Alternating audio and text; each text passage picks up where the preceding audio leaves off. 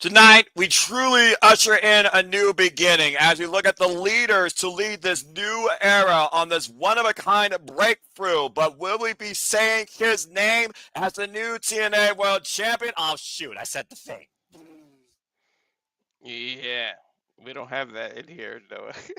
Well, Walter, you're already botching, but that's okay. That being said, folks, he tries so hard and comes so far, but in the end, does it really matter? We'll find out tonight.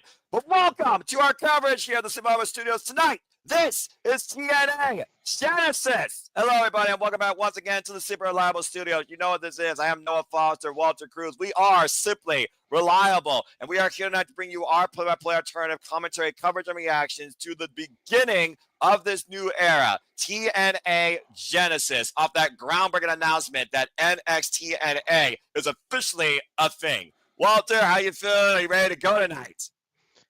I am. What name were you trying to say? That name would be Jody. Say his name and he appears. I believe in Joe Hendry. We believe. I mean, anyway, I walked right into that.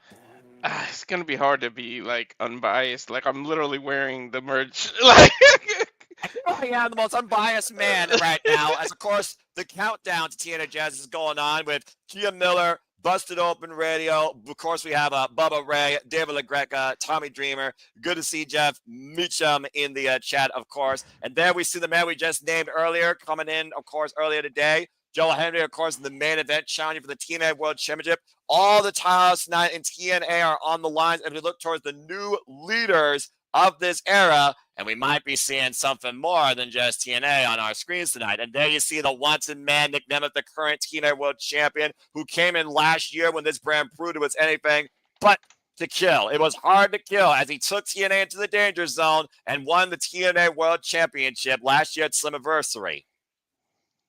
And, of course, we also know not only the TNA World Championship is on the line, but the TNA Knockouts division is on the line in so many ways. As you see the juggernaut Jordynne Grace making her way into the building, and some say into the TNA Impact Zone for the final time. Because this woman proving tonight, if she is undeniable, Tessa Blanchard once again might take her rightful spot in her own mind as the face of the Knockouts. Again, so much ahead tonight. We got the X Division Championship, a new X Division title, so says Moose.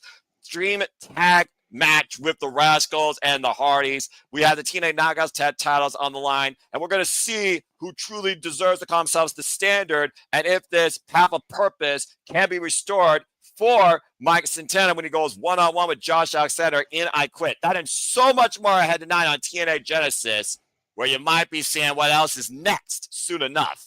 Walter, again, man, I'm so damn excited for this. And by the way, shout out to the 32 of you that have joined Inaugurate right now in the TNA Predictions League. Good luck to all of you, including me. Good luck to you as well. And again, if you want to dictate a conversation, PayPal, my friend. PayPal link in the description down below, or Super Chat. It's as simple as that if you want to dictate the conversation. However, if you have, of course, reactions, as long as you're not ahead of us, we'd love to hear you all in the chat. We'd love to hear your predictions also in the chat, as we are just 55 minutes away from Genesis beginning. Of course, you can watch it across YouTube, Triller TV, and TNA Plus, separate purchase. Otherwise, we're glad to have you along for the ride and be that conduit to you on what happens tonight. Well, Walter, I think I pretty much previewed this thing good enough, and I good to see everybody in the chat. Of course, the newcomers, the always followers, Nathan Banks, Danielle, Lily, and Jeff, and everybody else watching. Thank you all again. What are you most excited for, man? Are you ready? I mean, what else can I be more excited about? No, but aside from the main event, I'm really looking forward to see who pops up from NXT, because it may be just like Royal Rumble. Some damn surprise can be around the corner, and I'm hoping it's the females. Like, I hope it has something to do with the knockout division versus the women's roster on NXT. Like, we are advocates for women's wrestling. I need some kind of tease that has to do with that. I don't care who shows up anyways. I'll be happy. But Genesis stands for a new beginning. So let's get right into talking about the different matches. And I'm assuming, since this is on the pre-show, that this is going to be first. So we might as well start right there, right? I mean, again, the Genesis ushers in a new beginning. In the beginning, God created the heaven and the earth. And we'll see tonight if Frankie Kazarian finally creates a new beginning when he wins the big one. But yeah, let's go ahead and start talking about this, because there's a lot to talk about. Let's go right into it. Good for you to put up that match. We do have one match, of course, for the 0 hour, I'm going to call it, and it is Frank Kazarian, the current still Call Your Shot Gauntlet holder from last year's Bound for Glory with a guaranteed shot at the TNA World Championship up to 1 year, taking on one of the brightest young rising wrestlers here in TNA with an incredible win over Trent Seven this past Thursday. Leon Slater. Basically, Kazarian believes that he could be the leader, the guidance that Leon Slater needs in a business where you got backstabbers, liars, manipulators. Have you looked at yourself in the mirror? We also, of course, know that Leon Slater has been one of the brightest young up-and-comers newly signed to TNA roster last year. When you figure out the crop of incredible talent that has become part of TNA since last year, like Saya Brookside, like Li Ling Ming, like again, AJ Francis, I'll give credit where credit's due. He's reinvented himself. Ash by Elegance, and of course, Nick Nemeth. But that being said, Leon Slater has a huge chance to try and overcome the former 6-time X Division champion. What do you think about this little match? That kind of gives a preview of the era that was then versus the era that could be now. Is the future now with Frank Kazarian or Leon Slater in the present? What do you got to say about that, Walter? It seems like TNA is falling into the same WWE booking where we call your shot basically Money in the Bank. Every time somebody wins a Money in the Bank, suddenly they're on this weird losing streak or this weird streak, and then they can cash in. I don't know if anybody noticed, but Kazarian's been on the 0 hour pre-show the last 3 pay-per-views in a row. Like, correct. What the hell's going on? Like, and I feel like it's because he has this Call Your Gauntlet, and they know he's gonna call his shot at any time and ruin somebody's party. Hopefully that's not tonight. But I think Kazarian wants to just remind people not to forget about him, but he can care less at this point about victories. It's more about sending messages to remind people, I have this and I can do whatever I want when I want. So it's not more about wins and losses for him. It's just putting it out there and showing off what he has.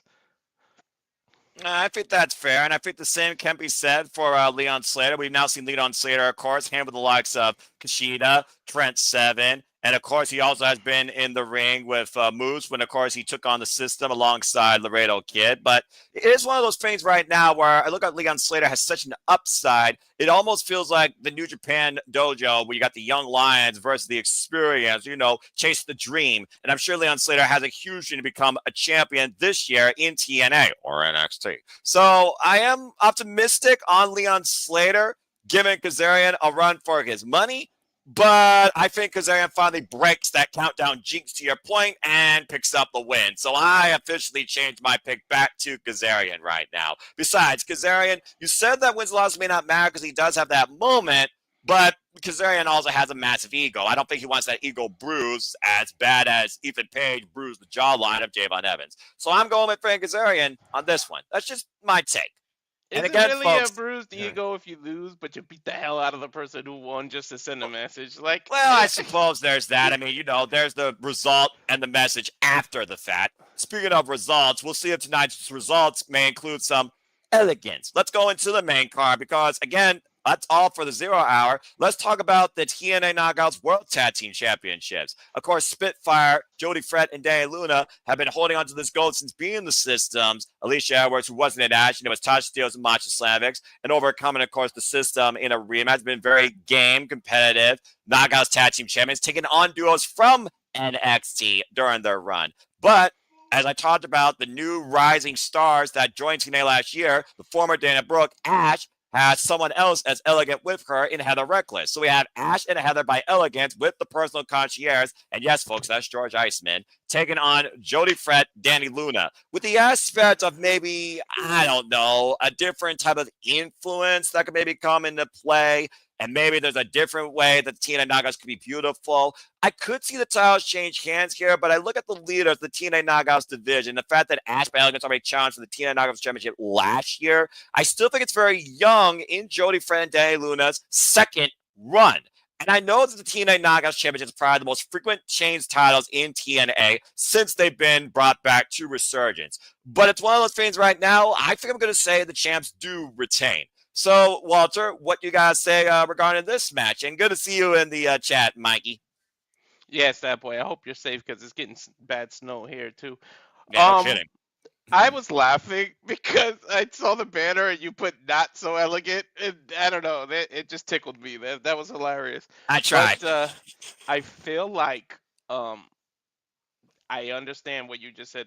These titles are the frequent, most changed titles, but I feel like if every time it changes, it fits. There's a story and a reason as to why it happened, and like with these two together and the new Genesis that is between these two, pun intended. I feel like you have to start the beginning correctly and win the titles. But what I would love to, as Naomi's a former TNA knockout, I would love if the tag team champs in WWE are just in the audience. You don't have to do anything, just show them that the tag team champions in WWE are watching the TNA tag team titles and they can tease something in the future with both titles. Like you could just tease it just by showing them in the audience and do nothing more. And I'll be the most satisfied person ever. Like you don't have to have any interaction. You don't have to. Less is more in that kind of situation. So I wouldn't be surprised if you just see a couple people just watching in the audience. Well, I'm sure we're going to have a unique spectacle in the audience here tonight, and what is sure to be a sold-out crowd once again, as TNA has been making record sales and sold-out attendances across all their shows this past year when it comes to pay-per-views and specials. And, of course, this is the kickoff, and the voices of TNA, Tom Hannigan and Matthew Raybot, waiting at ringside for, again, this incredible show and moment tonight. And I'm looking very forward to being part of the call here with you as we usher in this new era. But that being said, I am curious to see if there are other champions from NXT waiting here tonight in TNA to make their first impact in 2025. Jeez. Just Looking saying. at the comments, Noah, like people were talking about the fires and the snow. I feel like they're jumping from Genesis to Revelations in like moments. I mean, it's one of those things where, again, with new beginnings, there has to be finally some fitting endings. And I'm sure tonight we're going to get both. Let's go ahead and keep talking about this card. When we talk about the cornerstone of TNA, let's talk about the X Division Championship now. As, of course, Moose, the guy, the biggest heavyweight in the entire TNA roster, defining the division that is defined by No Limits, the current TNA X Division champion. He is going one-on-one with the inevitable Ace Austin. After Ace Austin gave us quite a unique retrospective on not only the X Division and its importance, but also what life looks like right now for him in and out of wrestling. Well, let me shut up for a moment because the liaison of NXT has arrived in the building. Ariana Grace, Santina Morella's daughter. Oh wow. Boy, here we go. I didn't even have it on.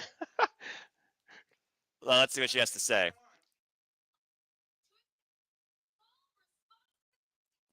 Full responsibility. Facilitating this beautiful relationship.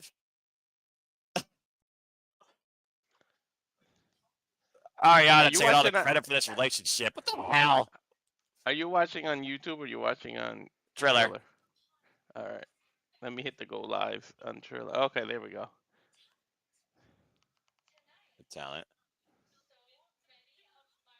A little bit of drama. So many of my besties are here. Did she say that for you? Are we in sync? Tonight, so many of my besties are here. That she just said that. Besties. Oh, I'm paused. Tell me when she says she doesn't want to ruin the surprise. I would never do that. But to see some familiar faces. What the hell?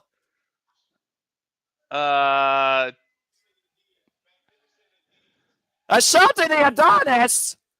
Didn't he just finish kissing someone else Tuesday? What are you kissing up to Ariana for? All right, well, damn.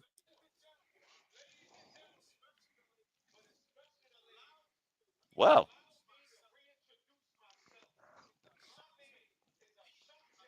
Well, there's your first ever NXT, folks. It's already beginning. Ashante Adonis is in the impact zone.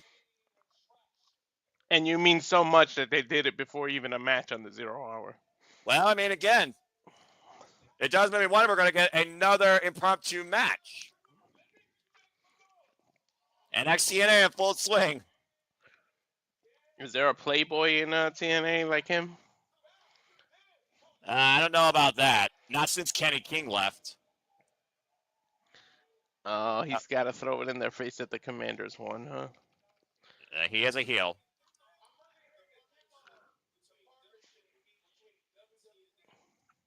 All right, got parts from WTNA. I can respect that. An open challenge. Oh my God! Who do you think answers this? Quick, Maybe throw something. a name out. Something. Maybe. Oh well, someone. All right. What's his name? Ah! You called it. Something. And again, retroactive. You guys go to any of our channels, but mine especially. I need the views and the subscription, and just check out the kick-ass karaoke from last night. I don't think I've ever heard or said the word something more times in my entire life than last night. And of course, we saw Jake Something deliver something of a power bomb to Laredo Kid on Thursday. Jake Something kicking things off with his new partnership. We got an impromptu open contest here, folks. Melrose are underway. It's a shot to the Adonis versus Jake Something here at TNA Genesis during the 0 hour. Wow. This truly is something. Right? No, let's focus here, man. I got a match in play.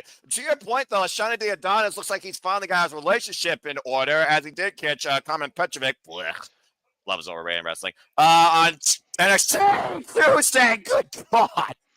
Oh my God! They try to meet at the chest, and something knocked this man half into Revelations from Genesis. There you go. I love this guy. Oh, that was not smart. Oh, something he's accidentally getting over. He's supposed to be a heel, and people are starting to cheer his ass. This is the first time we're seeing NXT and TNA with the men in a long time. It's also the first time we're seeing a shot to the Adonis in a TNA ring. Oh! And stun gunning Jake Something across the top row. Big drop kick as Ashante takes Jake Something off his feet. And now mounting Jake Something, just clubbing away at his head. I love that Something answered it, but don't you think they missed a little bit of an opportunity to not have AJ Francis answer that open challenge? I mean, it's kind of written right there.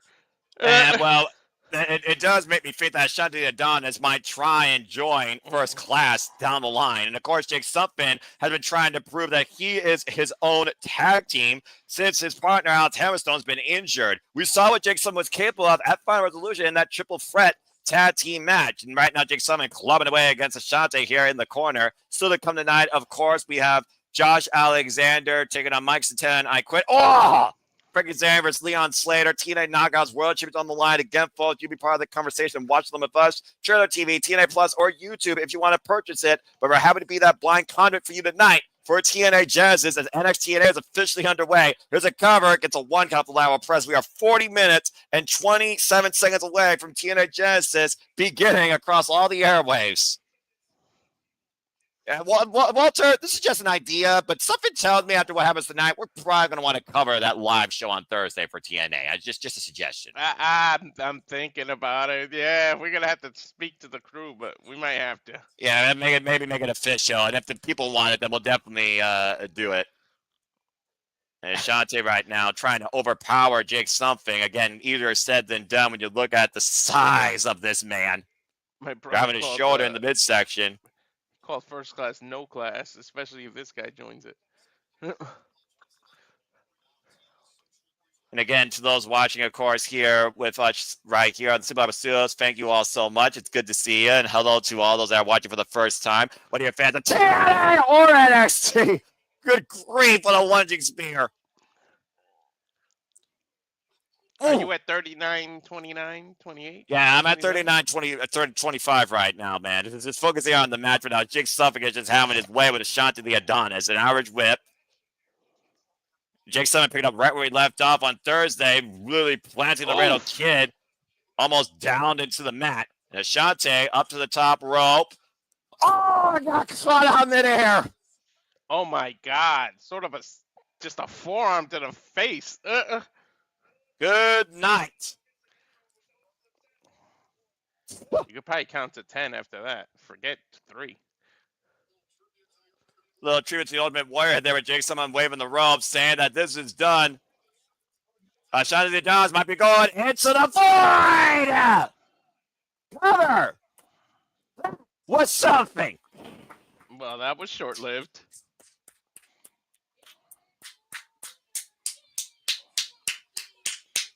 Nice. Hey, that's what happens when you try to make something out of yourself in TNA for the first time ever since this NXT partnership's been established. A great win for Jake Something here tonight on the countdown to Genesis. We That was got an awesome. impromptu match. I fucking love TNA. I love Something! this relationship. I love everything, man. Tonight is gonna be special. Oh my gosh, yes. All right, well that was fun. Let's go ahead and continue forward with our coverage here tonight of TNA Genesis, previewing the matches. Oh Lord, I'm sorry, that was too much fun. Everyone knows how much I appreciate Jake Something, but I also appreciate what the X Division's been. Now, Walter, we talked about before, of course, the fallout with Ace Austin and Chris Bay since Chris Bay got injured the night of Bound for Glory. He's been on the singles path crusade, fighting without a friend, but on behalf of a fallen friend. It's more than just about him tonight when it comes to the X Division Championship. What's your thoughts regarding this match? I think it's going to be a great, awesome match. I picked Moose to retain, but no, I didn't. I picked Ace Austin to win because of the sympathy vote of what happened with his partner, but I wouldn't mind either one of these men watching. I tell you what, though, with Ace Austin and the card thing, I sort of want him to play Gambit now. My favorite X-Men character. Like, damn it, if you're going to keep pulling out these cards, just light them up and throw it like a mutant. But that's neither here nor there. This is going to be power versus speed and agility 101. Ace Austin's going to have to be on his heel, never settle his feet, and run half the time until Moose gets tired. The problem is Moose is a former NFL player. He doesn't get tired easy. He can keep up with the best of them. And his point is to make the X Division seem important. And I feel like maybe he can continue this run and show him as, speaking of Moose, he popped up on the TV just now. And look at what he's holding in his hand. Remember, he's supposed to be presenting a brand new X Division Championship. So you're going to continue your fight after we hear what Moose has to say here.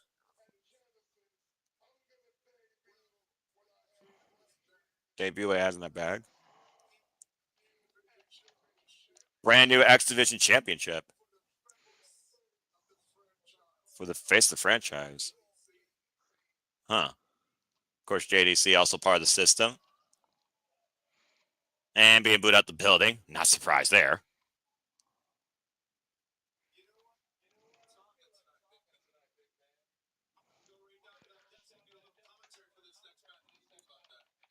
Commentary for this next match. What? Okay.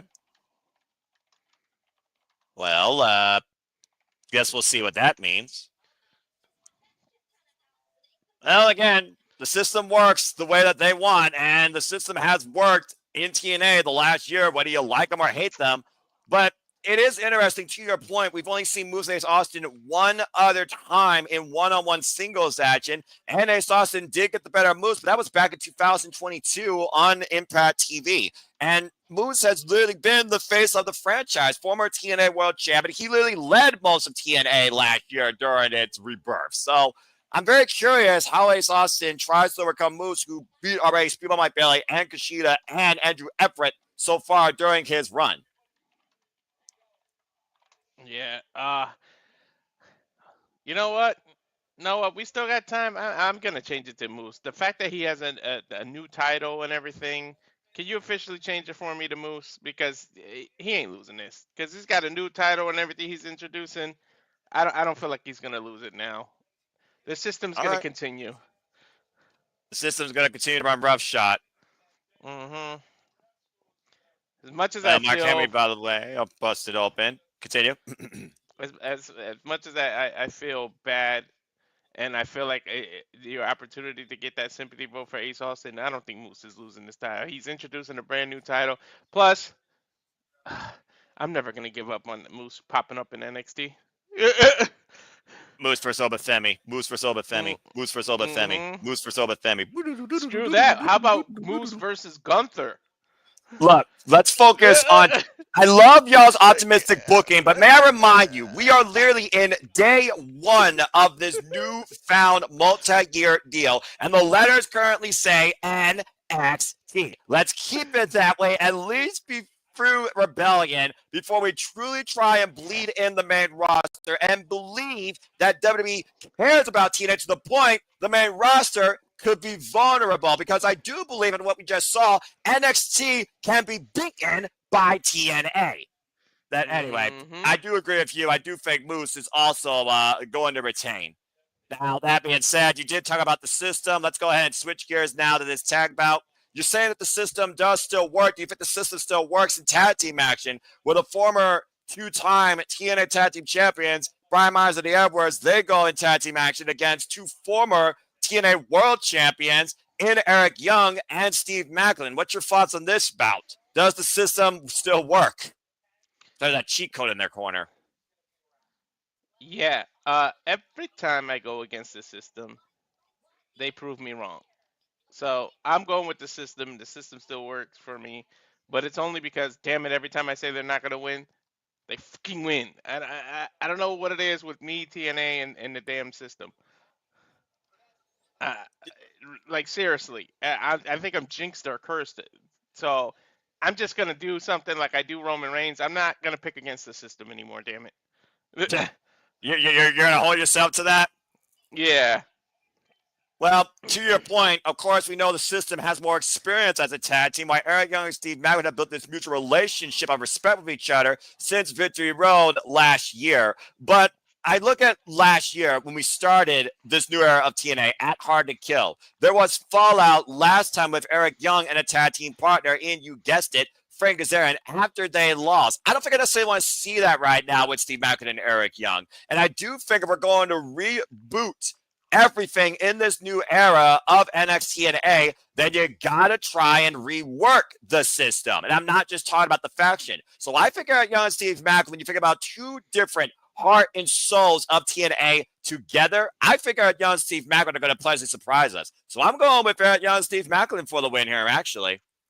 Do you think it's a new tag team for a while, or do they split up amicably and just say we go in our separate ways? We made it work, but now we have our own agendas, or like what's going on with these two? Because if they do lose, because I see what you're saying, because if they do lose, where the hell do they both go from here? Well, it's one of those things where you know Steve Maclin is a former TNA World Champion. Eric Young is a former TNA World Champion. Both men challenged for the title last year. I can see both men still having that sought-after goal to become TNA World Champion once again, but maybe being tag team champions would be a nice change. And since Steve Maclin has never done that, and Eric Young has done that multiple times over. So, honestly, it could be a launching pad to them pursuing a different path. And I think it would be interesting to see how that would work. So, I see them being a tag team for longer in victory. And speaking of tag teams, smoke them if you got them, as we got the Rascals, of course, backstage that are so damn hyped up because we know that the Rascals will be going up against their dream team, the ones that literally encourage them and have encouraged so many others in this business. How fitting. Why don't we just go ahead and switch gears and talk about the TNA World Tag Team Championships? Again, the Hardys are going to defend the gold against the Rascals. The then versus the now. The Hardys, of course, coming home last year, winning the TNA Tag Team Championships back at Bound for Glory in Full Metal Mayhem. How did not get hyped with these four extremists? Taking on Zachary, Wentz, and, of course, Trey Miguel, who formerly beat the ABC for the TNA Tag Team Champions. And while there's been a little bit of fallout, of course, with Wesley, who, of course, is no longer a Rascal, the Rascals, of course, have been on an upswing ever since the better part of last year, including winning back at Final Resolution that led them to this opportunity tonight. I know everyone's saying the Hardys resigned. They are back home. They are the standards right now. But also, there's a certain one half of the NXT Tag Team Champions that was reading his Bible today that could be very near to this match and possibly challenge title for titles. Walter, do you have new tag team champions, or do you still think the Hardys hold on to the gold? I think the Hardys hold on. I think this is a showcase. Yeah, they keep talking about how much of a dream it is to go back to NXT. So I can't wait. And, you know, you said something interesting earlier. I just thought about Eric Young's relationship with WWE, and imagine if he's part of this crossover after what we saw that he was signed, never showed up, then he went back to TNA because he didn't want to be in WWE. I could imagine that. And imagine if they do include the main roster, because Eric Young could be part of the Wyatt Six. Does he not fit right into that damn group? Like, yeah, the possibilities are endless. Like, this is why I love professional wrestling in 2025 even more than I've ever have. And this relationship is just endless possibilities. There are so many roads to take, like literally, to get to the same destination. There's 1,000 ways. Yeah, I mean, look, Mark Henry is on a TNA broadcast right now. To be fair, he is part of Busted Open. I'm just saying. In fact, everyone at Busted Open except Bubba Ray are pretty much there. I should have worn my pink robe. Well, it's also one of those things right now. We look at a lot of these matches. It's experience versus hungry youth. And honestly, that's also what you can look at when it comes to NXT. I do think the Hardys are going to retain. And I think there's mixed reactions sometimes to that as well, because you consider, again, that Trey, Miguel, and Zachary have been part of TNA for the longevity, while the Hardys just came home last year at Bound for Glory. And, of course, it was the ABC that were the former TNA Tag Team Champions. It was the ABC and the Rascals that feuded over these titles for the better part of 2023. So I'm torn, especially because Trey Miguel to represent. But, yeah, I'm going to say the Hardys retain. And the fact that you just said a lot of them are hungry and youth and experience, but the Radicals are a mixture of Radicals. Wow, the Rascals are a mixture of both experience and youth, because they've been tag team champions before. They got a hell of a lot of experience, but they got youth on their side too. So yeah, so they have a mixture. As we go to the Kazarian match here, so again, you literally talked about the tail of the tape, experience versus youth. You want to talk about experience? Talk about this former 6-time X Division champion. Last time he challenged for the TNA World Championship was, of course, last year's Slammiversary. It came down to him and Nick Nemeth, where Nick Nemeth took him into the danger zone and prevented him from capturing the title. But, of course, Kazarian won that trophy you see at Bound for Glory, the Call Your Shot Gauntlet that guarantees him a title shot up to 1 year. Mm-hmm. And, of course, Frankie Kazarian has been on his own crusade to prove why he is the king of TNA. 20+ years. I can't believe this man has never held that title. That's an amazing stat. Yeah, of course, one of the OGs, one of the TNA originals, one of the pioneers, and Jeff Meacham will tell you that verbatim. Dude, Eric Young held this title several times, and Frank Kazarian hasn't? Nope. Yeah, he literally can make this his year, though, and that's a scary thought to believe in. Not for Jeff and JJ. I'm sure not for them. And there comes the young OG from the UK, Leon Slater.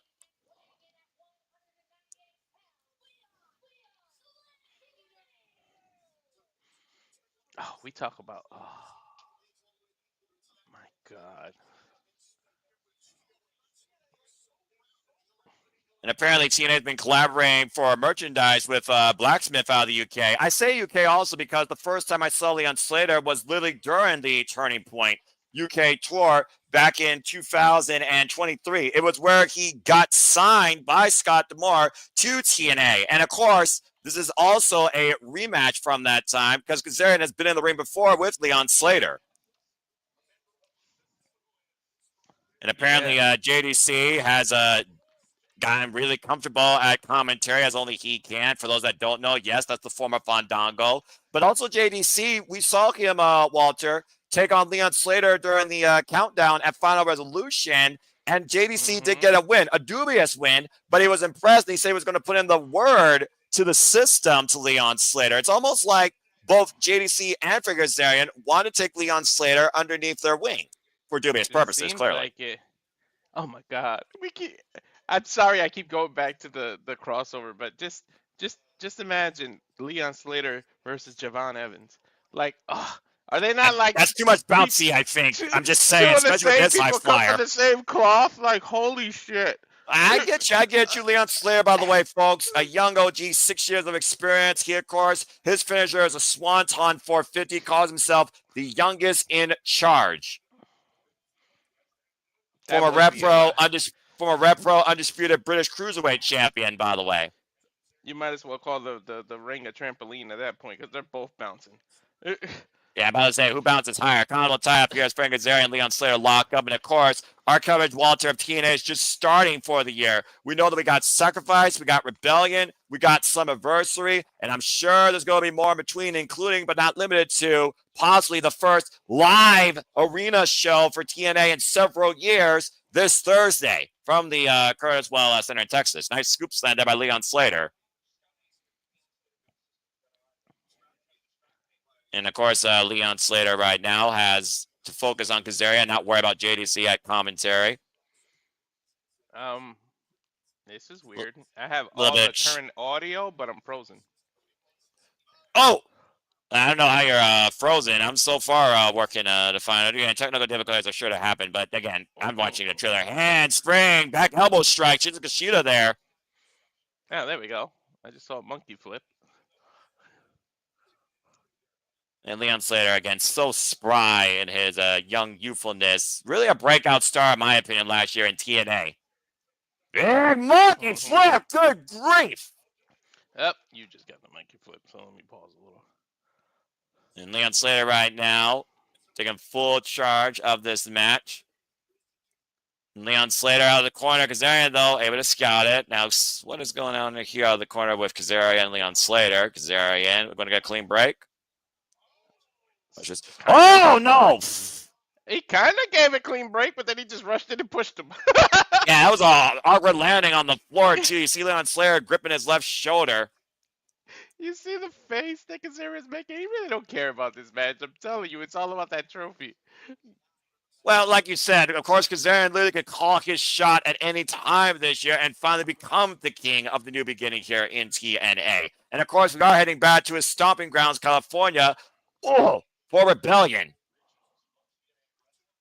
And, of course, like I said earlier, Kazarian, one of the originals, one of the OGs of TNA, former 6-time X Division champion. Oh, my! Former TNA World Tag Team champion alongside Christopher Daniels. There's a cover, hook of the leg. It's a 2 count. Well, good for you, Wesley. I hope you can make it. Yeah, about to say, safe travels. Yeah. Of course, Kazarian's been on this crusade to go after the TNA World Championship ever since betraying Eric Young after they lost at Hard to Kill. That was a unique move. Cover up the leg. It's a 2 count. Leon Slater, you know, he's young and everything, but he's really holding his own here against Kazarian. First it was against JVC, and now against Kazarian. He's really fighting the OGs of the industry, making his way, and that's how you get experience and you learn. Well, every match is another learning experience, whether you win or lose. Nice swing through net breaker by Kazarian to Leon Slater. Again, focus attack on that neck. Here's the cover. Hook of the far leg. It's a 2 count, and clearly Kazarian's trying to set up Leon Slater for that chicken wing. If you think of it like an artist, every match is a new blank canvas, and you can paint whatever you want. Yeah, and every opponent, whether it's the same opponent or a new opponent, is just a new masterpiece waiting to be created if it goes your way. Scoop slam again by Kazarian. Kazarian, of course, 26 years in the game. Massive springboard elbow drop. Vintage Kazarian. Dude, this dude can still go and move at his age like that. And, of course, trained by Killer Kowalski and Jesse Hernandez, calls himself the King of TNA, also the full heavy metal rebel, and, of course, known as the Future when he first came into the wrestling business. And there still is very much validity in Kazarian being the future of TNA. It becomes TNA World Champion. He's going to go from the future to the present. It's just a matter of when. It's one of those things, though, that, again, Kazarian believed not only could guide TNA, he could guide all the young OGs here, all the young, rising, hungry talent here, like Leon Slater, in the right direction. And, again, based on his recent track record, I still question that. And up and over. Leon Slater lands on his feet out of the corner. Oh! Kazarian runs into a big boot. Kazarian a little rot there. Leon Slater up and over out of the corner. Still grasping that left shoulder, though. Trying to pick up speed, build momentum. Swing and a miss. Oh, man! Right to the face of the running drop kick. Single leg drop kick. Rots Kazarian to the corner. Take a look at the replay here, Walter. That's impressive. Boom! Oh, almost like a like a flying boot Claymore out of the kick, corner. right, Noah? What's that? It was almost like a Claymore kick. Sort of. And Leon Slater out to the top rope where he's most comfortable. Massive cross body. Cover 2. No. Oof.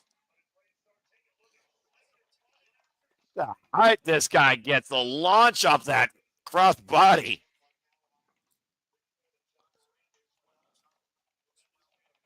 And right now, Kazarian grabbing the top rope, trying to ground himself. Leon Slater looking for more offense here. Big kick to the right arm, though.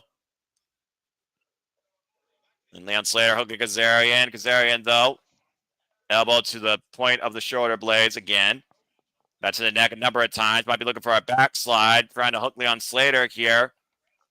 Maybe fade to black. And now transitioning to the chicken wing. Leon Slater able to scout it, though. Great setup up that attack. Oh! Counter 2. No! Dude, you got to get Kazarian credit for kicking out of that. Holy hell. Almost there, but not quite enough. An incredible move. That release blue thunder bomb. Leon Slater, Walter, with aspirations to become the youngest X-Division champion in TNA history. Leon Slater, only 20 years old, by the way. Swinging a miss. He needs to keep Up and over. Oh! Momentum going. Well, guillotine leg drop's not going to help your momentum there. Right to the back of the head and neck. And now Kazarian looking for that slingshot cutter. Beautiful combination, Noah. It's over. No. Kick out by Slater, too. Leon Slater's young, but if, like you said earlier, if Kazarian seems to want to take him under his wing, the system does. That says something. If you're impressing the veterans like that, that says something about what you're doing already. And friggin' they're a little bit, to your point, Walter, surprised that the young OG is still in this. Again, looking for the chicken wing. Again, all that work down the shoulder and neck. But Leon Slater, the roll through, the blades. Got a 2 count. And up and over. Wait a minute. Trying to fade a black, reverse by Leon Slater again. Shoulders down for 1 count that time. Oh, wow. Again with that kick. And just throw Kazarian to the outside up against the barricade. Uh-oh. And Slater, he loves to fly. And Kazarian getting out of the way. Flight was canceled. Well, I mean, again, smart veteran experience to your point, Walter. Kazarian, watch out! Never mind. It wasn't canceled. The destination just changed. Up and over the ring post, out of the corner. Leon Slater flies the Wentz on Kazarian. The JDC distracting. Go ahead. Oh, yeah, you read my mind. Yeah, I'm about to say, now Leon Slater might be looking for that Swanton 450, but again, still grabs that shoulder. Kazarian in the drop zone, going for a no! Kazarian got a maestro cradle, and that's it. He pulled the tights. Of course he did. Of course he freaking did. I mean, would he be Frankie Kazarian if he didn't? Of course not. But you would also give an assist, possibly to JDC. JDC distracted Leon Slater. He had Kazarian dead to rights. So just looking for that ridiculous 450 and landed on the knees. And Kazarian trapped him in a roll-up. Damn. Well, at least I'm 1 for 1. I mean, again, Kazarian, crook. All right. Well, that being said, that concludes the known action for the 0 hour. I said what I said, damn it. Let's go ahead and continue our way through this card, Walter, because, again, we still have so much more to talk about. We're talking about people to lead. We're talking about standards. Let's go ahead and talk about who could be the new standard of TNA in Josh Alexander versus Mike Santana. Mike Santana, of course, who came home last year at Rebellion, said he came back for the TNA World Championship to prove that he's much more than a tag specialist. He's also the nastiest. He's the realest.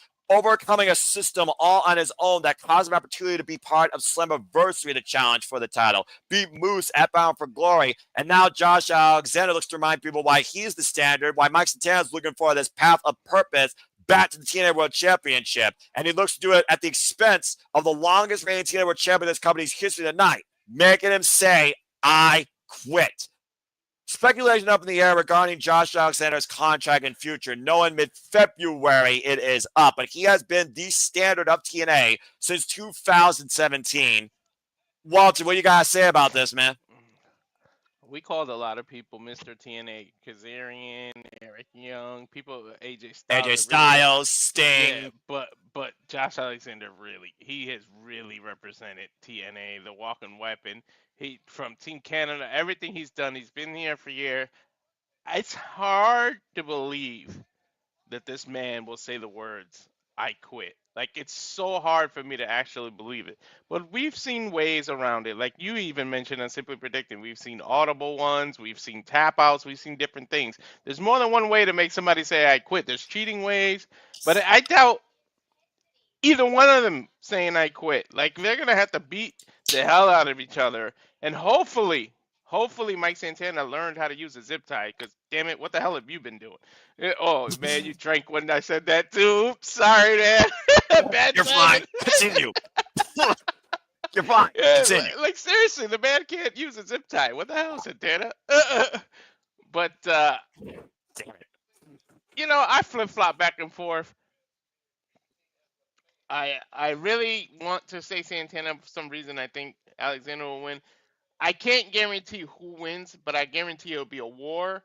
It'll be a fight. It'll be all the cliches you can think of, and it'll be deserving of a standing ovation by the end of it. I know that much.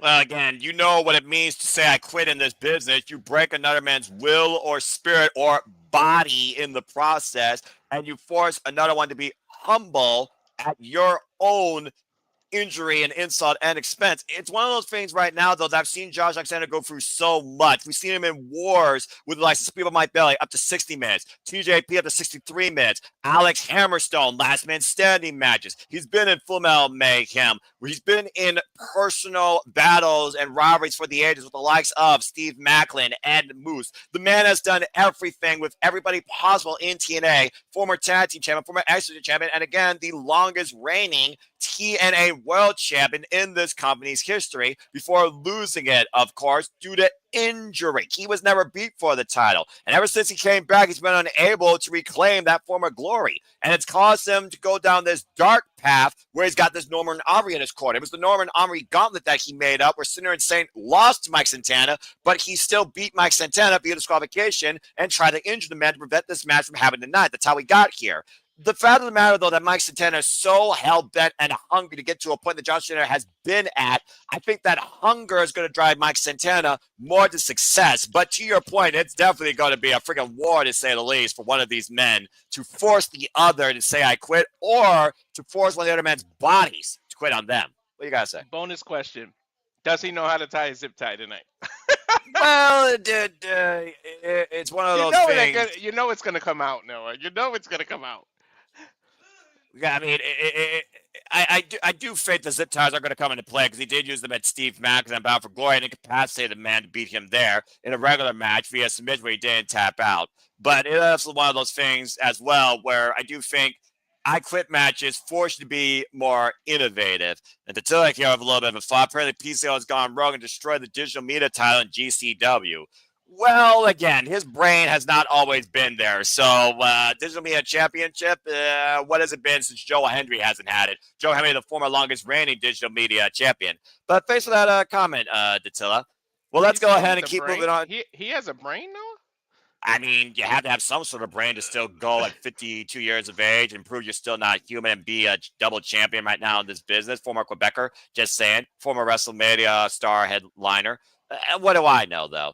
What I do know, though, we got two women that are going to headline this show their own way to prove whose division this is, as we only have 3 matches left to talk about.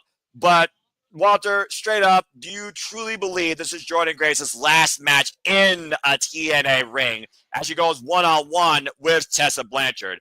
Is Diamonds Forever now that Tessa's back, or does Jordynne Grace put her in her place once again with a juggernaut driver?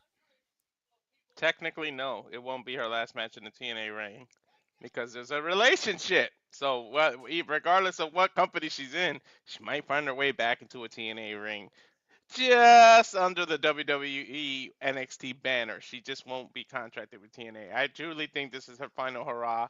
I see Tessa winning, and I don't see it dominating or anything. It may be a fluke win, but Tessa goes over tonight in a well fought battle. One of the many main event. I think this is the 3 main event pay per view. It's the 2 women's match and of course the world title. This is going to be an all. I just said that the other match before this was going to be a war. This is going to be a civil war between these two. Like this is going to be, and I can't wait.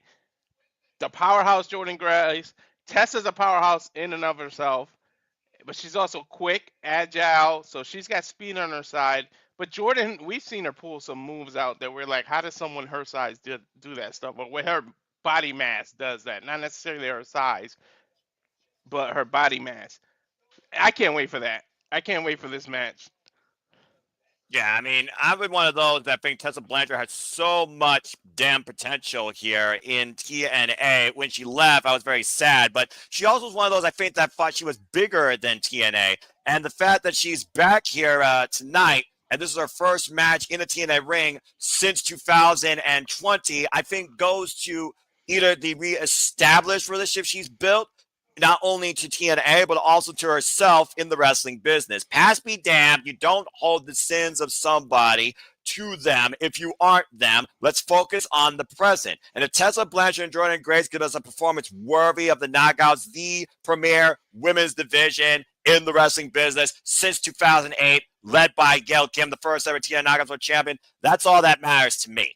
And again, as far as PCO, Hammerstein, Bowman, GCW goes, it is what it is, but that's true. But again, folks, unless it's official, I don't know. But thank you again to Tilla for always keeping me in touch with TNA News. We are NOLA. You were talking about how you said there's 3 main events. Why don't you go ahead and spearhead this one? Because, quote the Raven, nevermore, and talking about sins, you can't really say that you are absolving your sins if you're willing to literally confess them and also commit more. The TNA Knockouts World Championship being involved with 2 of the most hellacious badasses in the business. Masha Slamovich defending the gold against Rosemary. Of course, Rosemary has been TNA Knockouts World Champion now for 7 damn years. What do you guys say regarding this match, where both are going to spill each other's blood and probably love it? This is going to go all around the arena. If you got a seat near the bottom, you better move because these 2 are fighting everywhere. Like these 2 are going so. What's up, Safet? How are you? Thanks for watching, by the way. These 2 are gonna go everywhere. Like I see this match take it. It might steal match of the night. Now, if what we want to happen with Joe Hendry, that may be the moment of the night. But this might as well be the match of the night. Like I really feel like they can do it. If it wasn't for the Nick Nemeth versus Joe Hendry match, this will be my main event. And we don't know where Wendy Chu is. She has not awakened from that dream since Rosemary put her ass to sleep. So we don't know if she has something to say as a result of this. We don't know what's going on. There is this relationship we keep talking about, so she can show up. It could be these 2. This is going to be a knockout drag street fight. And I can't wait. I don't know how technical of a match is going to be and how much wrestling we're going to see, but we're going to see 2 women going at it. I know that much. Yeah, I'm sure Raven's going to have his own euphoria watching these 2 badasses have fun in the ridiculous brainchild that he created. And, of course, creating a moment as we are just literally 4 minutes away from TNA Genesis taking the airways. You truly believe, I truly believe, the TNA faithful truly believes tonight should be the moment for this man on our screen. I don't have to say his name. You know who he is. Let's hear one last time before we talk about our main event. Let's hear from Joe Hendry.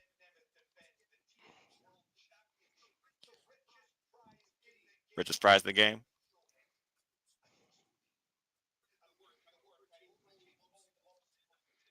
The work overcame the obstacles. Tonight to prove exactly who he is. Leading the new era TNA as the new TNA World Champion. As the entire world be chanting, we believe. And now let's hear from Nick Nemeth, the wanted man, the TNA World Champion. Sorry, had to do it. Right. I saw this fucking match live at Bound for Glory, and I believed then, damn it! There's believing and knowing. Nick Nemeth knows how good he is. Go ahead, Walter. Nick Nemeth believes in himself.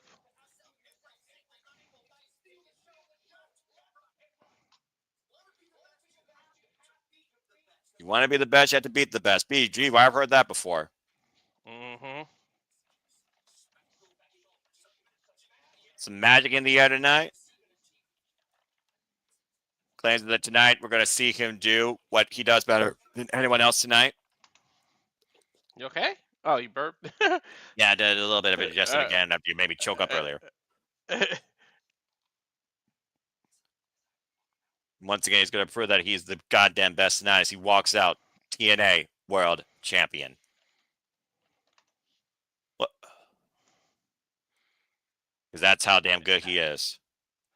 You can almost see it in Nick Nemeth's eyes, the tears, the pure emotion, the absolute confidence he has in himself, but the pressure that he feels, how big this is tonight to main event, the start of a new era here, Walter. You got to have confidence in yourself, and if no one else believes you, at least Nick Nemeth believes in himself. Yeah, well, I mean, again, there's suspension of disbelief, and then there's the absolute confidence in your belief. And there's one thing, as much as I hate to say, as we are just literally, as I look at Triller, a minute and 15 seconds away, Nick Nemeth knows he can beat Joe Hendry. It did take 2 times to take him into the danger zone after all hell broke loose, facing that stupid cowboy, John Layfield, who laid out Joe Hendry and Nemeth's brother, and Kazarian in the process. Yay, that was the only good thing about that match, as far as I'm concerned, besides the 2 men in the ring. But it is one of those things when you know you've already beaten a man. Do you still hold that man to the same value as challenger, knowing how hungry and determined Joe Hendry is and what he feels like truly is his last damn chance? You're muted. Botch. You're fine. And again, Matthew, yes, we all believe. Everybody freaking believes. And again, it's one of those. No, my phone rang at the same time with work, but you're fine, dude. I know you're wearing multiple hats. I know you're wearing multiple hats. You always are. God bless you. But that being said, man, again, confidence, determination, definitiveness. It's one of those things that those are the elements that are going to define who leads TNA as the new TNA World Champion. But I'll say it now, as God is my witness, I believe Joe Hendry should fucking be the TNA World Champion. And that being said, folks, that is your Genesis preview as we are officially going underway on Triller TV. The countdown is at 0. Walter, TNA Genesis officially starts right now, here shortly, as we got Bob Hennigan and Matthew Raybach bringing us in. What an opportunity we have here tonight to be part of history. Is it going to switch, or do we have to back out and start the pay-per-view? You gotta back out here as I went to the feed. And okay.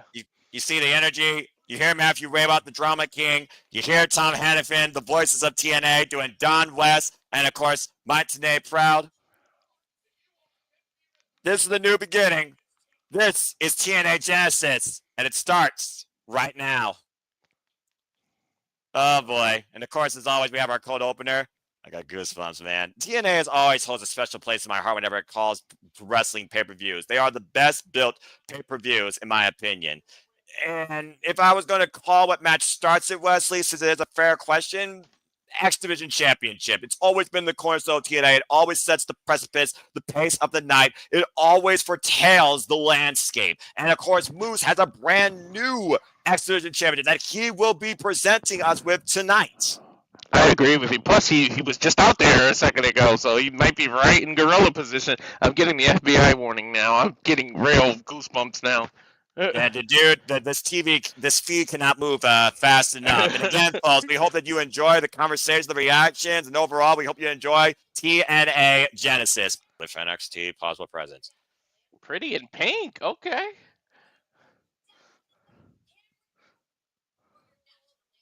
And we're going to kick off with our national anthem here, courtesy of Cameron Wright. I have no idea who that is. She is apparently a pop and R&B artist. But again, respect our country.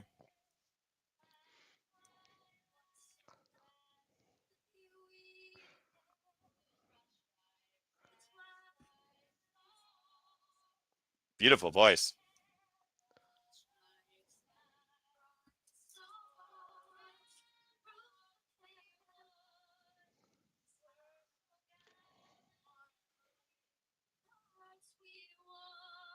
I would stand up, but I know I'd be off camera. Yeah, you and I are kind of tall, so we'll definitely pass our... There's the high octave I was waiting for.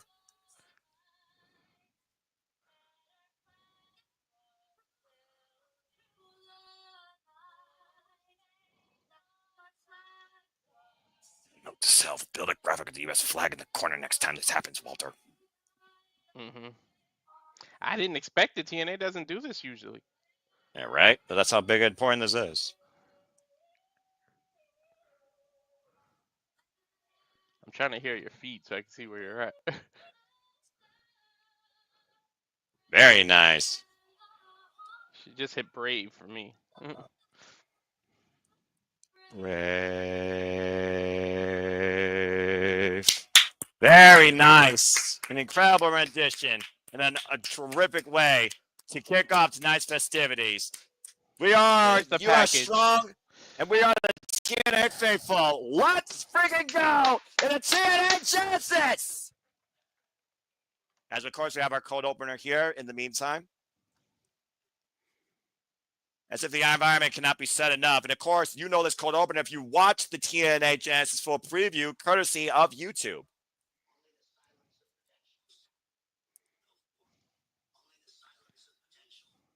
Only the signs of potential.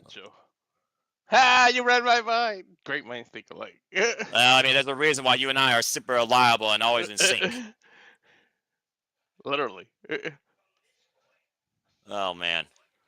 Dude, I cannot wait for the Jordynne. You know what? I would actually space the women matches apart. Like, give us a chance to breathe in between them. So what would you have semi-main event then? The Knockouts or Tessa Blanchard and Jordynne Grace? Which one feels bigger? The Knockouts. Which one? The Knockouts championship match. I would have. Okay. Okay. It's a clarification. I might open with Jordynne Grace. That's an interesting thought, actually, considering, again, suspension disbelief that Tessa Blanchard will be the new figurehead of the Knockouts division here, primarily in TNA. So and, of course, you got to imagine if whoever wins that match will have Masha Slamovich in their crosshairs. Exactly why I would put that match early and then show after Masha and Rosemary. All you have to do is if Tessa wins or Jordynne wins, just have them staring at the screen in the back. So we know that that's who's next. It's a fair thought, Walter. It's a fair thought. Oh, man. 52 pounds of motivation there. Pure motivation.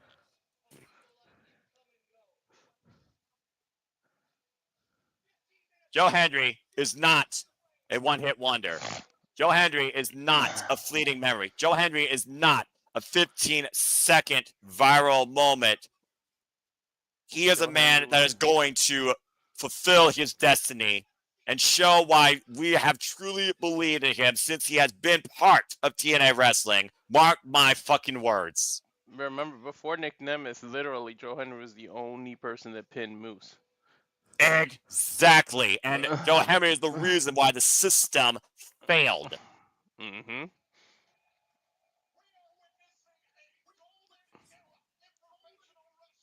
Walter, we are officially witnessing history here on the birth of a brand new golden, or should I say, chrome and silver era. We are on the verge of a new beginning, and it starts tonight in 2025 with TNA Wrestling live from Dallas, Texas. This is Genesis. Hello, everybody, and welcome once again back to Super Reliable Studios. Walter Cruz, Noah Foster on the call. We are Super Reliable. Thank you all for tuning in. Our coverage tonight of TNA Genesis is officially underway. Hope you enjoy the conversation and the reactions. And we kick things off with the X Division Championship, Walter.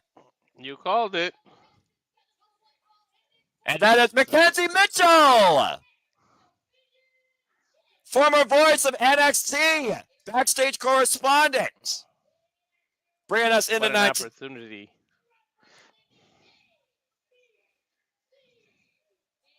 Good to see Mackenzie Mitchell looking stunning in pink as always. Always been a fashionista. You can follow her podcast regarding that.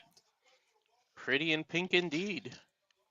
First off, for those that don't know, the another one, Ace Austin, the young spry OG, 27 years of age with 90 years of experience in the game. Former multiple-time TNA X-Division champion, but also a former three-time TNA World Tag Team champion. We talked about before, Walter, how the X-Division has always been the cornerstone of this company, and Ace Austin feels something's been very wrong since Moose now leads the division. That's always been about no limits. Mm-hmm. But the Moose is on a mission, like, to make this X Division title seem even more important than the world title. I don't know if he can accomplish that far, but he said it himself. He's going to take it to new heights that's never seen before. And that's saying something considering all the gentlemen, all the people that have held this title before. And they made this title feel prestigious. So if Moose plans on making it as prestigious as he seems, that means he's got a lot of work to do.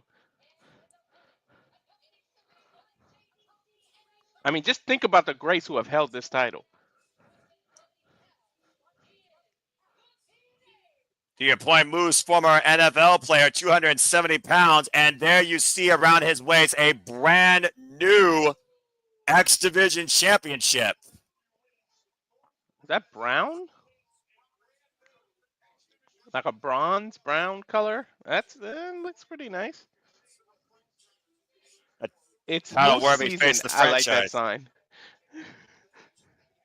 Yeah, let's go ahead and look at the X Factors here. Ace, of course, is fighting on behalf of Chris Bay ever since Chris Bay got injured the day after Bound for Glory. Moose so far has had 4 successful title defenses in 73 days, but Ace also could win his 4th X Division championship, joining an elite class that has held that title 4 times, including not limited to the most impactful X Division wrestler in TNA history, Chris Sabin, record time 10-time X Division champion.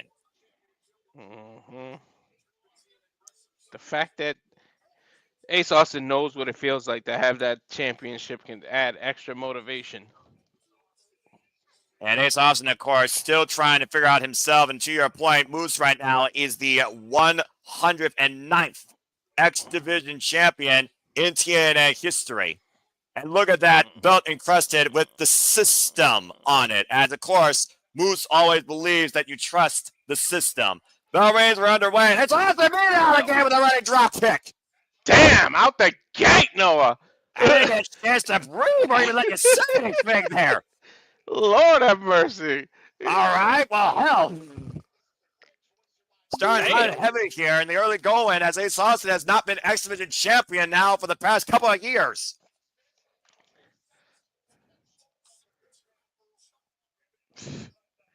Yeah, we talk about strategy. You figure you got to jump on someone that's this much bigger than you early. Whoop. To your point, again, size and power on Moose's, of course, advantage. But like you said, speed. And, of course, knowing how to win this title is on Ace Austin's side. There's the single handstand, followed up, PK blocked by Moose, though. Moose scouting that. And Ace Austin scouting that, though, catching Moose with a thrust kick. To your point about the power, though, I don't think I've seen many men that when Moose is in the match that is going to match his power. Very few. And there's the original X Division championship there, copied by the audience. Nice to see again. Sold out capacity crowd here, the TNA faithful. And I imagine some of the NXT passionate are also there. Moose ranking the eyes of Ace Austin as Ace Austin took down the 250-pound former linebacker with a running cannonball, but Moose is immediately taking back control with one dirty move. Moose rolling underneath the bottom rope, breaking the rest 10 count. Of course, the extra title can only change hands via pinfall or submission inside the ring, and the system is in Moose's corner. JDC and that cheat code, Alicia Edwards. And a hard Irish whip nearly through the barricade goes Ace Austin. Good grief. Ace is in trouble. Good. Oh, my God. Yeah, look at the way he slid almost into that barricade. He damn near hugged the person that was sitting there. And of course, this is Moose's methodical approach, always talking about what pain really feels. I'm going to show you it. He showed already, again, 4 sets of defenses. Andrew Everett, Speedball Mike Bailey, of course, who he beat. Kushida, and of course, Laredo Kid.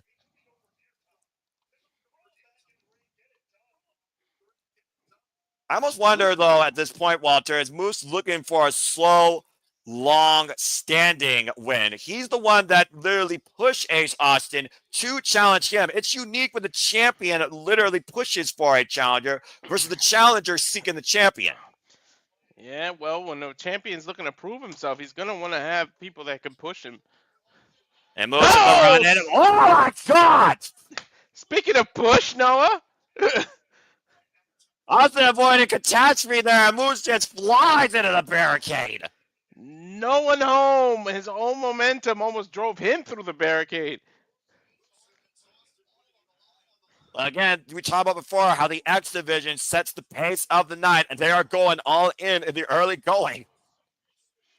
We talked about before how this division is about no limit. You talk about some of the greatest champions of all time. We talked about Amazing Red, the first ever champion, AJ Styles, Chris Sabin, Christopher Daniels, Frank Kazarian, Mustafa Ali, of course, held it most of last year. Speedball Mike Bailey, TJP, Trevor Lee, of course, formerly known as Cameron Grimes, Trey Miguel, and of course, Ace Austin. The best of the best. Like, literally the best of the best have held this title.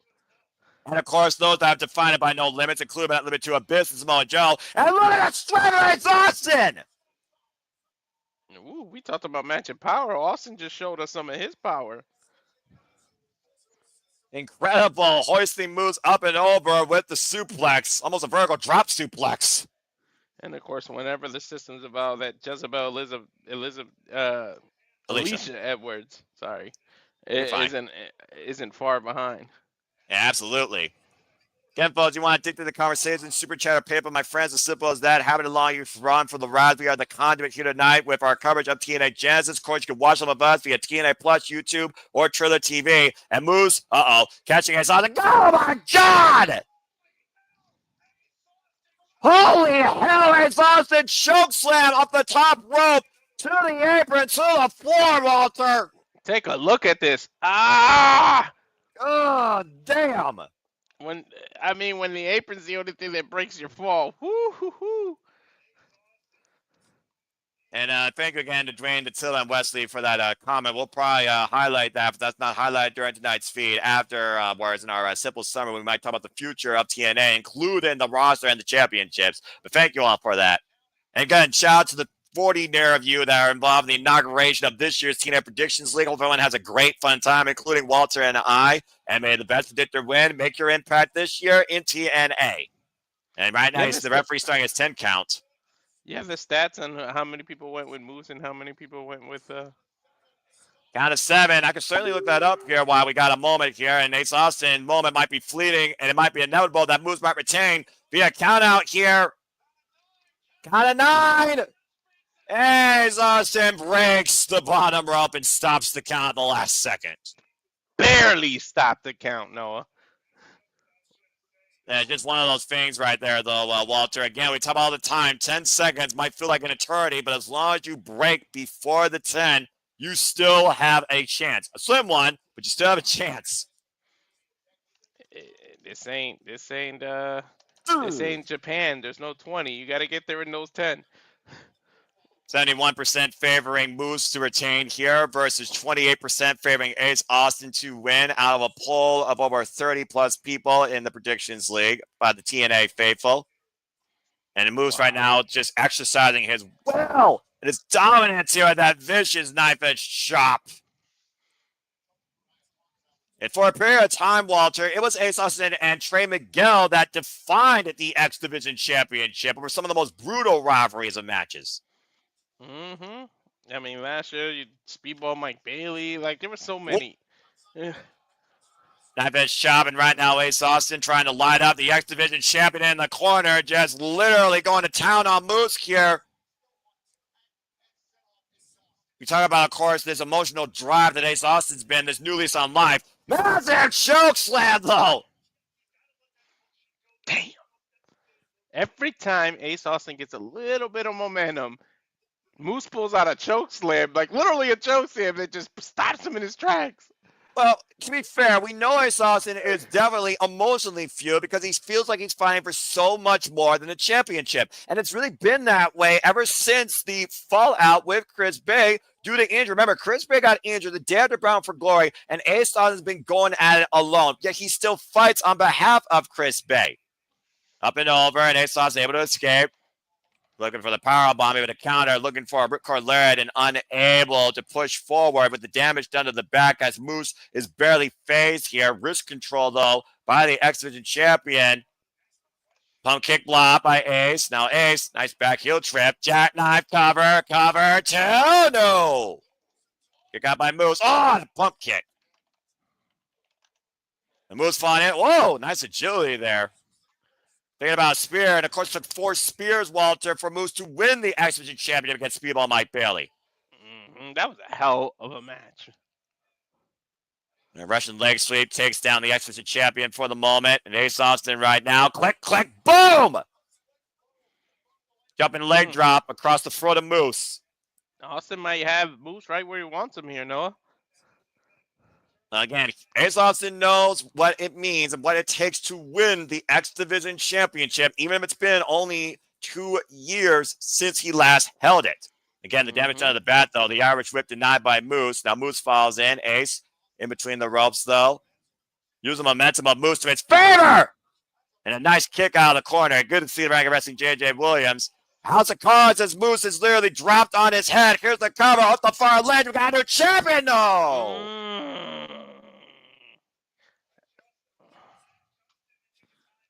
If nothing else, Walter, Ace Austin is wearing down Moose. We did talk about the power and the size. That is, again, also affects a big man's endurance. Something you can't measure. You can measure power. You can measure speed. And, I've said you can't measure heart. But you can't measure the motivation of his partner, Chris Bay, is gone. He's hurt. Oh. The fact that he's doing it for him. You can't measure how much that means to him and how much more effort he's going to put in this match to try to win this title because of his partner. Go to hell, powerbomb by Moose out of the corner, gets a 2 counts. To your point, that Hart might be the only fan that still is leaving new life in Ace Austin, but that body is slowly getting close to flatlining after that for sure. Definitely. I mean, we were within a quarter of a second of him losing. I mean, literally, the ref. Yeah, right? Go ahead. The ref's hand was like an inch off the ground, like before the 3.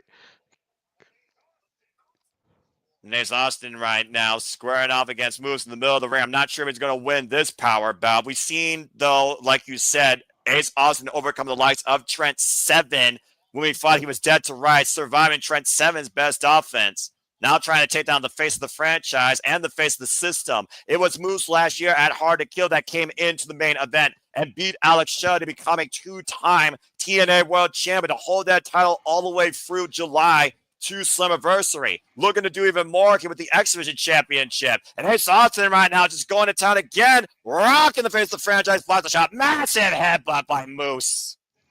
It may not have been Moose himself, but think about how much Ace Austin issues he's had with the system already with the tag team division. And trying to route the equilibrium of moves. Of course, though, ABC and the system traded the tag team championships twice last year. Take over Tijeras, man. Ace Austin rocks Moose to the apron. He's still on the apron, though. He's getting to his feet now. And right now, Ace Austin has to regroup and has to stay on the attack here. But what can he do as long as Moose is on the outside of the ring? Ace Austin up and over. And hey! Can't do nothing if the ref doesn't get out of his damn way. Move! Got a little bit of that, T. Harris. Not all of it, but he did take Moose down to the floor hard. But the title can't change hands on a count out, though, Noah. And now look at the replay here. Moose was trying to hold on to, you can tell he was trying to hold on to that top rope to prevent the takeover. Ace Austin, you see the chest cavity rising and falling very heavily here. A lot has been taken out of both the champion and the challenger as JDC and Alicia Edwards are trying to wheel Moose back into this match. And to Moose's credit, I will say that Moose has won each one of his bouts inside the ring with very little help from the system. This is what happened, by the way, though, behind the ref's back as JDC got involved and drove Ace Austin into the ring post. And Moose right now running around the world might be looking to hit Ace Austin. But the spirit of JDC! Now, why would you even be in that right there, JDC?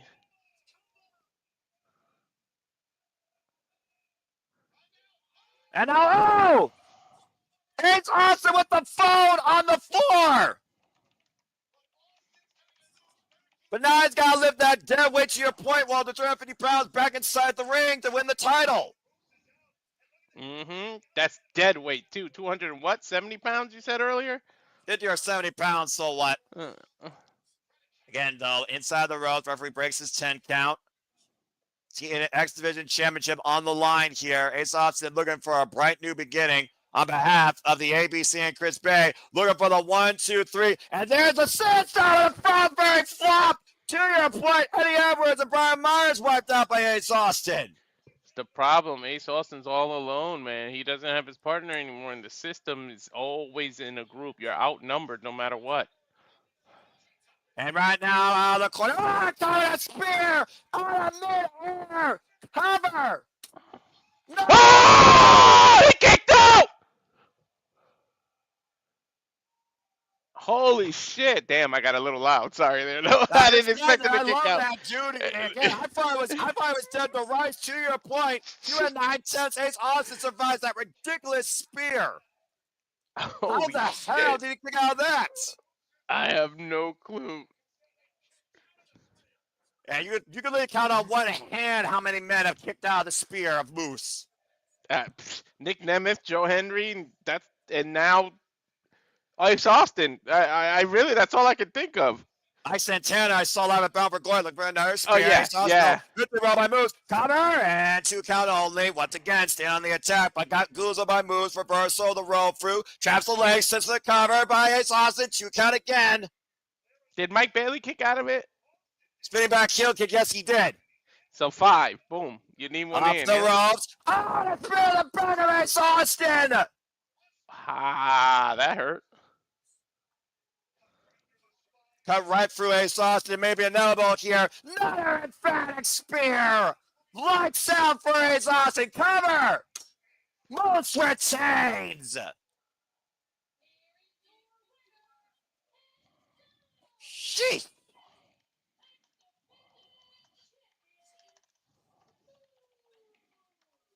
And to your point, Walter, it took a team effort, the system in full play, defending the face of the franchise as Moose has defended the X Division champion now for a successful 5th time with 3 emphatic spears, 1 to the back, might I add, putting down Ace Austin tonight at Genesis.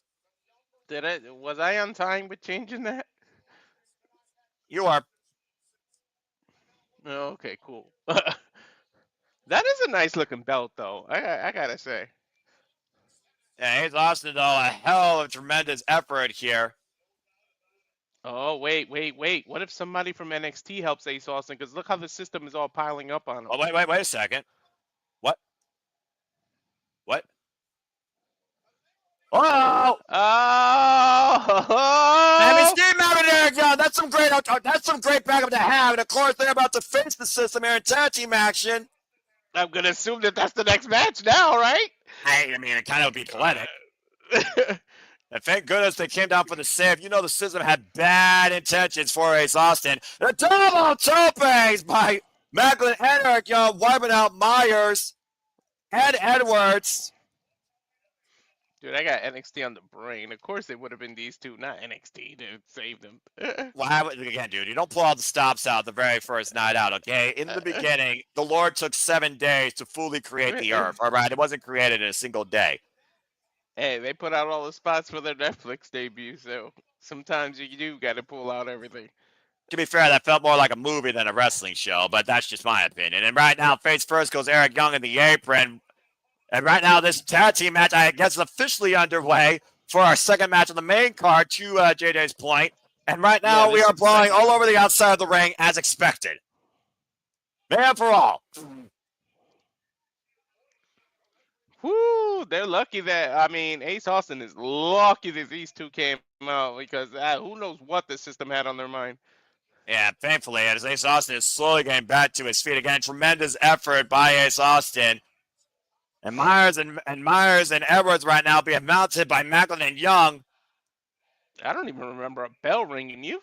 No, it has not rung yet. All 4 men in the ring are... Oh, man! I think the system's bell just rung.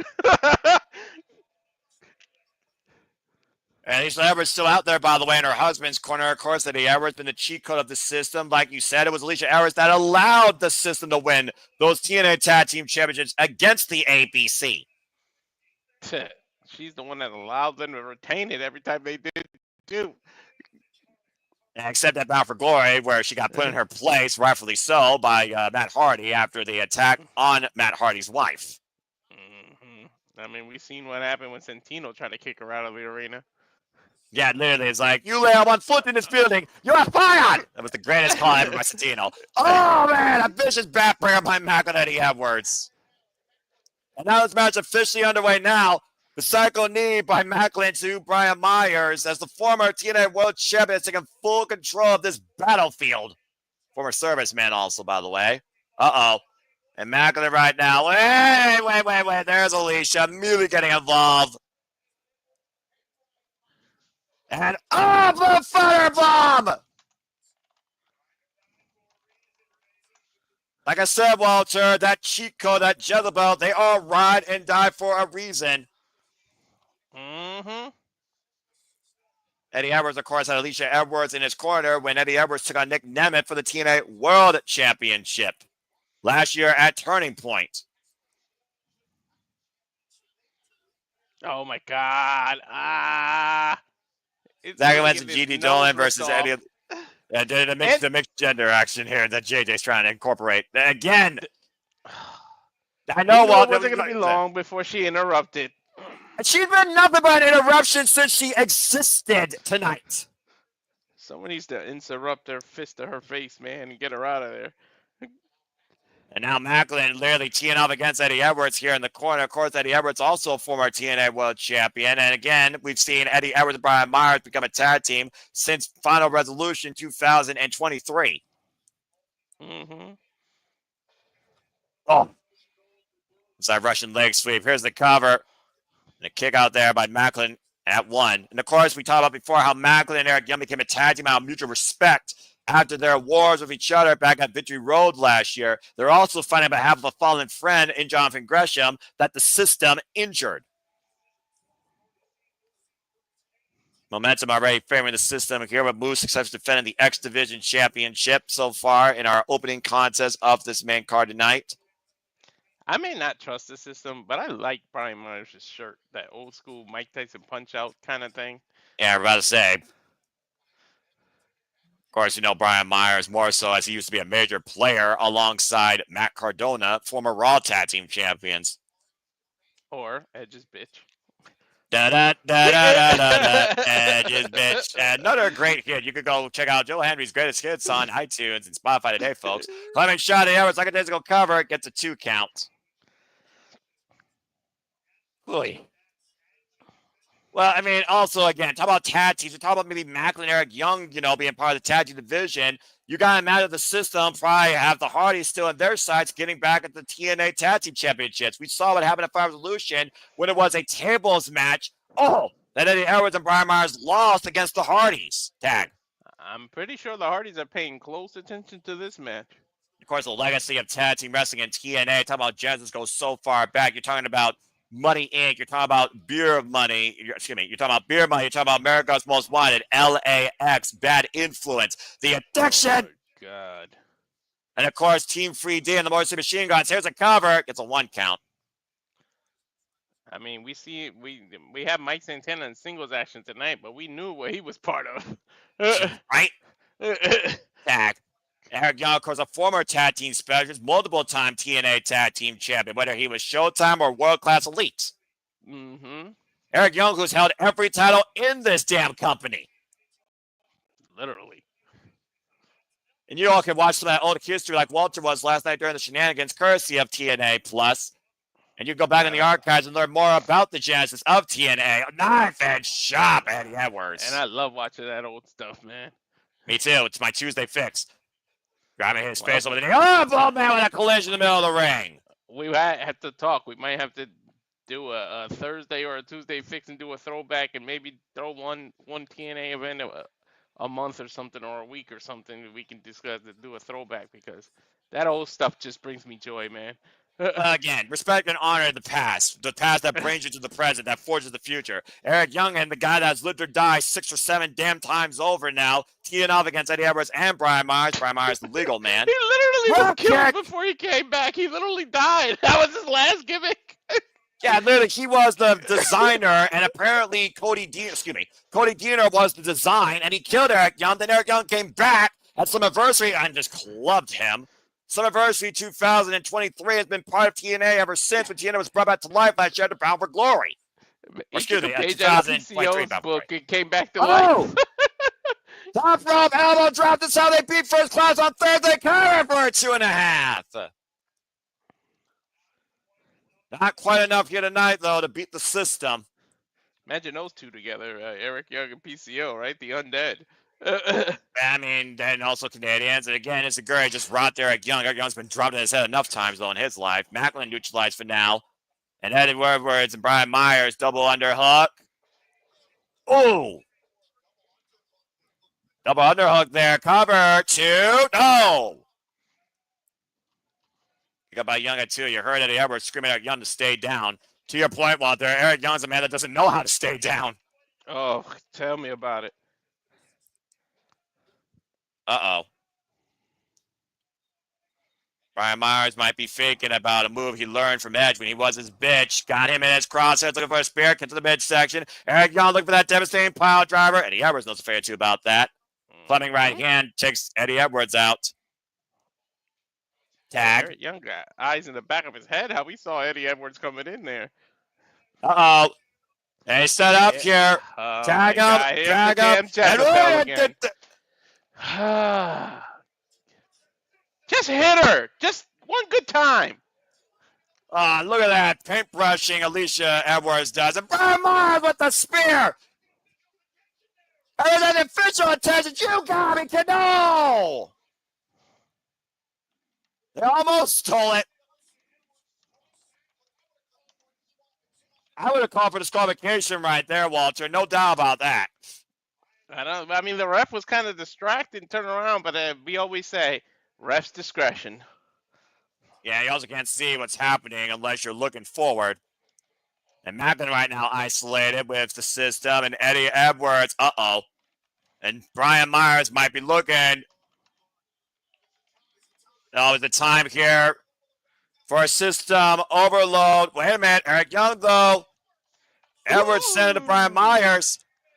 Jumping net breaker, takes out Eddie Edwards, and Maclin in the crosshairs in Brian Myers' spine. If you're a man, you felt what Brian Myers just went through when he fell. Get to the midsection. KIA! Cutter! Maclin Eric Young beats the system. Fuck you, system. When I go for you, you lose. When I don't, what you the fuck? got screwed again. Now do you trust the system, folks? Shots fired directly at the system, courtesy of Eric Young and Steve Maclin tonight at Genesis. That massive KIA, the double underhook implant DDT, hoisting up Brian Myers and playing with that TNA logo in the middle of the ring. It might be It's time over. I to am look perfect at these tonight. two as a serious contender, Noah. Yeah, no kidding. Again, so much opportunity on the line here tonight in what is truly TNA's new beginning tonight at Genesis. Hardy's Congratulations better be on the lookout. to Steve Maclin and Eric Young. Again, it's a new beginning for all of us here on the TNA, for NXT. It's the Simply Reliable Studios and our watch line coverage for big-time pay-per-views and specials here on the Western Front, with so much more still to come tonight. Oh, man. We're just getting started, literally. Yeah, 2 matches in just like that. And Walter is saying, I will never trust the system. So there's that. Fuck this damn system. Then Walter, again, you got screwed, bro. Can somebody just install the virus already? Put a Trojan virus in there. Well, I don't know if you call her a virus or an antidote, because Jordynne Grace and Tessa Blanchard, they might as well be 1A and 1B. Still to come tonight here at TNA Genesis. We run down the rest of the card. We, of course, have an I Quit match. Josh Alexander, Mike Santana. Josh Alexander, the standard. Mike Santana looking to be the new standard and get back on his path of purpose to the TNA World Championship in breaking the walking weapon. In a dream tag team match to become TNA World Tag Team Champions on the line, as the Hardys will defend the gold against Smoke 'em if you got him, Trey, Miguel, and Zachary Wentz, the Rascals. Can the Rascals become fully loaded with gold here tonight at Genesis? And whose sins will not be absolved more as Masha, Slamovich, and Rosemary descend into hell? The Playhouse of Raven, Clockwork House of Orange House of Fun match for the TNA Knockouts World Championship. And once again, do you believe, for we believe, in our main event for the TNA World Championship, Nick Nemeth, the Wanted Man, defends the gold against Joe Hendry. But coming up next, it's time to see if the tag team titles for the Knockouts will be added to Elegance, as Spitfire defends the gold against Ash and Heather by Elegance. Let's take a look here, Walter, at the taglines. Only in the world of professional wrestling. Sorry, it's one of those things you got to look at in perspective. 2-2 record in single series of matches, of course, for Spitfire and the Challengers. Spitfire, though, has not lost a tag match, though, in 5 months. And, oh, God, fucking kill me. What? I hate this guy. Oh, yeah, it's the fucking Pee-wee Herman reject. The fuck they call him. Yeah.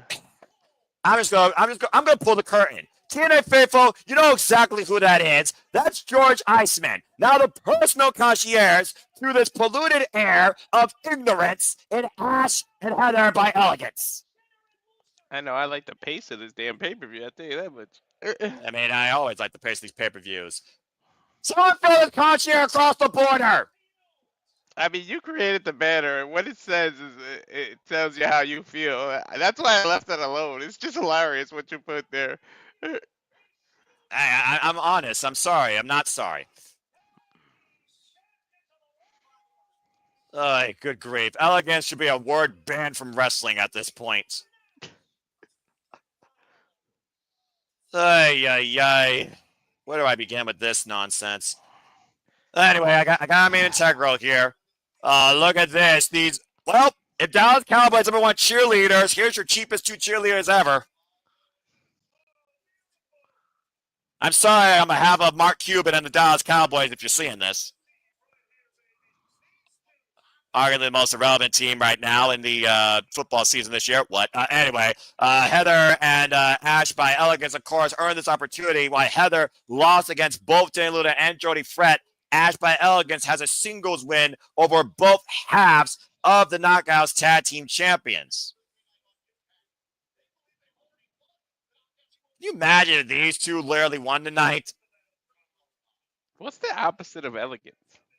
Ignorance. Is it inelegant? Is that a word? You know what? It might as well be. I mean, hell, you can make a word out of anything. Just ask Oxford Dictionary or AI. If we're going to be honest here, we're going to put this in sports terms. What's the team that always has the Dallas Cowboys number? That's Spitfire tonight, hopefully. Every damn team in the NFL, because the Cowboys suck! Well, I'll tell you who doesn't suck, and that's the Wild Child, Jody Fret and Dani Luna. Of course, Spitfire, our current TNA Knockouts World Tag Team Champions. Now the 2-time TNA Knockouts World Tag Team Champions for 129 days. Ever since these titles were brought back to life, Walter, they are the 25th TNA Knockouts Tag Team Champions after being the Militia last year. Of course, Alicia Edwards and Masha Slamovich, with Tasha Steeles, of course, representing Alicia Edwards. The TNA Knockouts Tag Team Champions go all the way back to Sarita, Taylor Wilde, Awesome Khan, and Hamada, the beautiful people, Fire and Flavor, Kiara Hogan, and, of course, Tasha Steeles, Decay, Havoc, and Rosemary, and even Jordynne Grace held these titles at one point, Richard Ellering, and my favorite team, VXT, Chelsea Green and the Virtuosiana Perazzo, not to mention MK Ultra, Killer Kelly, and Masha Slamovich. TNA Knockouts telling lies. Everybody beats the Cowboys. TNA Knockouts World Tag Team Championships, of course, part of the titles that have changed hands most frequently in the history of TNA on pay-per-view and kickoff shows, quite literally. Well, I guess these two will be the only ones cheering because everybody else is going to boo them. And, of course, Spitfire has already beaten Carly Bright and Kendall Gray from NXT, Rosemary and Widget Chu at Bound for Glory, and now face Ash headed by Elegance here tonight, and already, here we are.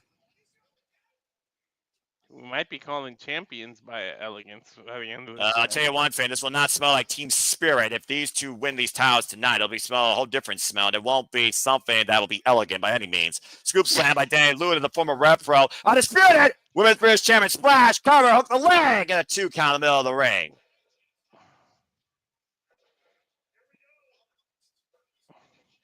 About to say, seriously, where did this guy get his manager license? Line tag made by Jody Fred, the sidestep off the ropes. And of course, Heather Reckless joined TNA last year and decided to become Elegant alongside Ash very early in her young career. Here's a cover by Jody Fred, gets a 2 count. Ash, who had, too many damn title shots for the Knockouts title. I will say this to the credit of the former Dana Brooke. Yes, folks, Ash by Elegance is Dana Brooke from WWE. Ever since she came into TNA, where again the Knockouts are all about the alternative and finding yourself, why she's a bygone era of divas. Your point, she did challenge Jordynne Grace and Masha Slamovich both for the TNA Knockouts World Championship. And she's actually had one of the stronger presences in the Knockouts division on pay-per-view. Look at this double team. Show of strength here, though, by Spitfire on Heather. I will give her credit. She has definitely increased in who she was. And she's doing way better now. Look at the squash here by Spitfire hoisting up Heather. Oh! Down goes Heather. Here's a cover. Deep hook on the leg by Dani. Gets a 2 count. Hey, Noah, look at JJ's comment. Yeah, about to say, that is correct. Of course, Dani Luna, the former Rev Pro, undisputed Women's British Heavyweight Champion, who lost that title to Mina Shirakawa, also had her rematch and lost. Representing Subculture, of course, still, with Flash, Morgan Webster, and Mark Andrews across the pond, as the personal concierge is distracting the referee, and Jody Fred jaw-jagging. Dani Luna, though, looking for something bigger. Oh, and there's a cheap shot by Ash. Oh, give me a freaking break with the cheapest chair tactic I've ever seen in my life. I'm already sick of this damn gimmick. And meanwhile, though, Heather is legal back inside with Dani Luna. You see right now Heather teeing off against Dani Luna. These kicks to the side of the head. And again, I got to give challenge credit. They created an opportunity. They made an advantage for themselves here against the team that clearly outpowers them. The side step and the pick of the ankle by Ash and Heather again running drop kick. No team combination right now. Oh, wait a minute. This don't look good. Double soft DDT combo from the apron to the floor. That's a hell of a move. I can't lie on that one. Tag made now to Ash. There's a better chance the Dallas Cowboys winning another Super Bowl than these two winning the TNA Knockouts Tag Team Championships. I said what I said. Ignorance. Yeah, cover here by Ash on Dani gets a 2 count. I'm sorry, I'm not sorry. Cover here, hook of the far leg gets a 2 count. How about a whole nasty, different form of influence if these elegant idiots hold the TNA Knockouts Tag Team Championships?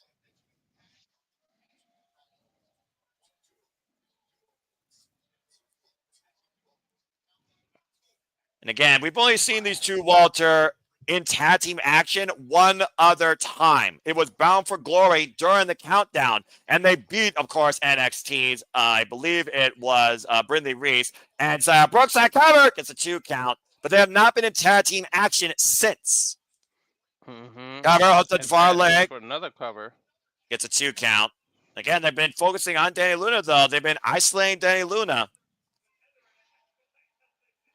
I mean, Jody Threat's a powerhouse. I would kind of isolate Luna, too.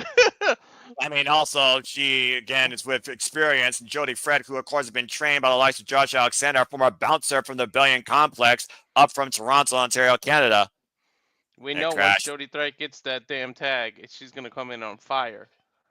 Yeah, like hellfire, hopefully. Drop kick, here's a cover here, gets a 2 count. No pun intended with their name is Spitfire, and I said... No, I get you, bro, I get you. Of course, Spitfire was born last year out of TNA Hard to Kill when these two first collabed with each other in the Knockouts Ultimate X match and went on to beat MK Ultra for the TNA Knockouts Tag Team Championships. Of course, Killer Kelly became a killer mother, and of course, I'm sure the killer will return soon, maybe with the likes of, I don't know, Kylan King or Killer Wild, also the Coven, former TNA Knockouts Tag Team Champions in their own rights. Ooh, that's nasty. Why the hell does this fool have the pom-poms? Don't question something that doesn't make sense already. You're just going to hurt your brain. And remind you that Ash by Elegance had one of the worst knockouts matches probably in history against Jessica Havoc last year at Under Siege. Enough said, bro. Cover. 2 count only. Ash just got tagged in. I mean, you got to give them credit, though. They're frequent tags. They're isolating Dana Luna. Like, I mean, they're doing tag team 101. Again, Dani Luna trying to fight back here up the rope, starts in the clothesline, goes others again. Bang! Single head drop kick, takes down Heather by Elegance. Or Ash. I can't tell the difference with the two. That's Ash. I think one's taller than the other. Oh, yeah, that's right. She's the taller one. Now Dani Luna trying to get to Spitfire. There's Jody Fred, and there's Heather. Now we're actually on something. If anything, Heather also has like a tattoo right in her thigh. Like you can kind of obviously see it. Yeah, that's fair. That's fair. But they did a good job trying to look like each other because I got confused for a second too. It's the tattoo that let me know the difference. Well, I mean, glad that you're looking close enough. Fleming shot right now, and of course we talked about how Jody Fred and of course Dani Luna were endorsed by Lars Fredrickson of Rancid. That helped them get back to the TNA Knockouts Tag Team Championships. They put their own team on the line to get back these titles. I'm a red-blooded hetero male. Of course I'm going to look.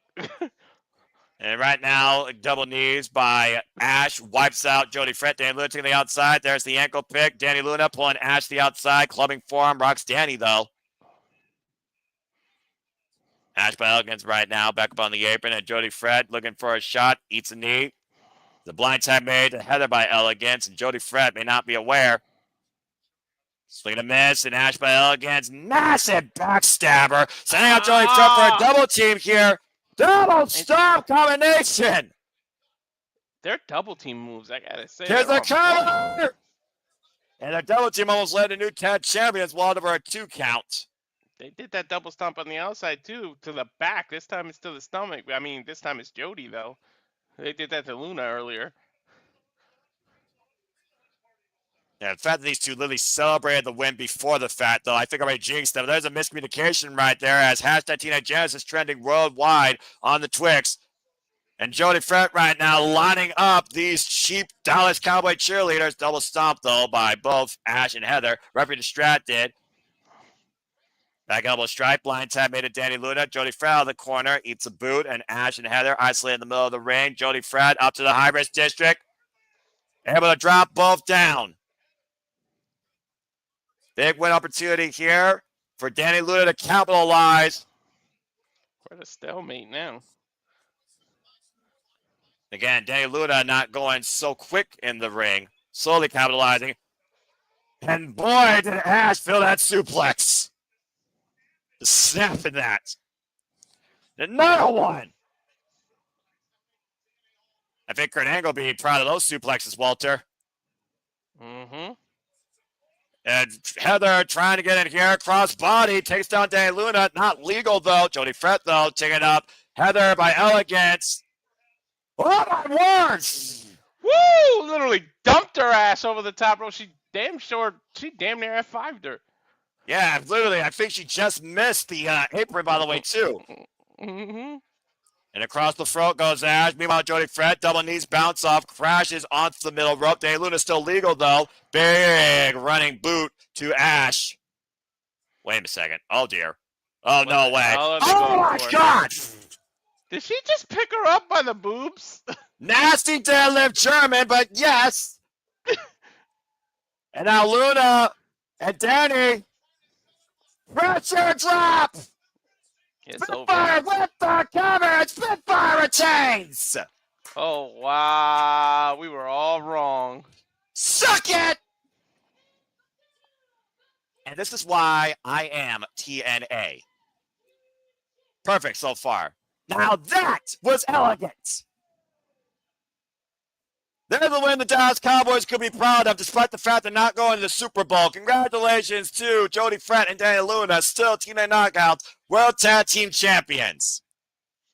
Now that is some strong spirit right there.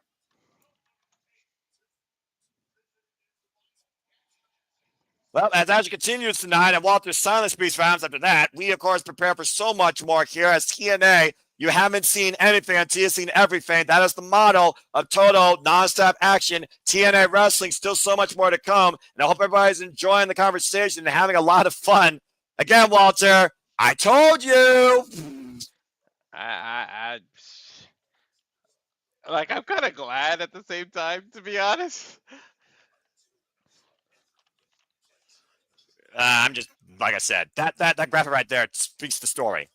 And meanwhile, speaking of telling a story, we saw earlier on the countdown as Leon Slater was looking for that ridiculous 450, ate the knees of Kazarian. Kazarian with a Monty Straw cradle, and to your point, had the tights hiked up and got Leon Slater for the 3 count as the king of TNA, self-proclaimed, looks to get his crown sooner rather than later in this new era. Starting off strong at Genesis. Go backstage now, Kazarian. Crook. Of course, showing that cup off. Again, that cup is literally his golden ticket.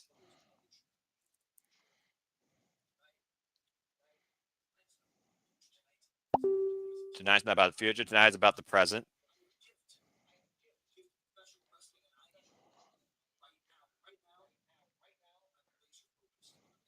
Laser focus on the main event. Oh, no.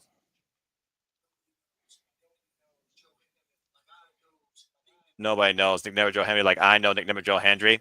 Sorry, JJ. You should have listened to me. What? I think I'm 2-1. No. You are. No, I'm 1-3 too. About to say, you're not doing. You both are not doing great, bros. I got Moose right, and that was it. Correct. I have a decision. Now I got a bad feeling about the freaking Josh Alexander match now. Should have went. Of course, he went for the next man. Right? Stayed with Santana. Does he let Nick and Joe sell their business?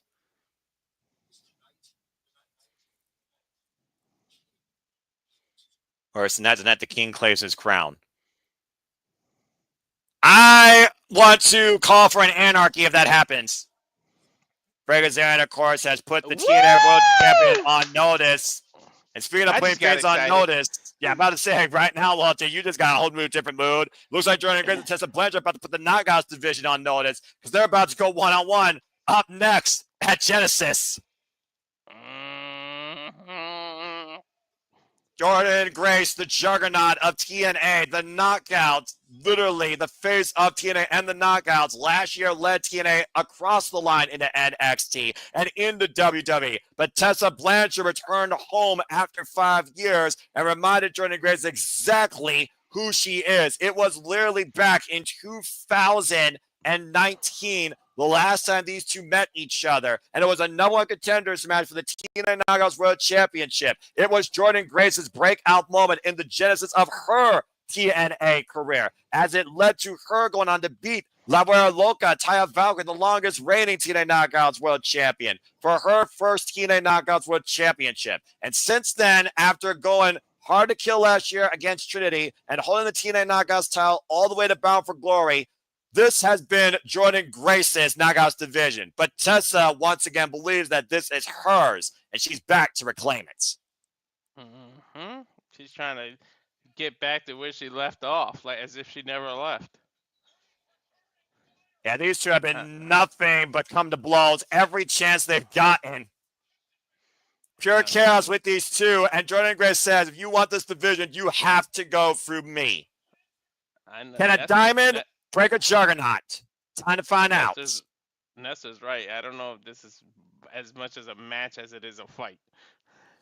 I would say both. And for those that don't know, Tessa Blanchard has a brand new theme. Here we go, Walter. This is Tessa Blanchard's return home to TNA in ring action.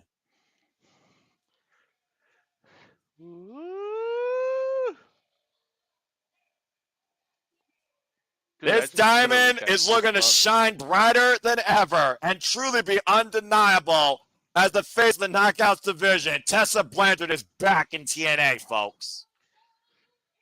Tessa sucks, Tully Blanchard. I like that sign. I'm about to say, that sign guy. I know that sign guy. Always with the great signs. Tessa Blanchard, of course, competed in TNA from 2018 to 2020, not only winning the TNA Knockouts World Championship, but winning the TNA World Championship from Sami Callihan, but has not been with this company ever since the start of the pandemic, where there was an emptiness in the Knockouts division. The likes of Deonna Purrazzo, Jordynne Grace filled it. Literally born into this business, though. Yeah, and that's one thing you could say about Tessa Blanchard versus Jordynne Grace. This business is in her blood. She was born in it. Yeah, but if you want to talk about somebody born in TNA and eats, sleeps, and breathes it, you have to give that credit to Jordynne Grace. With a brand new look tonight, by the way. Grace has put the Knockouts division in a different stratosphere the last few years. She is one of a kind, Walter, and she proved that last year alone, holding the TNA Knockouts gold. 287 days, 18 defenses across that historic reign. She's even gone. She's crossed the line to the NXT and shown what she can do there. So, I mean, if anybody had TNA on their shoulders, and she's got the broad shoulders to do it and carry it. She's carried this division and the company. Tessa Blanchard wants to take Jordynne Grace home. You got to take it by force. Bowman right away! And Tessa Blanchard in the corner. You say it, Walter. This is going to be a fight. This goes beyond professional. This is downright personal. Hell yeah. Trying to control Jordynne Grace. You're not going to get no control of Jordynne Grace. And there they're going. She is pissed off and throwing Tessa Blanchard like a rag doll across the ring. The referee just might as well just wait, because all you're there for is to count to three, because you ain't going to have nothing else to do with that. The intensity is at an all-time high tonight with these two. Oh, my God. She almost landed on her neck. That was scary. And Juggernaut power slam on the floor. Tessa Blanchard landing high on her head and neck. And again, look at this messy tope. You're talking about Jordynne Grace landing on her head. Yeah, look at that. Like, cross body. I'm glad she didn't, but she almost landed incorrectly. I don't know if she wants to win this match as much as she wants to hurt Tessa, Noah. And the jury's out there. Oh! Whiplash down, head first on the steel ring steps. The jury's still out there, Walter. Mm-hmm. Man, this crowd definitely telling you how they feel about Tessa Blanchard. And trust me, Texas knows a fan too about Tessa. Oh, wait a minute, look at this straight for Jordynne Grace. And Pendulum swing into the barricade. Oh, my God. What the hell just fell? What the hell is this? And hoisted up. Now Blanchard lands on the apron. Oh, and a double stomp to Jordynne Grace. What the hell's rolling around? Maybe set the 10 count. I mean, something from their gear, maybe. I'm not sure here. And again, Tessa Blanchard stomping on the left hand of Jordynne Grace and literally just trying to stop a hole in Jordynne Grace. Jordynne Grace, though, hooking the leg of Tessa. Tessa on the ropes here. Dangerous intentions by both these women. Swinging Jordynne Grace from first into the apron. Reversal by Tessa. You got to give Tessa credit. She is not afraid of Jordynne Grace. She is taking it to her as much as she is as Grace was taking it to Tessa. I mean, she's limited to her ever since her return. She's bum rushed her. She hit her with that buzzsaw DDT. We saw Fire Resolution during her match with Rosemary, and she literally choked the woman out and left her outside the arena on TNA the following night. I mean, look at her re-debut. Came in with the mask and immediately attacked Jordynne Grace. She went after the biggest threat, I think, that was to her leading this division. Remember, the last win in this knockouts division to Tessa Blanchard was Jordynne Grace before she left. Blanchard now in the ring. Here's the cover. Hook of the leg. Gets a 2 count. I'm surprised someone even went for a cover. Instinct right now, I think. Blanchard again. One goal. To take back what she believes has been hers the entire time. She believes that if she was still here, Jordynne Grace would be nothing. You said yourself, third generation professional wrestler. Yeah, Tessa, I like you and everything, and you're a great wrestler, but yeah, you don't know what you're talking about. Jordynne would still be who she is, whether you were in this company or not. There was no holding her back. Athletically, though, Tessa Blanchard has all the gifts of the trade. Cover off the plunger, gets a 2 count. Get out of the rest face and worry about Jordynne, Tessa. It's one of those things, though, that Jordynne Grace's temper is truly her worst enemy. Of course, Tessa Blanchard's been putting in the work, though, all this year, primarily in CMLL and down in Mexico in promotions JAR, EWA, and even LLA before she returned last year at Final Resolution. Nice Dragon Sleeper. And Jordynne Grace with the reversal, Dragon Sleeper of her own. Trying to neutralize Tessa Blanchard's power and ferocity. I mean, we've seen Tessa Blanchard, of course, talk about the magic that she's had in her career, dropping Jordynne Grace hard on her neck. Here's the cover. Hook of the far leg. Gets a 2 count. Anything you can do, I can do better. That's pretty much what they're doing.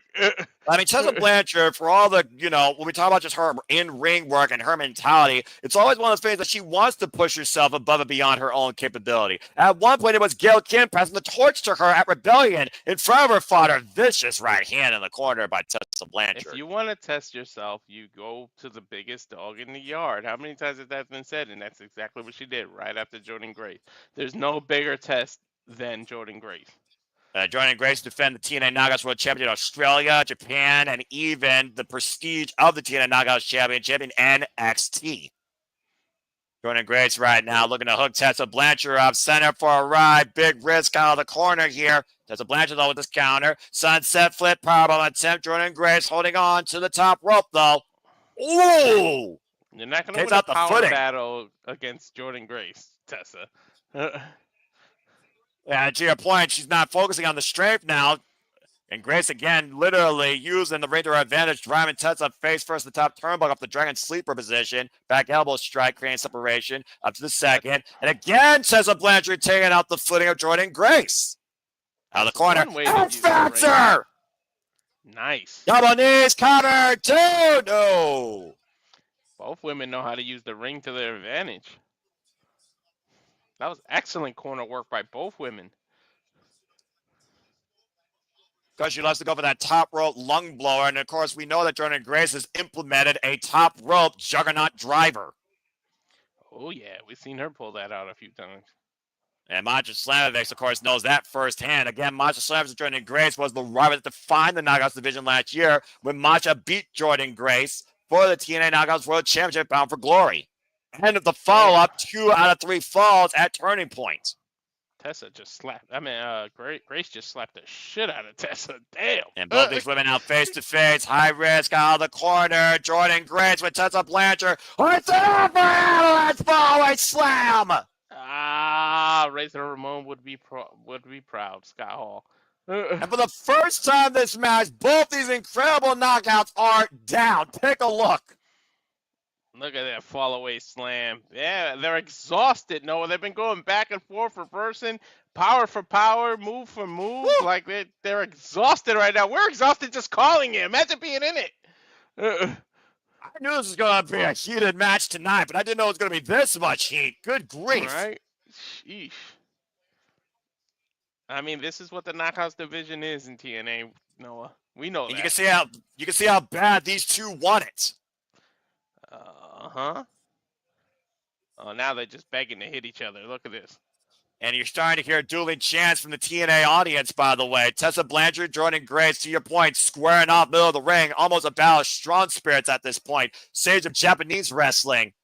And again, Jordynne Grace beating Tessa to the punch here. It's not smart for Tessa to go blow for blow with Grace. You got to use strategy.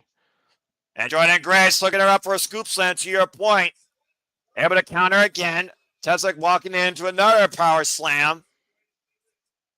And Jordynne Grace hoisting up Tessa for a third time. This time changing position. Might be looking to send her. Long dart in the corner. Oh. Damn. Top turnbuckle and hooking her up. Uh-oh. Package power driver.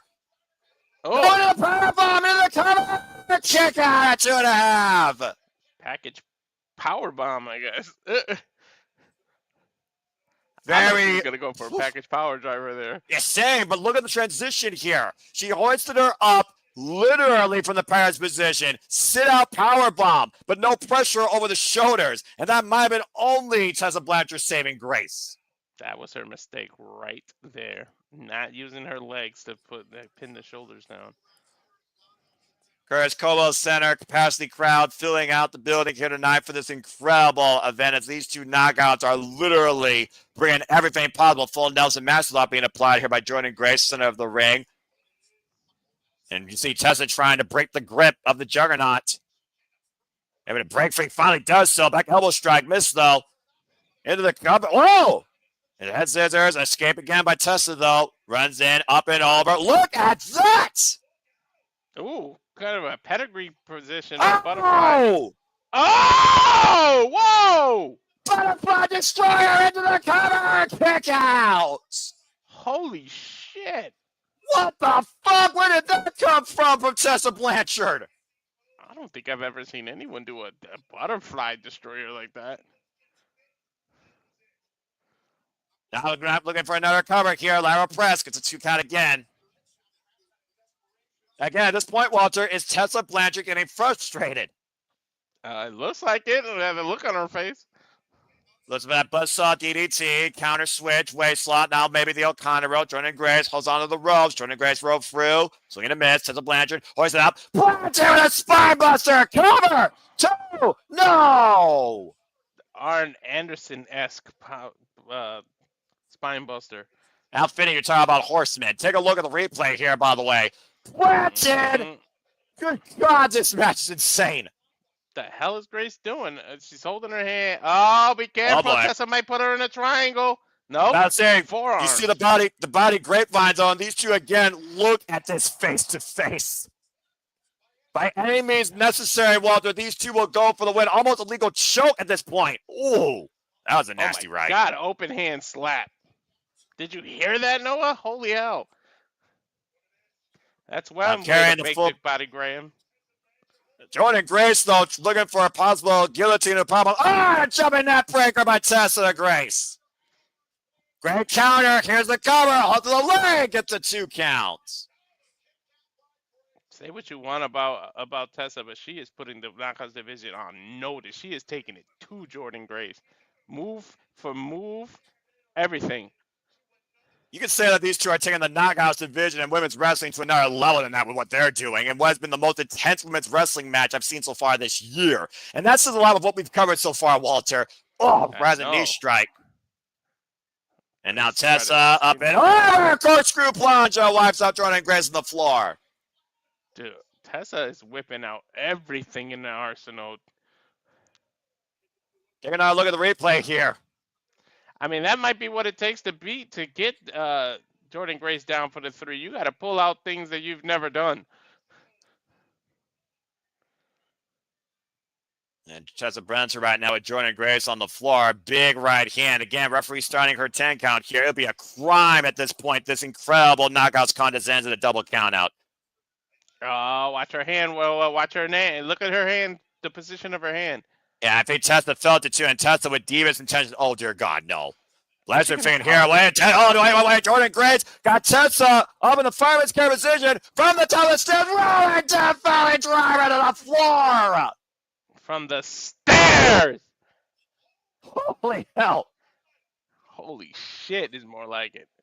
Take a look at the replay here. My God. Oh, my God. That's about 7-8 feet in the air, too, Noah. And, of course, we know that fin padding is for the building, not for the protection of the competitors. They are hurt. I mean, the referee has to check on them. There is no 10 count at this point. Like, Crowd chant, this is awesome. Yeah, crowd chant, this is awesome, and I firmly agree. Me too. A lot of respect being shown here by the capacity crowd in TNA Genesis, Curtis Corwell Center. For two knockouts, two different generations of this division. Here's the cover. Final press. 2 count. No single move wins a wrestling match anymore, JJ. It comes down to how much you bend a person's will to stay down for the 3 count and forced to tap out. This is professional wrestling 2024. Not the Attitude Era, not the old school. It's not about having a definitive finisher. It's about definitively finishing your opponent. That's the state of pro wrestling, damn it. Moose just literally had to pull out 3 spears. I think Jordynne Grace might be looking for her first juggernaut driver. Tessa Blanchard, though, trying to fight back. Now front into the corner. Don't get me started. Sidestep. Tessa Blanchard, though, falling up to Tessa. And Tessa, sitting up and over, lands on the apron. And both these knockouts just jogging for position out of the corner here. Dangerous territory. They seem to know each other so well. It's amazing how well they know each other since they haven't met since 2019. Oh, dear God. Once again, up on the fireman's carry. Is she going to do the death drive? No, she might turn this into a... Samoa drops! Oh, okay. Wait a minute! Tessa reversed it! A crucifix bomb! Cover! No! Oh, yeah, she did reverse it. I would love to see the replay because I didn't notice at first until Jordynne bounced off the damn apron. Yeah, I thought it was going to be an Avalanche drop. Watch the replay here. As Tessa fought back, she turned it into a crucifix bomb. Avalanche crucifix bomb. She sure the hell did. And somehow, Grace still kicks out. This definitely is the match of the night so far. Would you expect anything less with the pedigree of these two women in this ring? No, I called it shit.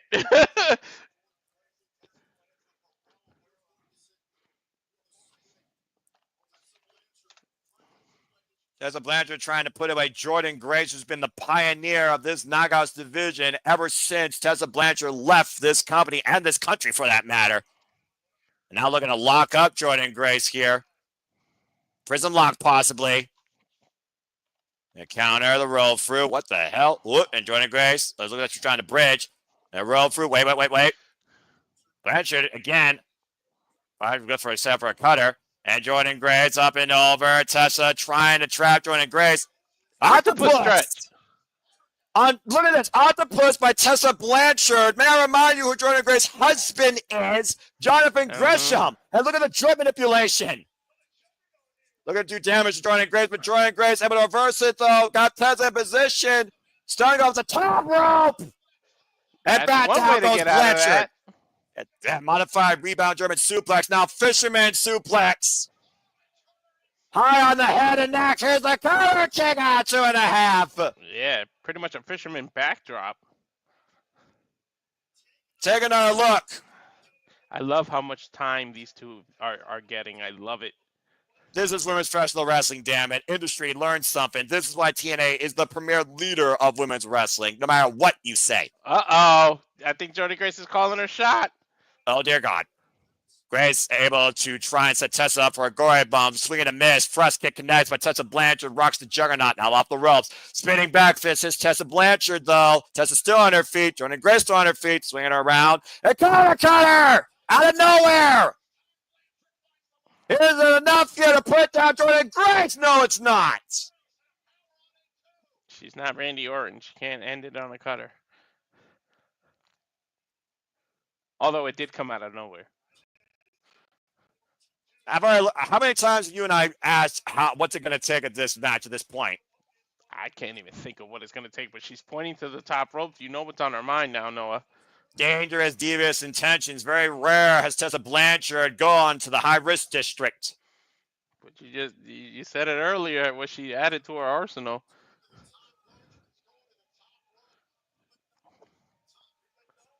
She looks for that magnum, that double knee, diamond double knee face breaker, and Jordynne Grace able to get out of the way.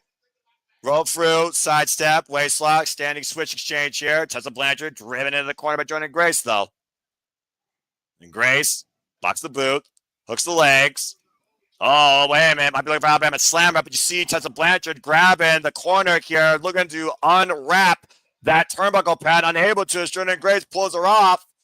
And look at this, swinging her around. Swinging Alabama slammer. Oh! Face first to the canvas. Here's the cover. Hook of the leg. A kick out two. It's pretty much a reverse Alabama slam because it should go the other way, but still, think about the way she disoriented her opponent, swinging her around before slamming her face first on that TNA logo. And you know that was a statement by Jordynne Grace there. Again, this is my division, my company, bitch. Claudio would be proud because she swung her earlier when she hit her in the on the apron too, or the barricade. And what's it going to take here? Maybe a schoolgirl, Robert Tessa gets a 2 count again. A roll through. It only Jordynne takes Grace, 3 seconds, wrench. so we got to see what it takes. And again, the strength, though, being displayed by both these women so deep in this match here. And Tessa, again, going after the turnbuckle pad, ripping off the bottom turnbuckle, or at least trying to. What is her obsession with that? Right in front of the ref, too. I mean, she's getting a warning from the referee here at this point. Trying to loosen it up to expose that steel clearly for further damage. And maybe looking for the buzzsaw DDT, but Jordynne Grace able to scout it, though. I thought she may have used that to distract the ref to go cheap, but, I mean, she is determined to get that turnbuckle off. And back elbow fist by Jordynne Grace. Spinning back fist. Now hooking up Tessa Blanchard. Pauses for a muscle buster. Tessa able to escape, though. And up and around Tessa Blanchard. Hooks Jordynne Grace. Swings her around. Looking for that bust up. Wait a minute. What? Oh, my God! Bust up DDT! In an exposed turnbuckle! Just enough. Here's the cover. No, Jordynne Grace grabs the bottom rope. Too close to the ropes. You got to believe that if she exposed it fully, it probably would have been over. And no kidding. Again, ring awareness. In a moment of lapsed judgment, Tessa Blanchard might cost herself here against Jordynne Grace. Now going after the second turnbuckle pad. She is hell-bent and desperate on beating Jordynne Grace by any means necessary. And this time, she's literally ripped it off. Yeah, but there's no exposure to the steel, really. It's a heavy pad in the back. I think that's just tape, dude. But at the meantime, that's still going to cause a lot of damage. Out of the corner. Oh, man.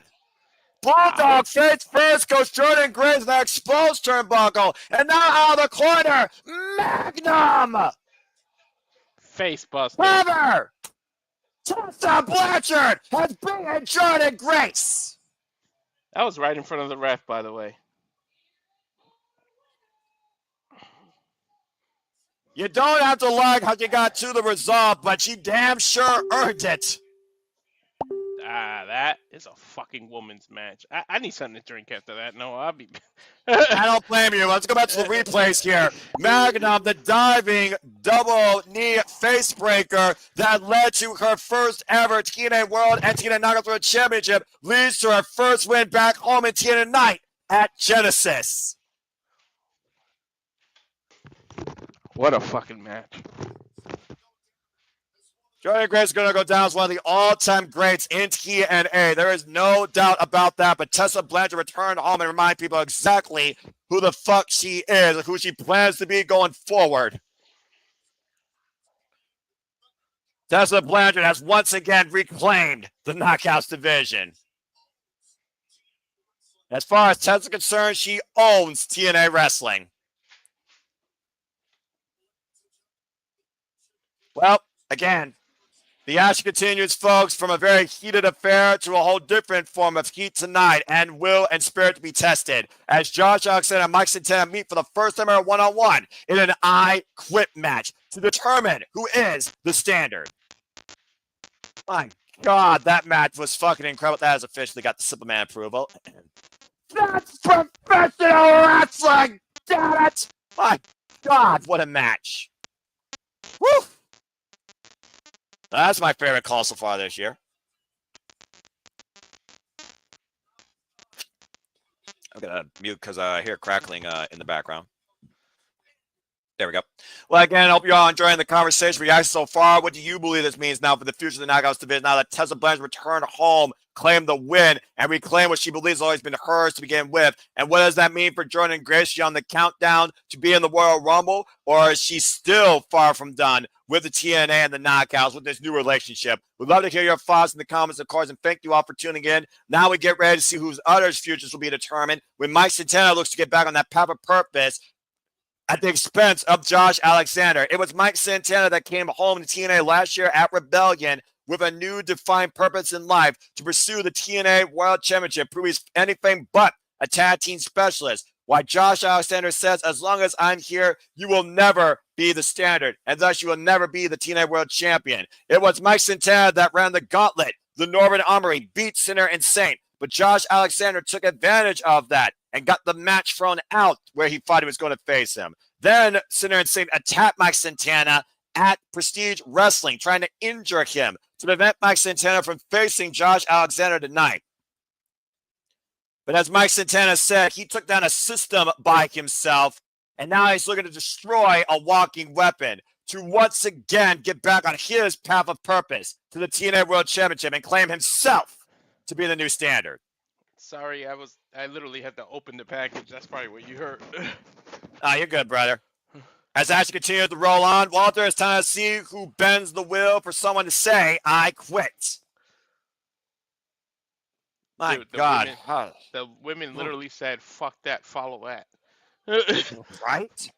God damn, what a fucking match. And for if those that anybody don't can, know, it's Josh, though. well, I also would give credit where credit's due also to Mike Santana since he's returned home to TNA. Again, we've seen this man beat the face of the franchise Moose at Bound for Glory. We saw him take down an entire system by himself. And it was literally Josh Alexander and Mike Santana who were this close to winning the contenders match back at Final Resolution for the TNA World Championship. You know me, I'm a big fan of Santana, but at one point I saw him nothing more than a tag team wrestler, literally, when he was with LAX, and I just didn't see him on his own like this, and this run since he's come back has been incredible. The man that said he was born nasty, but is the realest man you will meet in the room. A man of the people, looking for that path of purpose to the TNA Championship. And the only way he gets there is if he goes through the walking weapon, Josh Alexander.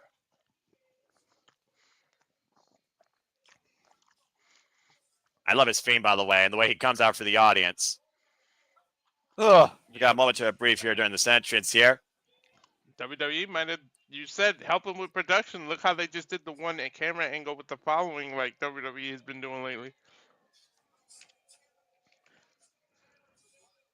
And to your point, Mike Santana began in this company as part of course, LAX, Edith Splats, 5150, a former TNA Tag Team Champion specialist, of course. Also currently the House of Glory Heavyweight Champion after a great match with Absolute Record Starks. The last time he held gold here, Walter, was back in 2019 alongside Ortiz at the Latin American Exchange when they were four-time Impact World Tag Team Champions with rivalries against the likes of the OGs led by Eddie Kingston, with Homicide and Hernandez, with the Lucha Brothers in Concrete Jungle, in Full Metal Mayhem. Mike Santana has been a presence here in TNA, though, since 2017 in this company's legacy. Mm-hmm. Oh, my God. Look at the way he's coming through the crowd. Damn it. What? I'm starting to regret my pick. Like, so back. You can't change it. You can't change it. I know I can't, damn it. But I mean, my fat ass gut said Santana for so long. It's one of those things also when you figure out these two men, they have defined the word professional wrestling in their own way during their entire time. But to call yourself a standard now in this new era against a man that's been the standard of TNA since 2017, that is a hell of a benchmark to reach, let alone beat. And he has to beat the man not by pinfall, not by submission, but by forcing him to say, I quit.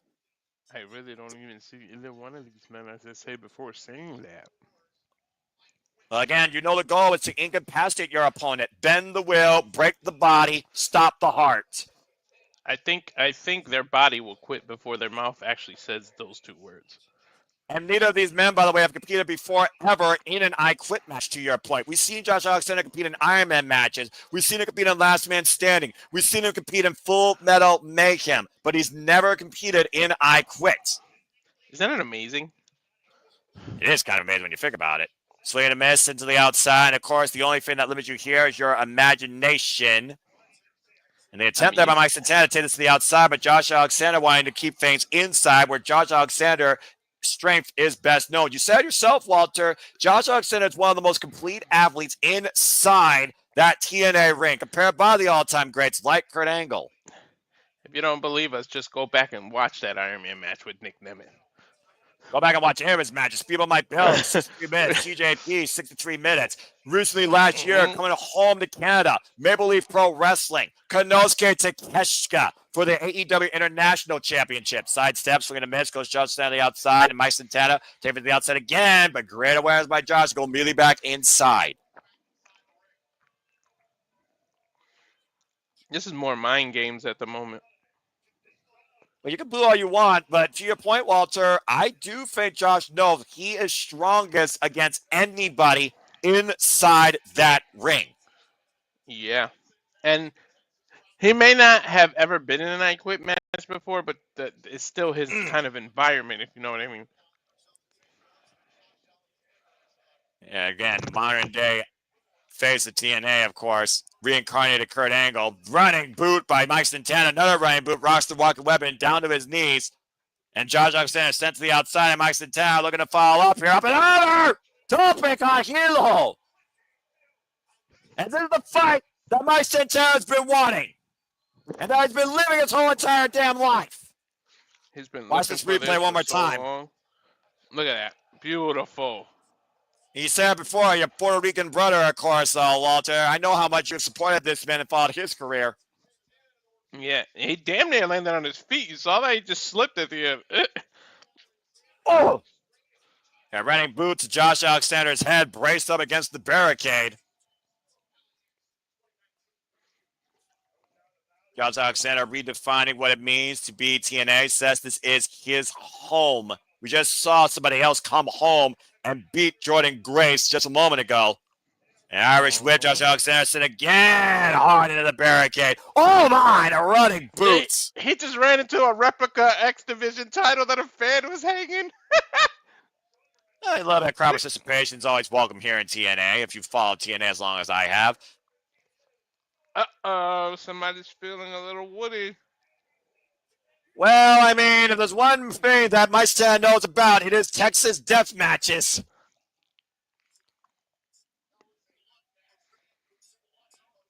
There's nothing the ref can do. No rules. Mike Santana previously. Two words have to be said. Exactly. Yeah, Mike Santana knows all about this type of environment. Ask JDC about this when he destroyed him. The only thing that referee Daniel Spencer has to do is ask one of them, do you quit? That's why he has the microphone in hand. Other than that, he has no other power over this match. Can't do anything. Nope. And Mike Santana looking to hoist Josh Alexander up. Josh able to escape. Going for that power bomb here. And, oh, God! Big bell on the outside.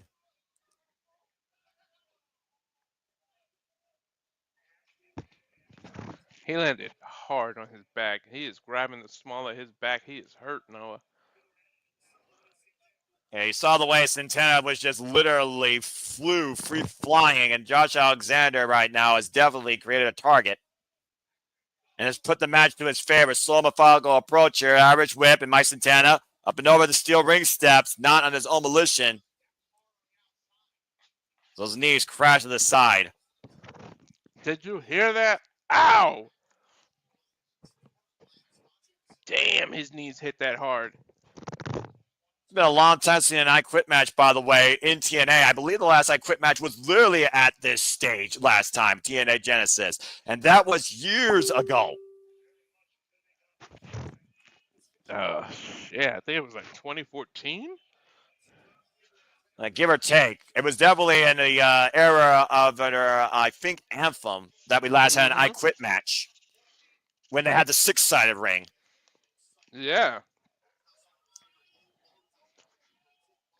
Josh Alexander right now focusing attack on the left leg, throwing it into the ring post. Of course, we know he loves to implement a ankle lock. And, of course, we know Josh Alexander, again, the standard of TNA since 2017, but since coming back from the injury when he had to relinquish the TNA World Championship, never beaten for it, he's been anything but a standard, showing his envy towards the TNA faithful and locker room after costing Joe Hendry the TNA World Championship at Slammiversary last year with a low blow. And a figure for a leg lock being embraced around the ring post, and because it's I Quit, John's going to hold it as long as he wants. Shades of Bret Hart. Yeah, compromise Canadian position for brethren. Mike Santana. Yeah, nothing to do there. He could have held on to that. He didn't have to let that go. But clearly, Josh Alexander knows that Mike Santana is not going to quit easily from one position when trying to drive him face first. And Josh sent face first in the steel ring post, of course, wearing that headpiece there because his ear, of course, surgery repaired. At one point, that ear was literally off the side of his face. And Alex Hammerstone exploited that. Gets a hamstring. Axe handle to the already compromised left leg. There's only been 11 I Quit matches in TNA history. Very rare didn't form even- here in TNA. There And was so Booker far. T against Holiday, AJ Styles against Booker T, Velvet Sky. There was a woman's freaking I Quit. This got to be wrong. I don't remember that match. I do remember there being one knockouts I Quit match because I remember it was a very heated feud, and I think it was with the Beautiful People. I don't remember which one, though. Willie Mack and Moose was the last one in 2020. It was 2021 Genesis. Yep. I remember he did that on behalf of Rich Swann. It was literally one of those things that Moose exploited Willie Mack's weakness for his friend. And the last one before that, this is probably what you were thinking of. 2016, Jeff and Matt Hardy fought each other to a no contest because neither man could continue, but it was supposed to be an I Quit match. Yeah, I remember that I Quit in WWE more than the one in TNA, but that one does make sense because that was when Matt Hardy was iconic. And look at Josh Alexander channeling his own Latino heat with the Three Amigos. The Canadian Fitting in heat. Texas. It ain't hot in Canada. It's cold. Yeah, how hot is it down there in Texas? Remember, they're in Texas right now, bro. I know. That's why Jordynne Grace had the Dallas blue on. Josh Alexander, of course, former Impact X Division champion, two-time Impact TNA World Champion, former TNA Impact World Tag Team Champion, alongside All Eagle with Page the North, 2 reigns across 400 days, X Division champion for 145 days, and of course the longest reigning TNA World Champion at 336 days before dropping it due to injury. Santana feeling it coming though, that running, falling cross body. He needs to get feeling back in those knees. Ever since he's hit the step, he's been slowed down. Like you see every few moments he tries to like knock feeling back into his knees. Oh! Yeah, he That doesn't have that help. forward momentum. He doesn't have that speed. Oh, God! And Santana just dropped down, smashed spine first in the apron. If there's anything he can ill afford to lose, it's his speed. That's one of the only advantages he had over Alexander. And Santana right now still saying no as the referee checks on him and says that he does not quit. To your point, it wasn't just the stairs, Walter. Remember, he had a figure 4 leg lock applied on the ring post. He axe handled and kicked the hamstring, hyperextending the tendons and muscles. All the focus attack has been on that left leg. I'm just saying it was since that point. I understand that Mike Santana has a point to prove, but when you literally call out the walking weapon, the standard of TNA, even with this new, more dangerous attitude, you might be, biting off more than you can deal with. That's an old cliche, Noah. Be careful what you wish for. You just might get it. But again, Mike Santana is determined to get on this path of a purpose. And you know what that path of purpose leads to in the end for him, Walter, the TNA World Championship. Josh might not be Gunther, but I don't know how smart it is to get into a chopping fest with him. I mean, again, when someone born on the streets of New York knows how to fight for his whole life. German suplex being applied. Waist lock. Start your count. Here we go. Uno. When it comes to Josh Alexander, you know how many of these he can rip off. Duh. And thank you for counting an Espanol, by the way. And I see him do the French now. That's fair. French commentary, of course. Yeah, French commentary, of course, alongside TNA at ringside. Standing switch exchange here. Now off the ropes, looking for the Akana rope. Way able to break through, roll through. Oh. Running for the rolling buck 50. Oof, great counter.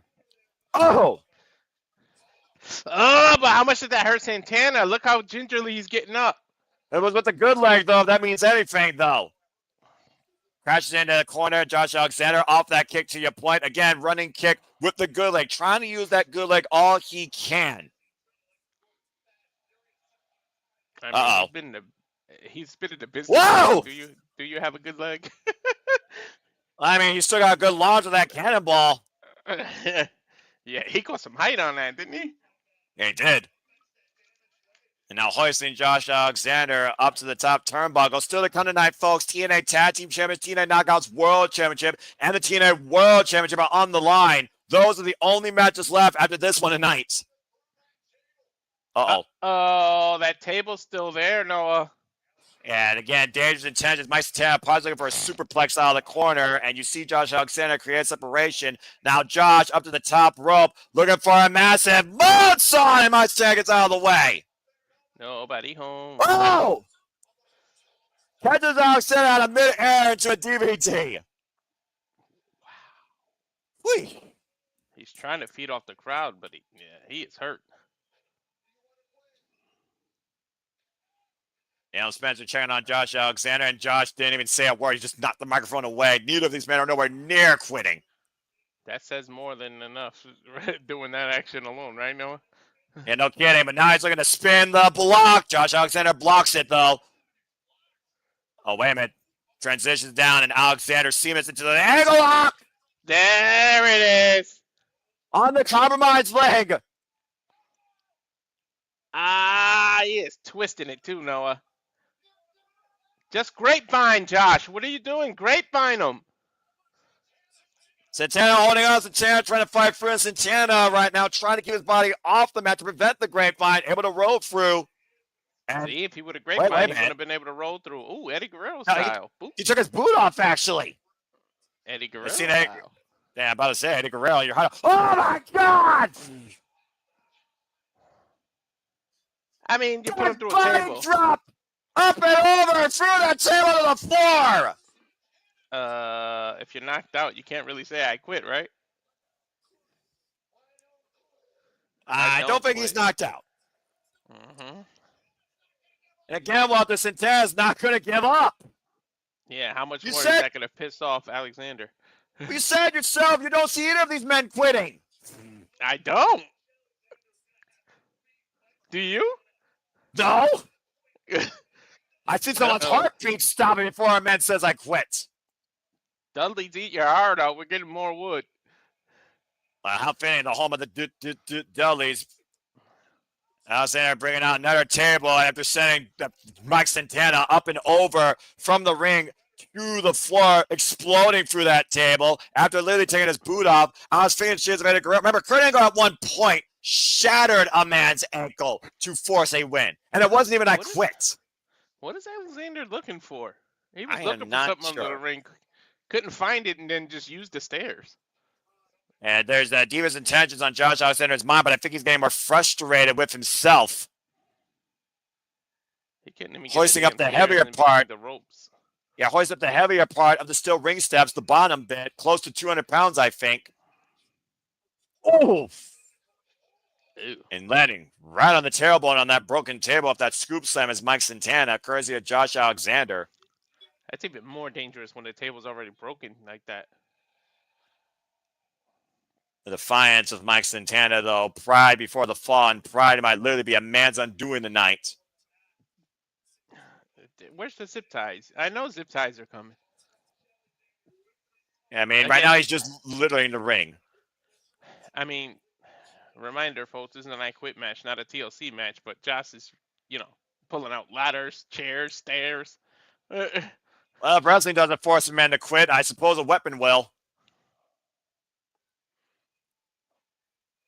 I don't know what the last thing he threw in the ring was, to be honest. I wasn't sure either, honestly. Is that turnbuckle pad still off? Is that what that is on the ground from the last match? I don't see it off in the corner to your point. I don't see it exposed anymore. They were able to put it back on.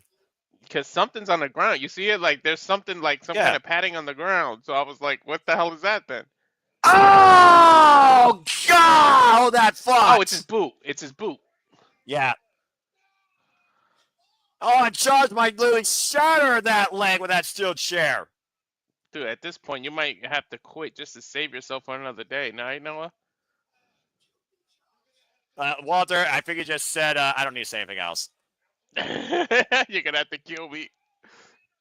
And Josh Alexander has been unleashed like a madman tonight on Mike Santana. Josh trying to oblige him, no? What the hell is wrong with you, Mike? There is. I told you, didn't I call it? Yeah. Been the calling card. Zip ties. It's been the calling card of Mike Santana ever since Steve Maclin. I would have got the bonus points if we did that, Noah. And again, Mike Santana defiant right now, and Josh Alexander just teeing off with these fists, these unprotected shots to the head. You might literally knock a man out at this point. Oh, now the elbow pad exposed, and the elbow bone on bone. He's going to split his head open, Noah, with these damn Yeah, there's no denying that, I think, at this point. And I think Mike Santana welcomes it. He's proud and powerful. He's nasty. He's real. He's also crazy. Totally. That's that Boricua pride, man. You're going to have to You would know. You would know, Walter. You would absolutely know, with all due respect. Golly. Did he just stomp on his forehead? Holy hell. Yes, he did.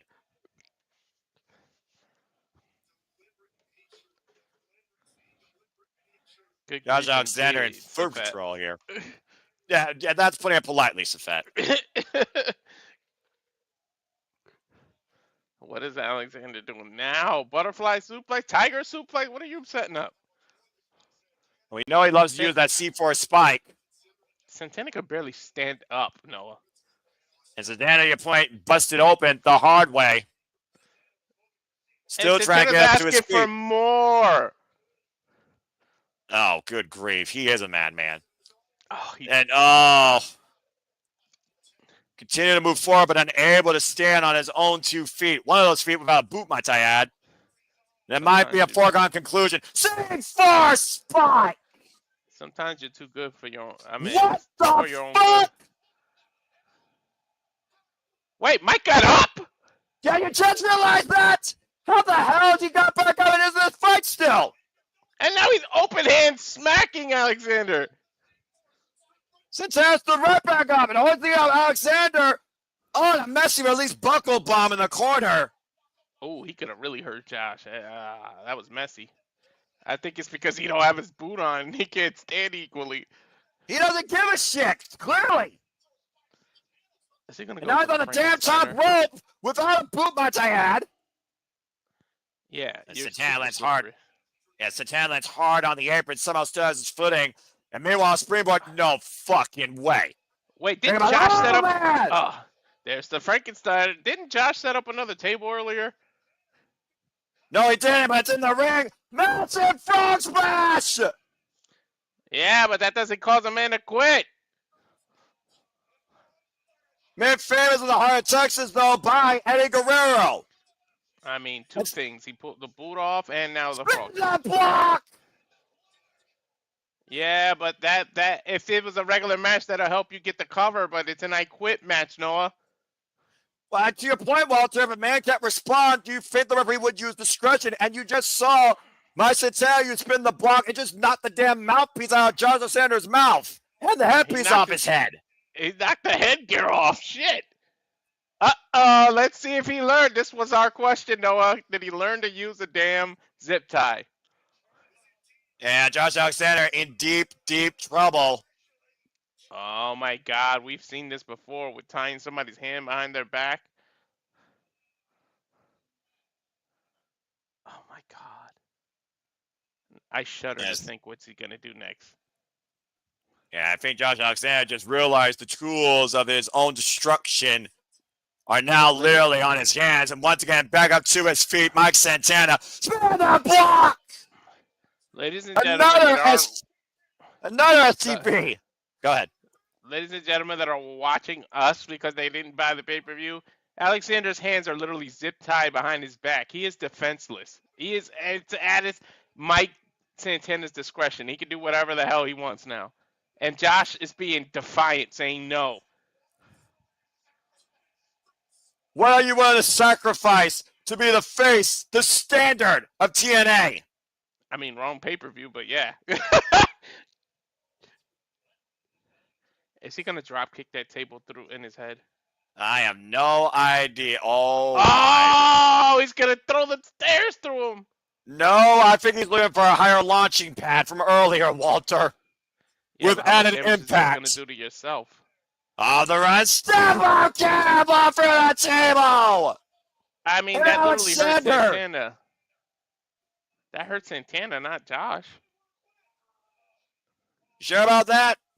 Josh wincing in pain. Good God. Tell the ref to go fuck yourself and get the mic out of your head. And Alexander said no again. They might oddly have to respect one another after this. And a table crushing into Josh Alexander, who, again, to your point, is literally unable to defend himself. And what the hell is... Uh-oh. Oh, no. Now we're facing the straights. Do I really want to know what's in that sock? I mean, that's a New York thing. Yeah, you know... Yeah, about to say, do you remember freaking LAX? Mm-hmm. That's a nasty weapon. Oh, my God! That's a loaded sock, brother. Damn! You can fracture a bone with that damn thing! Oh, my God, he's whipping the shit out of him. Ah! He might literally be breaking him internally! He's bleeding out the mouth.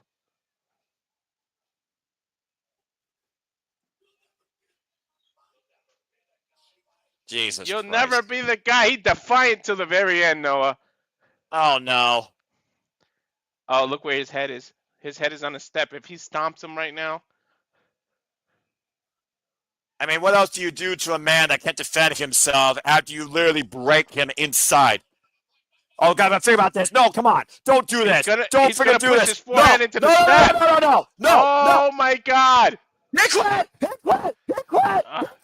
Mike Santana wins.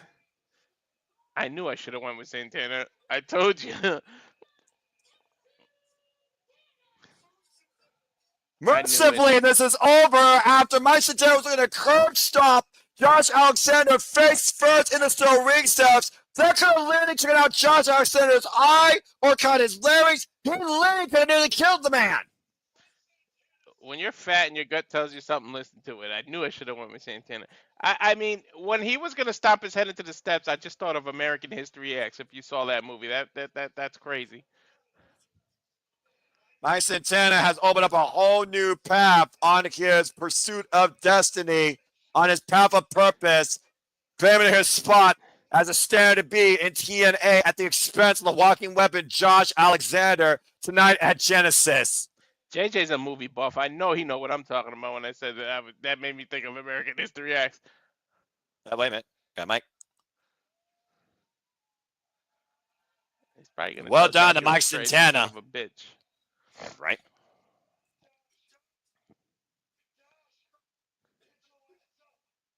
What?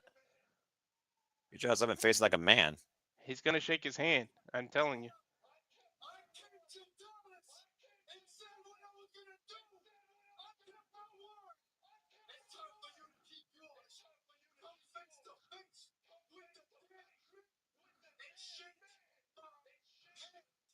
Come face to face with the damn man and shake my hand. I told you. I mean, Josh did say that he would do that if Mike Santana beat him. Josh is bleeding out of his damn mouth. That mat ball literally busted him internally. Let's see if he's a man of his word, though, Noah. There you go.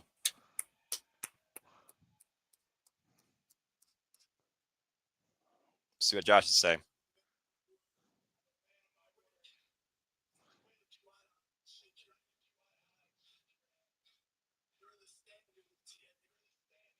You're the standard of TNA now.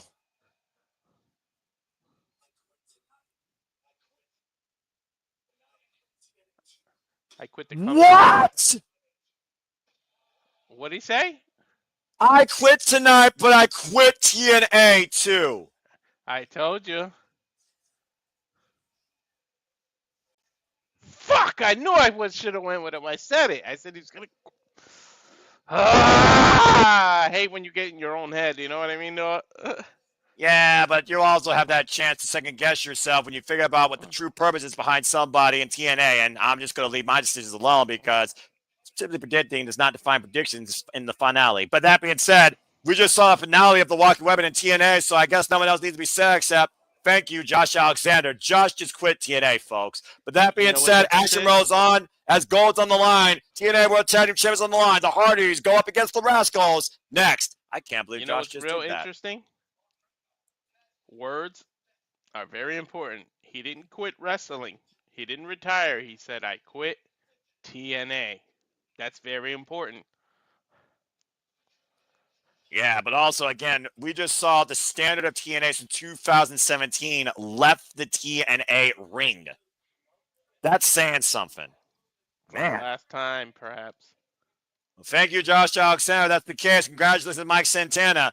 You have officially set yourself at the standard. Now, can you keep yourself in that spot? Action and history continues to unfold here tonight at TNA Genesis, folks. We have 3 matches left, all concerning championships in what is a dream tag team match for the Rascals, Trey, Miguel, and Zachary Wentz. They now face their idols, the people that inspired them to get in this business, to go to the most dangerous of heights. The Hardys, Matt and Jeff Hardy, defend the gold against Trey, Miguel, and Zachary Wentz. And of course, Trey, Miguel, and Zachary Wentz earned their way back here after winning that triple threat match at Final Resolution and have been on an upswing ever since. I feel bad for them, though. They got to follow that shit. Sometimes, dude, you don't need a serious match. You just need a lot of fun. And TNA Wrestling is all about professional wrestling fun. Let's take a look at the taglines real quick. It's the first time ever tag team matchup. The Hardys defended the titles now against the System in a tables match at Final Resolution to hold on to the titles to Genesis. The Rascals, though, have won 4 straight tag team matches, though, since November and looking to become 2-time TNA tag team champions. And once again, who will carry the TNA Tag Team Division into the new beginning? Time to find out. Smoke him if you got him. And Matthew, it's a very real possibility. Ethan Page is looking for a whole new direction right now, is he not? Does seem like it. I'm always going to be a little bit biased with the Rascals because Toledo represent Trey Miguel. Oh, good Lord. I had to say it super Spanish like Datilla does that shit all the time, but it's hilarious. I mean, you know what? I appreciate you and Datilla and your authenticity. Just imagine what is going through the Rascals' mind. They're literally facing their idols. The reason that they're in this business as a tag team. Yeah, but there's always that classic saying, Walter, be careful what happens when you meet your heroes because you might regret it. Hell yeah. going up against one of the best tag teams of this generation, the last 2 generations, decades, we're being honest here. You think about all the way back when the Hardys were first signed to WWF, and they put extreme tag team wrestling on the map with Edge and Christian, with the Dudleys. And everywhere the Hardys have gone has always led to tag team gold, ever since they came back home to TNA last year at Bound for Glory. The Hardys And were recapturing that moment. In 1997, before we even knew who they were on like little Raw matches, and I didn't know who they were, but they were there, 15, 16 years old. Whether you're the charismatic Nisma, whether you're the first version, whether you're iconic, whether you're broken, whether you're obsolete, whether you're lost like Willow, or whether you were lost at one point like Jeff Hardy, Matt and Jeff Hardy have always defined tag team wrestling.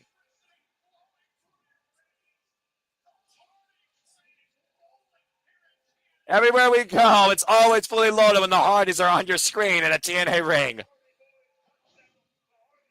They have literally won gold in every company they've been. And again, you can literally look at their resume. Blank tag team champion. That is the story of Matt and Jeff Hardy. Of course, Zachary and the Rascals, Trey Miguel, they are former TNA World Tag Team Champions. Last time they held these titles, their only run, Walter, was 55 days in 2023. And it was, of course, at the expense of Subculture. And they lost those titles to the ABC at Bound for Glory in 2023. Damn, it's good to see them back home. And it's good to see Jeff Hardy truly probably in the best form in a long damn time. There's the respect.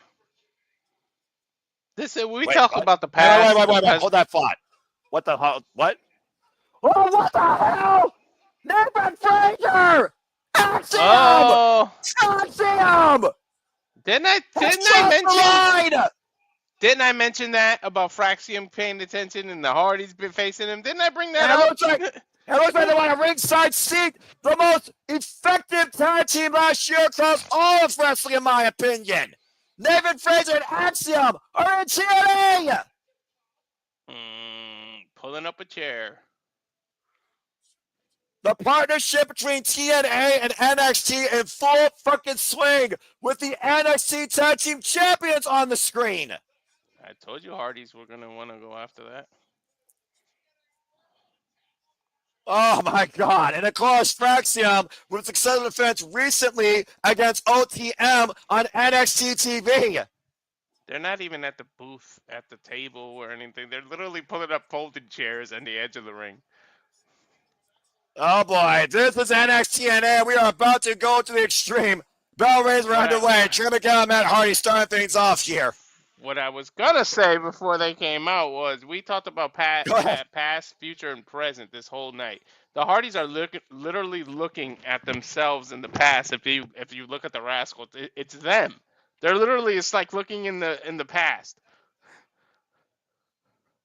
I mean, literally, you talk about, a time capsule. I mean, the Hardys, again, they have trailblaze away for so many great tag teams this generation. We talked about before the ABC, the Rascals. You can say the same thing, honestly, about Fraxium when it comes to that youthful hunger and experience and that legacy they built. I'll say it once, I'll say it again, Walter. Fraxium was arguably the best tag team last year across wrestling. 2024 was like the year of like women's professional wrestling. If 2025 could be where you bring back the goal of the tag team division, I'm here for it. And you got the Hardys leading the way right now. Nice trade-off here so far with Matt Hardy and Trey Miguel in the early going stalemate here. The Hardys right now, by the way, folks, the 71st TNA Tag Team Champions in TNA Wrestling history. Again, following the legacy of so many greats. The Wolves, Motor City Machine Guns. We, of course, talked about before so many other greats. Chavo Guerrero and Hernandez, Madness of Samoa Joe, LAX. You had the British Invasion, Brutus, Madness, and, of course, Doug Williams. Beer Money Incorporated, Team Free D, arguably the most influenced tag team in TNA history. Good grief, look at that place. Trapped down by Zachary Wentz and Jeff Hardy in the ring. Now the sidestep, the head toss, and Wentz lands on his feet. Wentz, former X-Division champion, slip out lateral press. Here's a cover at 1 count. Don't blink, folks. I'm jealous Jump of up there, Lara everyone press. in that arena right now. I don't think no one's in right now is literally away from their seat. Stalemate. Pretty much even going here on both sides so far between the Hardys and the Rascals, Walter. Like I said, it's almost like they're fighting themselves. Tag. And I'm about to say, though, you wonder if either team is figuring about Fraxium here. Let's also keep in mind, the Rascals took on Fraxium at one point, cover, 1 count, for the NXT Tag Team Championships. The Rascals are no strangers to NXT at all. No, they aren't. And the Rascals walk out here tonight, the new TNA Tag Team Champions. Imagine the possibility of a title-for-title match with NXT and TNA.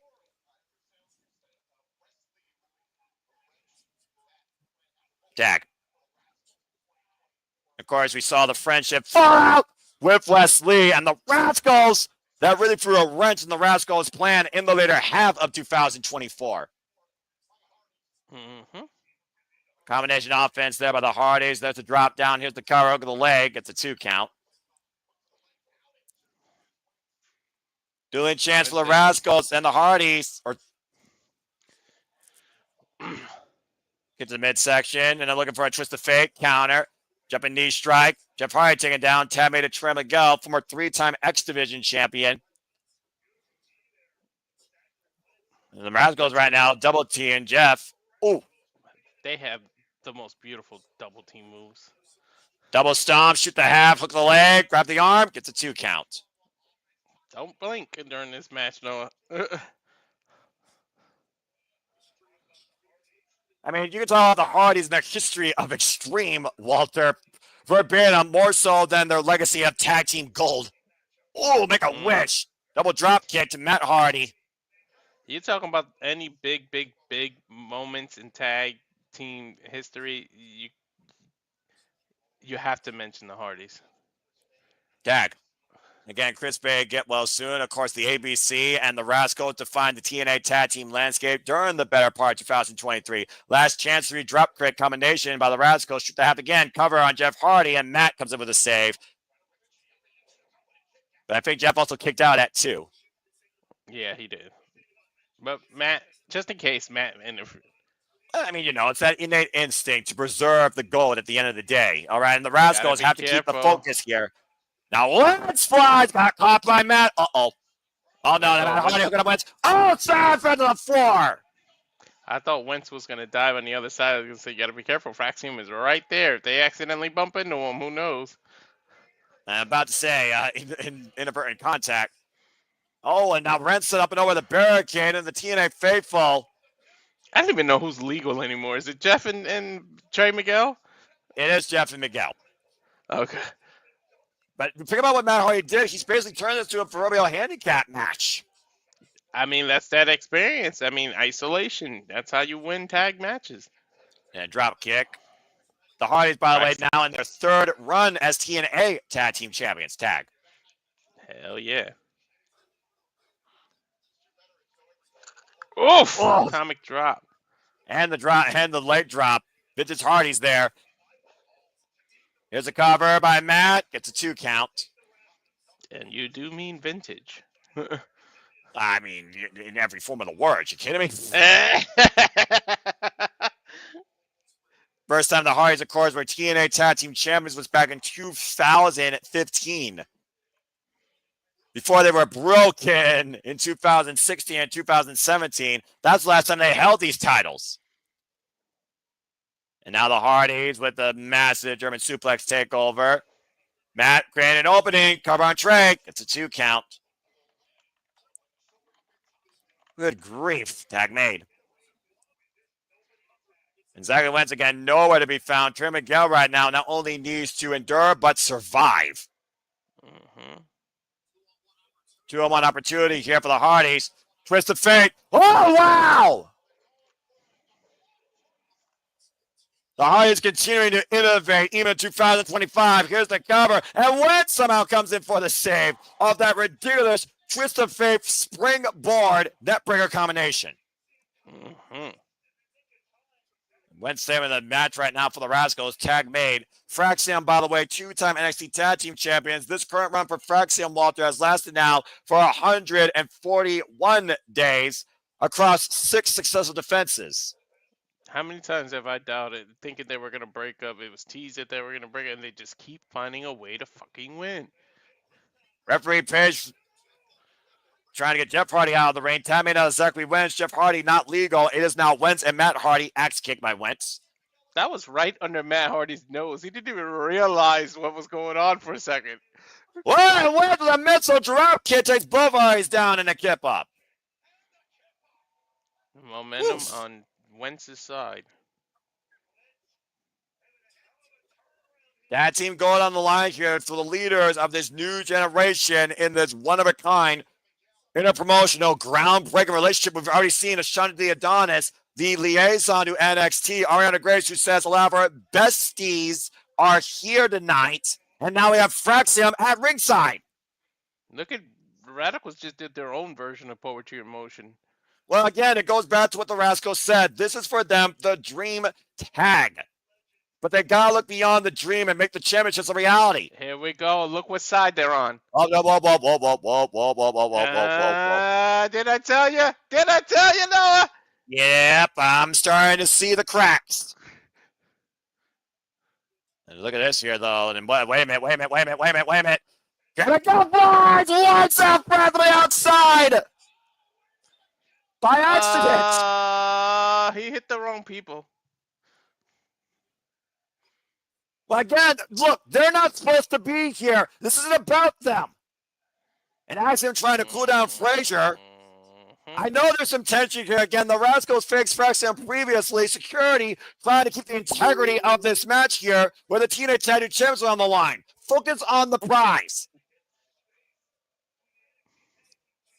Good grief.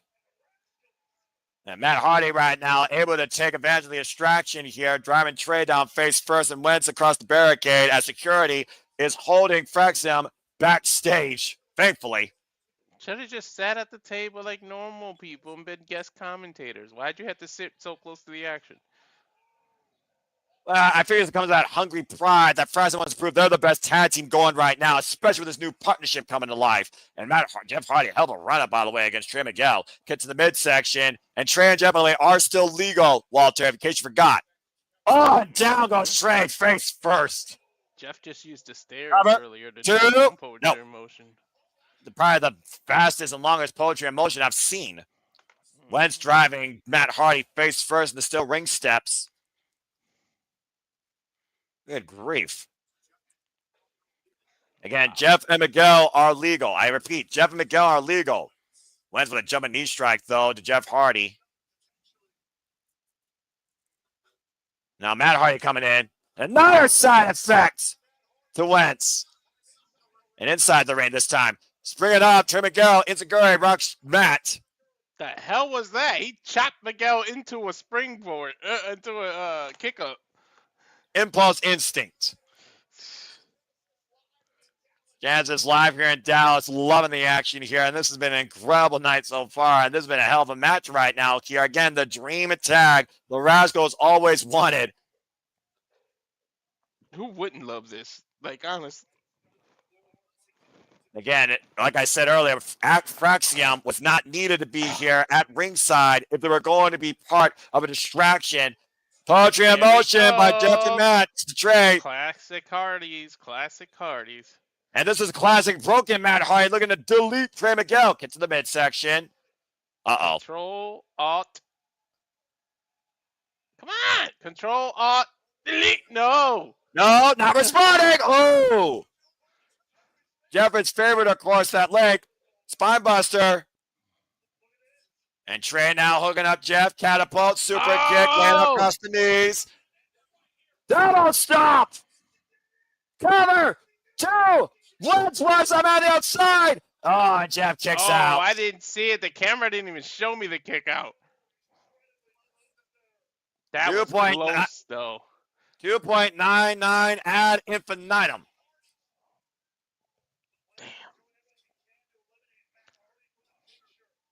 And right now, Jeff Hardy isolated with the Rascals in the ring again. Trey and Jeff are still legal, believe it or not. I lost track too many times. I got you, bro. August 6th last year, by the way, was when MSK, Wesley, and Zachary Wentz took on Fraxium for those NXT Tag Team Championships. Oh, wait at this. What is this? Counter. Oh, big right hand. Wipes out Wentz. Now Trey up to the top rope. Get to the midsection by Jeff, though. Hooking up Trey. Twist the feint! Cover! 2! No! Damn. And you see Jeff Hardy now favoring that left knee. He's been favoring that for quite a bit of time, though, Walter. I mean, he went through hell. Like, that's exactly He's always gone through hell. The Rascals focused on that leg earlier. Oh! Big super kick. Left for another twist of fate. Super kick by Matt to Wentz. Now all 4 men are out here. And Wentz now. Matt Hardy. And oh, my gosh! Oop. Well, launching pad. Matt, smart. Veteran He was instincts. looking for that UFO cutter. Twist of fate by Jeff to Trey. And now Matt get to the midsection. Now Matt with his own twist of fate. Control. That was all. The Swanton might be the delete. And Jeff Hardy looking to rise up as the fans rise up to their feet. The shirt comes off. Jeff Hardy flies. Swanton bomb collides. There we go. Covered. Maclin defense. Hardy's retained. Yeah. There we go. Oh. Ooh, when the lights went off, I thought somebody was coming out. They're about to say, yeah. Well, lights out for the Rascals. A hell of an effort. Got smoked tonight, though, by the Hardys, who will still lead this new era as the TNA World Tag Team Champions. Another successful defense tonight at Genesis. Fraxium's going to have a lot to say Tuesday. If not Thursday, when TNA goes live, might I add. And again, Walter, I think already we have enough idea what could be ahead on Thursday night and what we saw tonight. Yeah, we're going to have to talk to the fellas, because I'm down for that. I'm always down to cover TNA. I love fucking TNA wrestling, damn it. Here's a Chris Bay promo now. Well, I mean, again, let's keep in mind the reason that TNA, of course, is such an artist of finesse is, of course, they support their own to the highest degree. And again, you can show your support to Chris Bay, courtesy of the GoFundMe QR code on the screen, or you can, of course, Google it. Please show your love and support for Chris Bay today. Keep him in your prayers. We all wish the best in the continued efforts of recovery to Chris Bay, looking to rise back again, stronger than ever. Former TNA Tag Team Champion, former X Division Champion as well. Take care, Chris Bay. We'll see you soon. I hope that event, by the way, at Smash Wrestling went extremely well last year, too. Just looking at the comments here real quick. Nemeth, Johnny Lance, good to see you. Thank you for tuning in. This is your first time. I wouldn't be surprised if we saw the first ever TNA NXT Tag Team Champions. It would be awesome. I think there's a top for time match to come down the line. I'm just saying. I also think there's a Worlds Collide event that can come down the line for NXT TNA, christened as such. But it's only a matter of time. And again, folks, if you're enjoying what we do here, please support my friend Walter Cruz, support our passions, pay the description down below. If you want us to continue covering TNA outside the biggest pay-per-views and stages, which we always will do, let us know. We'll be happy to do it for you as long as time and funding allows. And if you want to dictate the conversation, super chat or PayPal, my friends, it's as simple as that. Love to have you for the ride the entire time. As 2025 is off to one hell of a starting ride. Let us know if you want those throwback episodes. We're willing to watch some old episodes as long as the desire is there. As long as the demand is there, we will supply. Again, here at Genesis, we'll see if a moment to believe is going to be supplied. As you see the one-man Nick Nemeth still warming up. Our main event still ahead for the TNA World Championship. Why Joe Hendry says he has to win this. Nick Nemeth knows he can win this. Oh my God, I just got excited putting this graphic up, dude. Oh my God. No, we know what's next, right? And soon enough, we also know what's next for TNA when it comes to being live on pay-per-view, Walter. While we know TNA is going to keep us in tune all the way through the year, the next one on pay-per-view for TNA is April 27th from California, the land where stars are made. We prepare to cover and witness once again in TNA from Los Angeles, a rebellion Stay tuned, From folks. where? We'll be covering Rebellion Sunday, April 27th. It'll be coming from Los Angeles, California. Hey, stick to your stick. Do the California the right way. You want me to, I mean, come on, dude. Overkill, it's a California. Yeah. I only do that when you all say California. You should know that by now. You know how my shtick works.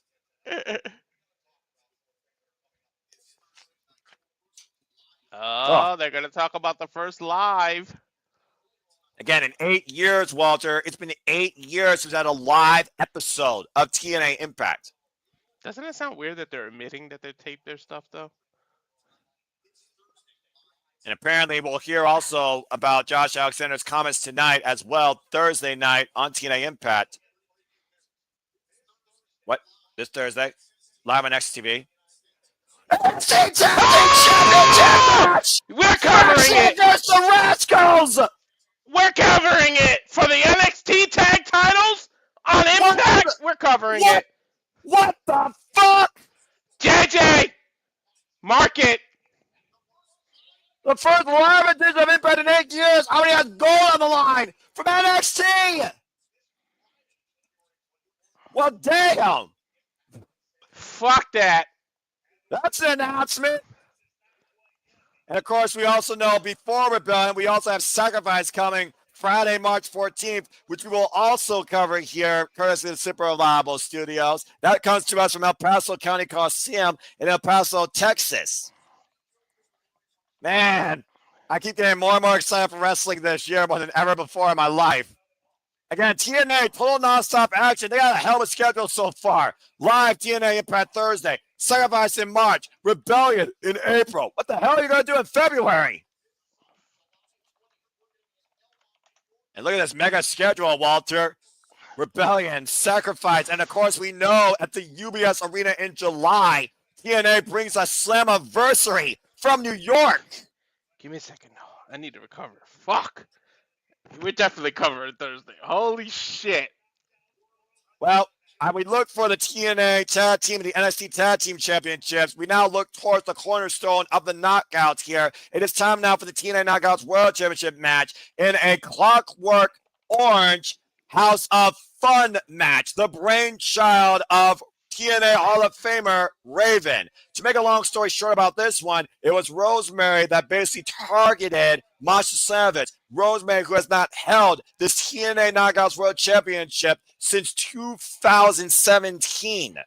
8 years. Saying at this point, she's been forgotten. The first knockout since 2017 to hold the world of Extreme. Monsters, Ball, Extreme Full Metal, Mayhems, of course, the TNA Knockouts World Championship, but has lost everything, fallen to decay, left in the shadows, forgotten, misused, of course, misinterpreted, now looking to take everything by any means necessary from Masha Slamovich, who she believes Rosemary is the most dangerous deity right now in the Knockouts division since Daphne. But Masha's ready to literally drink and spill the blood of Rosemary and send her to hell. Rosemary scares me a little, man. I you dig said Rosemary. You dig crazy. You must dig her. I do. I mean, I'm a different type of guy when it comes to what I enjoy in women's wrestling. There's beauty, there's violence, there's professional wrestling excellence. And then there's those that are just privileged and can't do a damn thing, worried about me in the ring or have underwhelming booking that I can't jack shit about. Rosemary and Masha Slamovich do not check that last box. This is the knockout. And we are about to go to the Extreme with a former Knockouts World Champion and the current Knockouts World Champion, a fighter in Bloodsport, a former GCW Heavyweight Champion. And believe it or not, Walter, this is actually the 8th ever Clockwork Orange House of Fun match. What started with Rayman and the Sandman in 2003 and was last seen with Moose and Sammy Count in 2022 has the knockouts now and the Knockouts World Championship on the line too. This is Raven's brainchild, and does she or does she not fit it, Rosemary? She fits this match. Let's look at the tail of the tape here. Height advantage favors the challenger. Of course, Masha has the wet cream and snowplow, while Rosemary has the spear and as above, so below. Rosemary is, of course, a 4-time TNA Knockouts World Tag Team Champion and a former TNA Knockouts World Tag Team Champion. Masha, of course, a former 3-time TNA Knockouts World Tag Team Champion and has been the Knockouts World Champion since being Jordynne Grace at Bound for Glory. It is time for our semi-main event. Oh, sorry, no, I got a little overexcited. I don't blame you. Speaking of snowplow, we need one looking out my damn window. It's getting crazy right now. I can only imagine. Let's go down to Missy McKencho, of course, for our introductions. And again, Jay Chung, thank you for everything.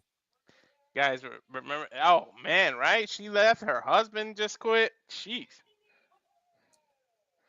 And Walter, let's keep in mind the rules here. There are no rules. There's no disqualification, and falls count anywhere. You've already seen this playground that Rosemary welcomes. Chains, trash cans, barbed wire, trays, kendo sticks. We've even seen, how many times have we seen NXT's influence today? What if a certain somebody could have woken up from their nightmare? That's all I'm saying. The thing, though, about Rosemary and Masha, I think they welcome their own nightmares, and they literally absorb their sins versus absolve them. They are literally willing to go through hell and drink each other's blood to leave the TNA Knockouts World Championship. We're about to see who's more sick and sadistic here in the brainchild of Raven. I'm just saying I wouldn't put it past a certain somebody waking up from the dream that Rosemary put him in.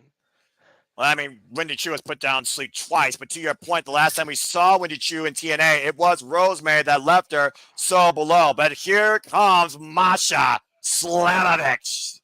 Ready to lead TNA into 2025. She's been defending this title even on Bloodsport, dude. Masha's a champ, man. Yeah, Masha is definitely somebody that has earned her way through this business. There is no denying that. On a 2-year crusade, beating Jordynne Grace and growing so much into her own to win that Knockouts title. Not just once. She beat her twice. She defended it against her. And, of course, Masha, a former GCW champion, you know she feels more than at home at this. We saw what Masha did against Lindsay Snow with what I think were literally tattoo needles at Turning Point. Yep, they were tattoo needles. I remember You that. saw this woman defend the TNA Knockouts Championship in Bloodsport. We've seen this woman in Barbaric Wars of Extreme in Japan, baptized in Corrigan staple Hall. gun hanging? Sorry to interrupt. That is you. correct. That is correct. This match can go wherever they want. It can go across the border in Mexico. All we need is a pinfall or submission win anywhere possible. Oh, my God. The referee's there for no reason, just to count the fall, buddy. Yeah, or, literally say she can't go anymore. But again, if you're Rosemary, and again, you aren't human, or, they are not of this world, there's a buzzsaw kick to the head. Holy Buzzsaw kick to the head that shit. Taj would be proud of. All right. Fucking Tajiri would be proud of that. And Masha grabbing the first weapon of destruction here to play with, a trash can lid. 30 seconds into the match, and we get a weapon. Again, this is where the women fight and bleed. Of course, we talk about being Jordynne Grace and Bound for Glory, but to your point, a ridiculously insane, hard 2-out-3 falls match where Masha had to beat Jordynne Grace 2 back-to-back falls after Grace was one up on her. Oh my God, she's going for the staple gun I just mentioned. And of course, Masha Slam is trained by the likes of Amazing Red and Yusuke Kodama, with a background, of course, in MMA. I loved me some Amazing Red, man. Awesome X Division. And Trailblazer for TNA. And oh boy, oh no. Again, this match is so damn dangerous. We haven't seen this match in 2 years. Oh, Rosemary with the staple gun again, trying to literally staple Masha's head in. Bro. Gotcha, Slim's face. Wait a minute. Oh!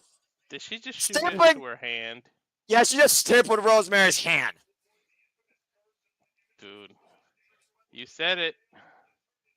Only your Oh, no. imagination Oh, can my stop God! you. Ah! She stapled her armpit! What the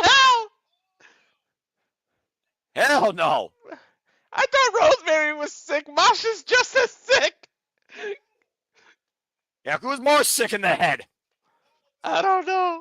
McFoley would be proud, though. Surprised Raymond is on commentary for this.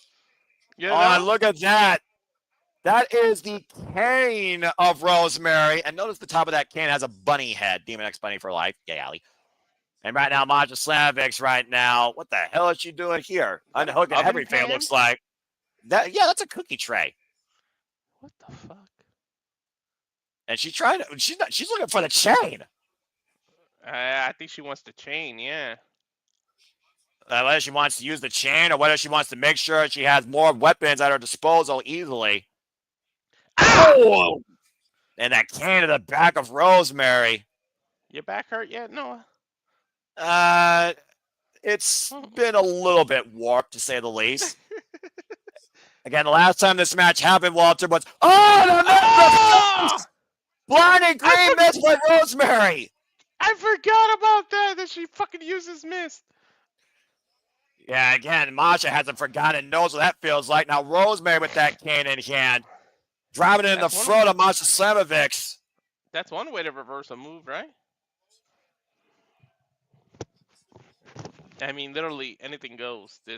Your imagination is the only thing that can stop you, as we said. The last time Rosemary held the Knockouts World Championship, one time only, she held it for 8 defenses for 266 days. She beat Meacham Jade for that title. If that bunny shows up, I know Noah will be happy. What? Anyway, of course, you shut up. This is the 8th Clockwork Orange House of Fun match. Of course, last one took place against all odds in 2022 when Moose beat Sami Callihan. And Rosemary right now hooking up Masha, possibly for a DDT with that chair, but Masha fighting back, though. May not be able to see, but she's aware of her surroundings. Just striking at everything she can. Keeping a close eye on Rosemary. Got Toho face first, though. Goes Masha in the steel chair. A great counter. And Rosemary, formerly known as Courtney Rush from Smash Wrestling, for those that want to talk about the Genesis. I saw the Genesis when Rosemary was born in the Demon vs. Slayer era when Cherry Bomb and Courtney Rush had a fallout in Smash Wrestling. We talk about the history of TNA, Walter, the history of the Knockouts, the premier women's division on the planet, on the Western Front, not named Stardom's all-women's promotion for the last 10 years, to find a legacy of women finding their own identity. Victoria, Awesome Khan, Angela Love, making chase!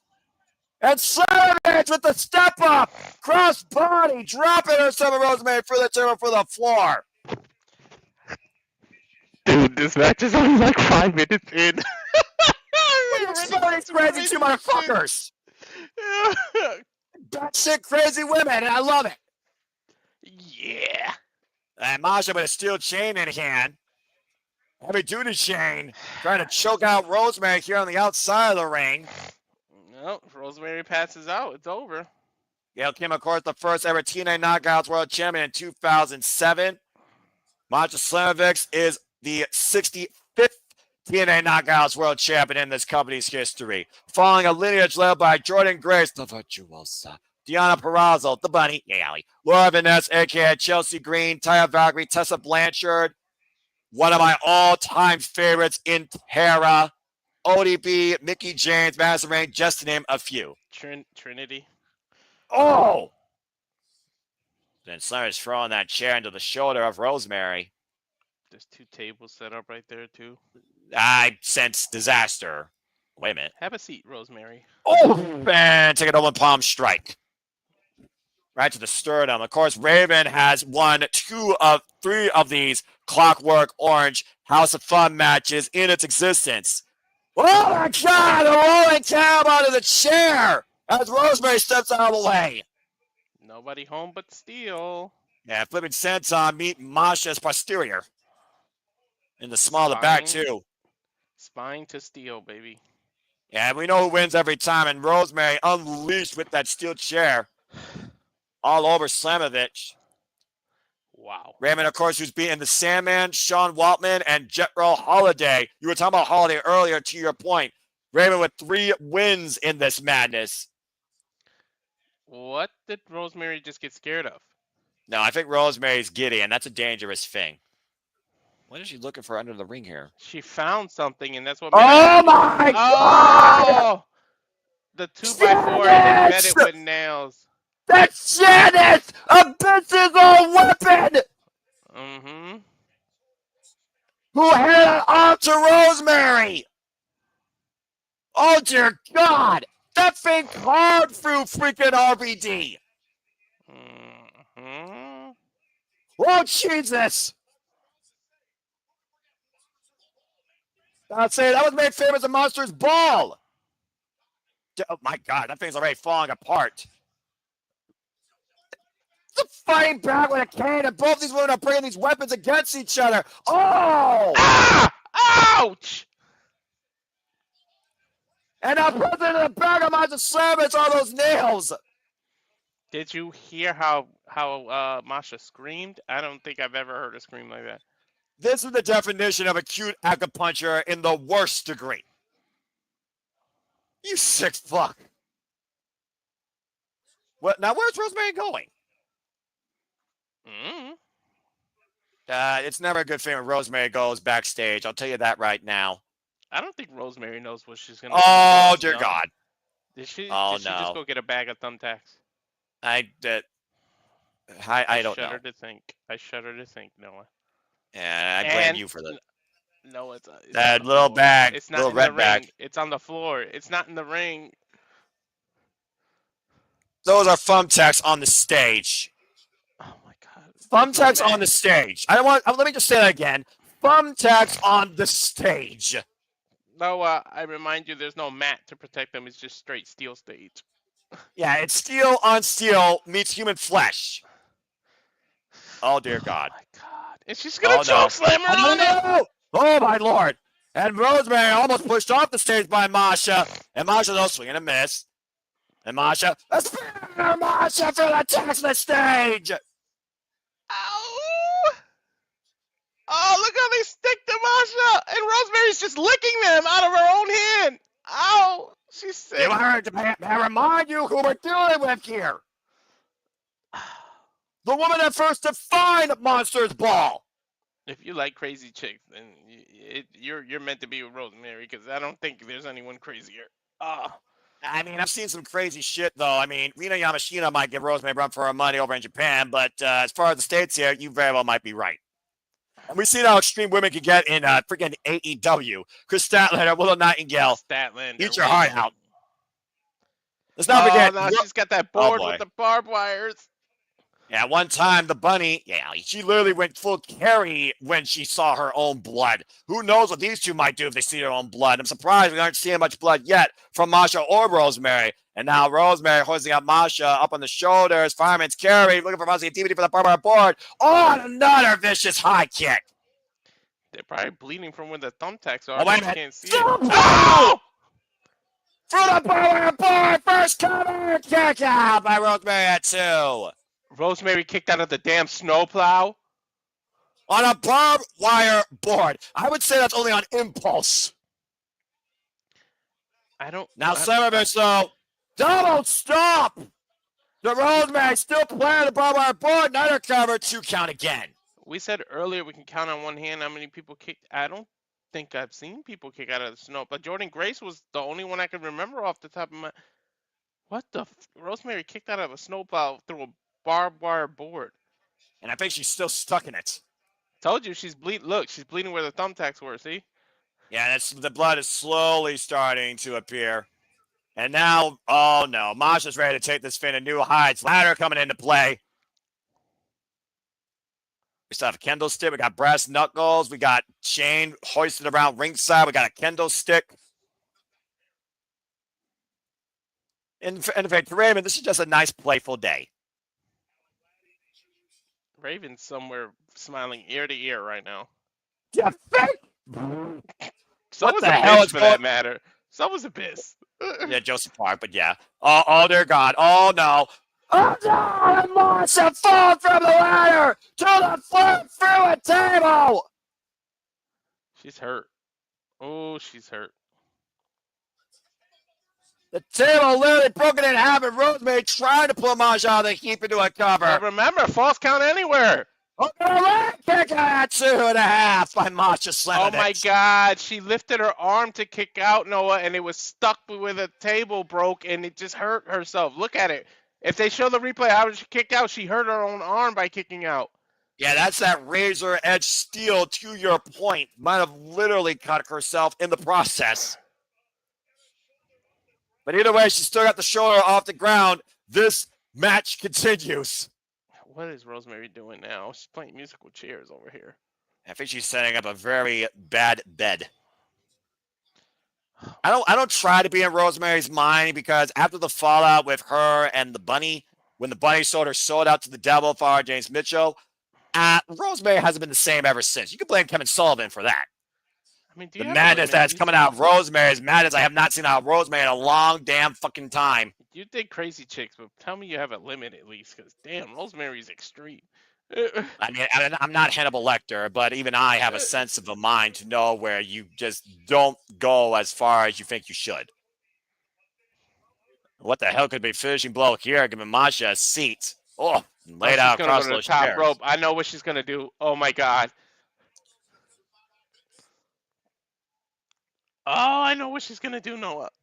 I'm scared of it. Masha lifting up from the dead and smacking the face of Rosemary as defines the TNA World Champion. Oh, superplex through that bed of table. I sense disaster. Wait a second. Oh! Oh, dear God. Power driver! Through the chairs! It's over. It's over. Cover 2! Masha with the win. Rest in peace, Rosemary.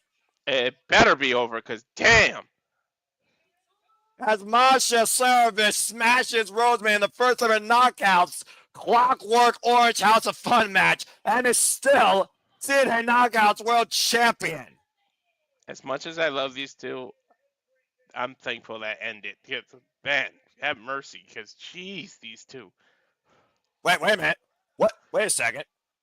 What?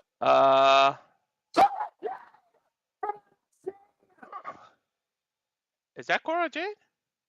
Yes, that's Cora Jade! Cora Jade has crossed the line! Remember, Masha Slamovich watched Cora Jade beat Claudia Jordynne this past Tuesday! Hello. And Shawn Michaels asked if Masha liked what she saw. Masha said she's been scouting the best competition. I think Cora Jade might be looking for an open challenge. They might add this to the live show, Noah. Then Walter, shut the fuck up. Oh boy. There's already an NXT title match.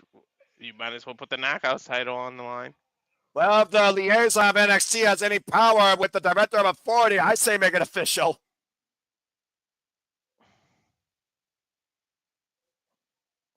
Take a snapshot, folks, if it lasts longer.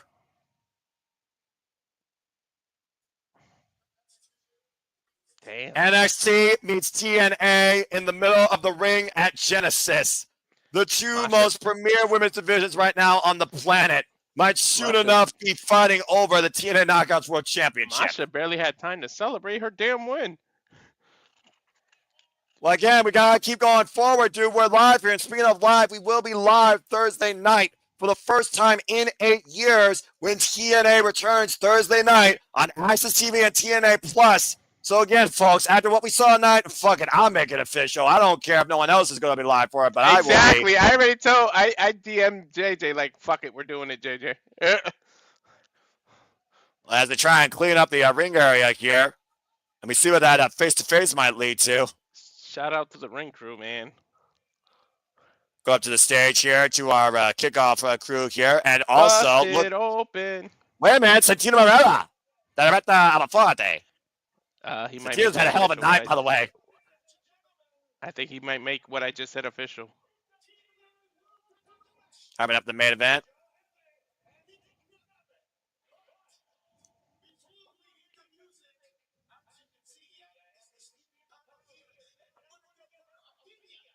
Get their opinions.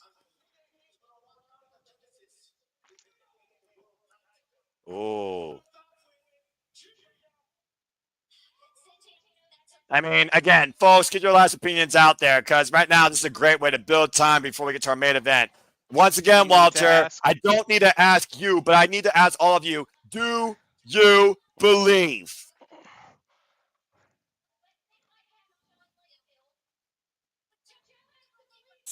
I'm a believer. Man, he appears. I believe in Joe Hendry. Say his name.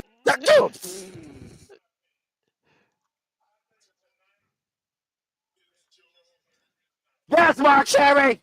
Mark Cherry's a believer.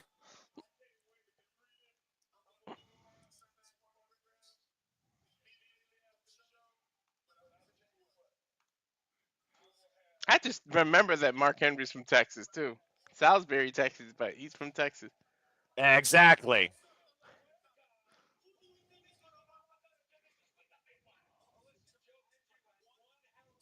And Mr. LaGreca.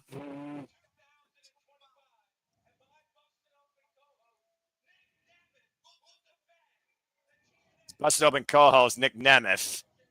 And getting booed out of the building. Go figure. Tommy Dreamer. And Ryan Nemeth just stole the microphone. Oh, boy. What the hell? He really I is. swear Ryan Nemeth's the worst one to ever do a promo in my life. Look like twins.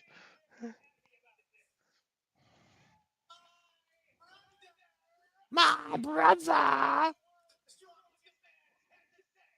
Joe Hendry would tell you how he feels about Ryan. He is Nick Nemeth's brother. The end. The end. One of his greatest hits ever.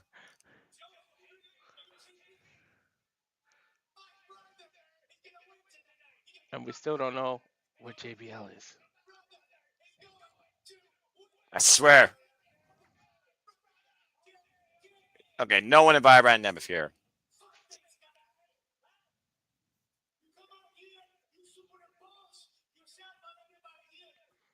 You superimpose yourself.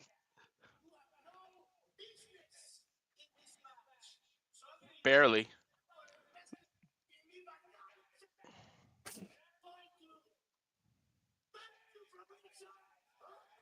Thank you, Santana.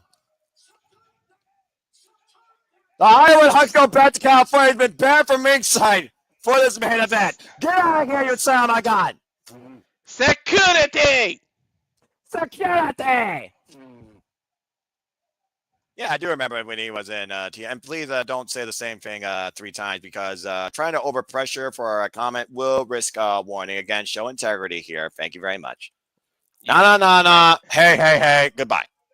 Don't keep it up because we'll treat you like TikTok and ban you. It's all about, being respectful. Well, Walter, on a groundbreaking night that is literally ushering in a new era, we have seen the TNA World Tag Team Champions defended, but confronted by the NXT Tag Team Champions who will now face the Rascals and defend those NXT Tag Team titles Thursday night on TNA Impact, where Slamovich smashed Rosemary in a Clockwork Orange House of Fun match to obtain the Knockouts World Championship, but has been confronted by NXT's Cora Jade, who's crossed the line for the first time ever, where Shonda the Adonis crossed over the line and faced something, and where Kazarian got the better of Leon Slater during the kickoff. We also saw the system fail when Steve Maclin and Eric Young were able to beat them in tag team action. But Moose, who presented a new X Division Championship, defense accepted against Ace Austin. And where Tessa Blanchard said, "This is my Knockouts division, bitch," and planted Jordynne Grace with a magnum. And where Joshua Slater only said, "I quit" to my Santana, he ushered it in as the standard, and he quit on TNA. It is now time to see what we truly need to believe in this year for TNA Wrestling. It is time for our main event for the TNA World Championship. Nick Nemeth versus Joe Hendry. Man, I know. It was a big publicity stunt. I know.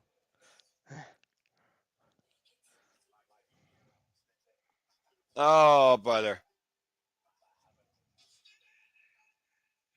I saw this man. I felt the motivation. I was part of that presence Were you of the motivated? believers at Bound for Glory before John Layfield stepped in and took him out, where Joe Hendry thought that he would fall back to obscurity. Now with one last chance, courtesy of that win at Final Resolution, 12 years he's been building himself for this. Nick Nemeth says that he could be this, but he's not ready for it. But still, we believe. But if anyone needs to believe in himself more tonight, it is Joe Hendry himself. Were you motivated, Noah? I was motivated since I saw this man first appear on my screen before he came to TNA, who was once our local hero, now very well could be the next holder of the TNA world title. Walter, let's fucking go. Let's take a look at the tail of the tape real quick. Minimum height differential and weight differential here. As of course, Joe Hendry is 250 pounds of primo evasion versus Nick Nemeth, 206 pounds. Also out heights him at 6'2 versus 6'0. Signature moves, of course, the stand ovation, the trust fall for the challenger. Dangerous zone and super kick for Nick Nemeth. Nick Nemeth, the former two-time WWE World Heavyweight Champion and Triple Mega Champion. While Joe Hendry, of course, is the first active TNA wrestler to main event of WPLE last year in NXT No Mercy, and also is the longest reigning digital media champion. Okay. Let's go down to Mackenzie Mitchell for our introductions. Yeah, hold on. Entrance. We got to be quiet for this part. Yes. This is it. Tell me you got any music video. Do you believe? I'm gonna have the moment for this here. I'm not sure. You should have put Joe Hendry in the corner. If I stand up past the camera, I can't even stand up. Damn it. That's fair. Of course, we've all been waiting for it. Fuck yeah, we have. I better tell my wife. Joe Hendry's on now. Men's McCantrell hyping up our main event. Oh, baby. His name and he appears. I believe in Joe Hendry. I believe in Joe Hendry. Come on, Joe, damn it! They say, I believe in Joe Hendry. I believe in Joe Hendry.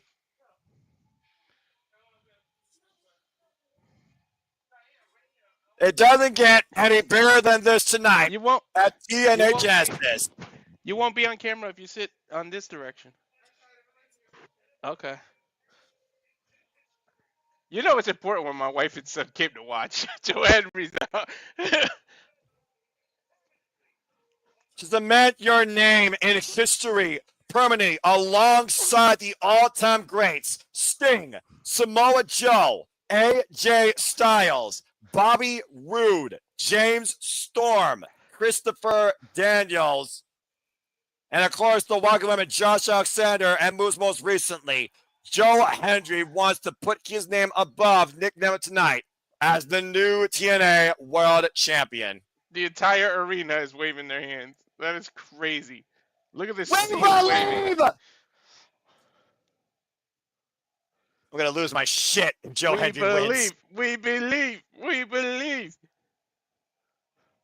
I'll lose my shit if he wins, when he wins. Fuck if. I want you to overtalk me. I want you to explode. But again, the Watson man knows what it takes to be champion, Walter, and he also knows he can beat Joe Hendry, taking him into the danger zone.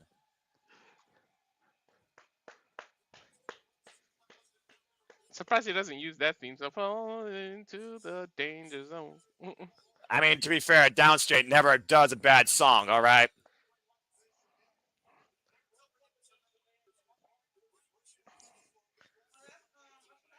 Nick Nemeth. Oh, boy. You just realized who he's fighting, Lee? She was like, ladies and gentlemen. Like, duh. Yeah. That's it, but also he is so decorated as a champion, Walter. Whether you call him Dolph Ziggler or look at Nick Nemeth, former multiple-time WWE Intercontinental, former Raw Tag Team, SmackDown Tag Team, former NXT, former WWE World Heavyweight, former United States, former IWGP Global Heavyweight, former Triple M Mega Champion, undefeated Kent State amateur background, and of course the current TNA World Champion at 184 days, beating a field of 6 at Slammiversary last year, taking Kazarian into the danger zone, outlasting Eddie Edwards, AJ Francis, Moose, Josh Alexander in a 60-minute Ironman match with Mustafa Ali. And now he faces for the second time ever, Joe Hendry. Let's go down their inductions. Dude, I literally have goosebumps.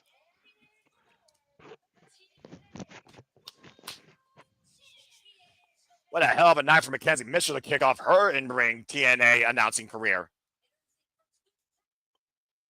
Oh, boy. Scotland! Challenger, 252 pounds of pure motivation. His name is Joe Hendry! Listen to that crowd! They believe! We believe! Damn it!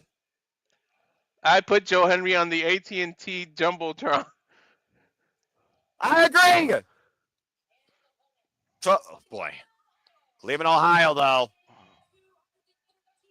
The reigning and defending TNA World Champion. 20 years of experience, trained by Lance Storm, Al Snow, and Tom Pritchard. The wanted man who went back to the beginning last year at Rebellion. Nick Nemeth. Proving just how goddamn good he is. Who knew that we would get to this point when the man walked out in a cheerleader's outfit? Nick Nemeth came to TNA to start all over again because he loved what this company means. He believes in what TNA is. But Joe Hendry has literally been on a 13-year journey to reach this point, to be the TNA World Champion. From a viral moment to a worldwide phenomenon, we're just a 3 count away from Joe Hendry achieving his destiny. Nick Nemeth came to TNA to have a genesis of his career, and look, he's the main event of that pay-per-view by that name. And tonight we are going to determine, the beginning. Walter, Nick go ahead Nemeth. and say it. Woo. Nick Nemeth, Joe Hendry, TNA World Heavyweight Champion, bell rings, and here we go! And Ryan Nemeth's favorite has been banned from ringside. Yeah, but somebody else hasn't been, and that's JBL. And that scares me. We saw And how they're in close. Texas. We saw how close Joe Hendry came to beating Nick Nemeth at Bound for Glory. He survived going into the danger zone once. Can he do it this time, though? Stiff count on the top here in the early going. Joe Hendry, by the way, folks, 36 years of age, 12 years of experience, trained by the likes of Marty Jones, Mikey Whiplash, Robbie Brookside, and Damian O'Connor, known before as the Answer, the local hero, the global hero, the prestigious one. But will you be calling him TNA World Champion come the end of the night tonight? If it wasn't for Ryan and JBL, he would have won it Bound for Glory. I argued to believe that you would be correct, sir, and I would have lost my shit that night. I'm not going to lie. I'll be honest with you. Half the air was sucked out of the building in that Bound for Glory audience when Joe Hendry lost. And that takeover. And Kip up, escape out of the head scissors. Of course, Nick Nemeth also said he's seen people like Joe Hendry come and go. Flashes in the pan. Fleeting moments. Joe Hendry, though, literally created a year for himself. A viral sensation connected globally across the planet. Nick Nemeth told him his 15 minutes of fame are over. I guarantee you this is not going to be just 15 minutes, but this is going to be the longest journey of Joe Hendry's life, where he said he has to win this. He literally told him Look at that. about what? What did he say? 4 times in a row? I have to win this. I have to. And a hook of the leg again. And a 2 count, though, by Nick Nemeth. Nick Nemeth, though, quick aggressive to go on. Both of these men are opposition. Hook of the leg here. Nick Nemeth shores down for a 2 count.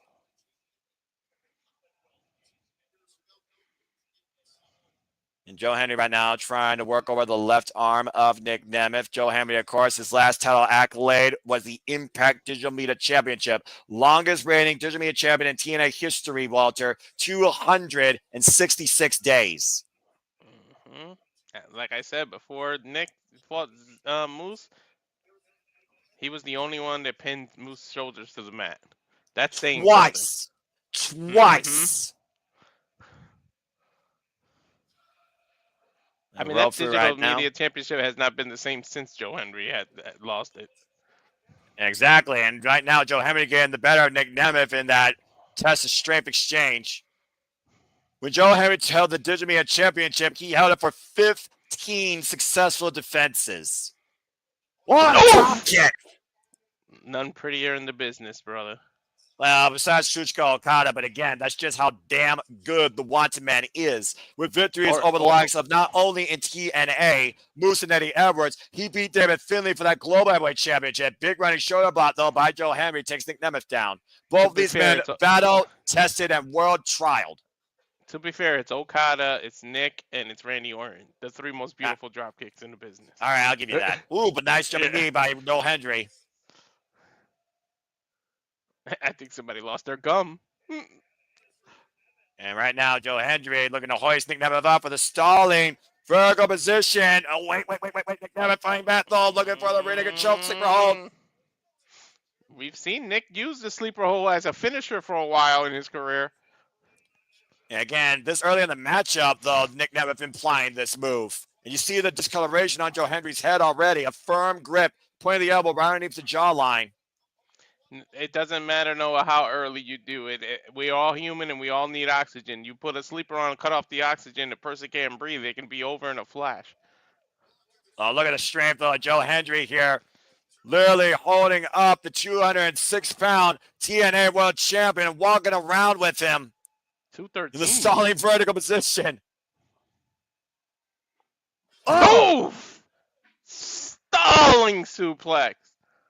Stalling. Emphasis on stalling. Yeah, exactly. All caps is that.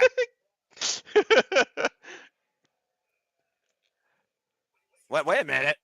Oh, God, you got to be kidding me. Does he have a media pass? Well, apparently he was ejected from ringside, but to your point, he does have some sort of ticket that allows him to sit in the audience. Ah, you kidding me? That's how much does he weigh? Because that's 213 pounds of bullshit. Let's ignore the Hollywood reject cover. No. Hendry's got to focus on Nick Nemeth. That's the only Nemeth that matters here in TNA. That's the only Nemeth that needs to matter and be in the conversation right now in TNA. That's the only Nemeth that matters in wrestling right now. And Joe Hendry in a world of trouble right now with his crossface. Go back to being a comedian, Ryan, because your whole career is a joke. Not a very good joke at that either. Again, right now, pressure applied on the net. Now hyperextending the left arm. And, of course, we know Joe Hendry can't hoist Nick Nemeth up. He can't hit him with that standing ovation. Not with a compromised arm like that. The believers, though, trying to wheel Joe Hendry back in this. And nearly was unanimous, by the way, people in this match. 90% of people believe in Joe Hendry becoming the TNA World Champion. Only 3 people out of 30-plus of my poll picked Nick Nemeth for retaining. Arjun reversal, sunset flip, the roll up, the cover, shoulder down, 2 counts. Schoolboy by Joe Hendry got the champ down for another 2 counts. Hendry right now staying the aggressor, quick on the offense, goes for the hook of the leg, near leg hook, 2 count again. Took out the knee. A big net breaker by Nick Nemeth, slowing down Joe Hendry. And that's what Nick Nemeth needs to do here. Nick Nemeth getting the better of that exchange, Walter, drowning out the crowd noise right now. He knows how much people believe in Joe Hendry. Even he stated how much he believes in Joe Hendry.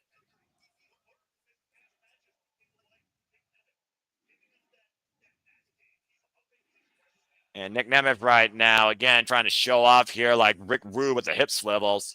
And might be looking for those elbow drops. We know he calls himself the show off. Oh, I'm surprised he just did 1. And very likely there's a cover for a 2 count, though.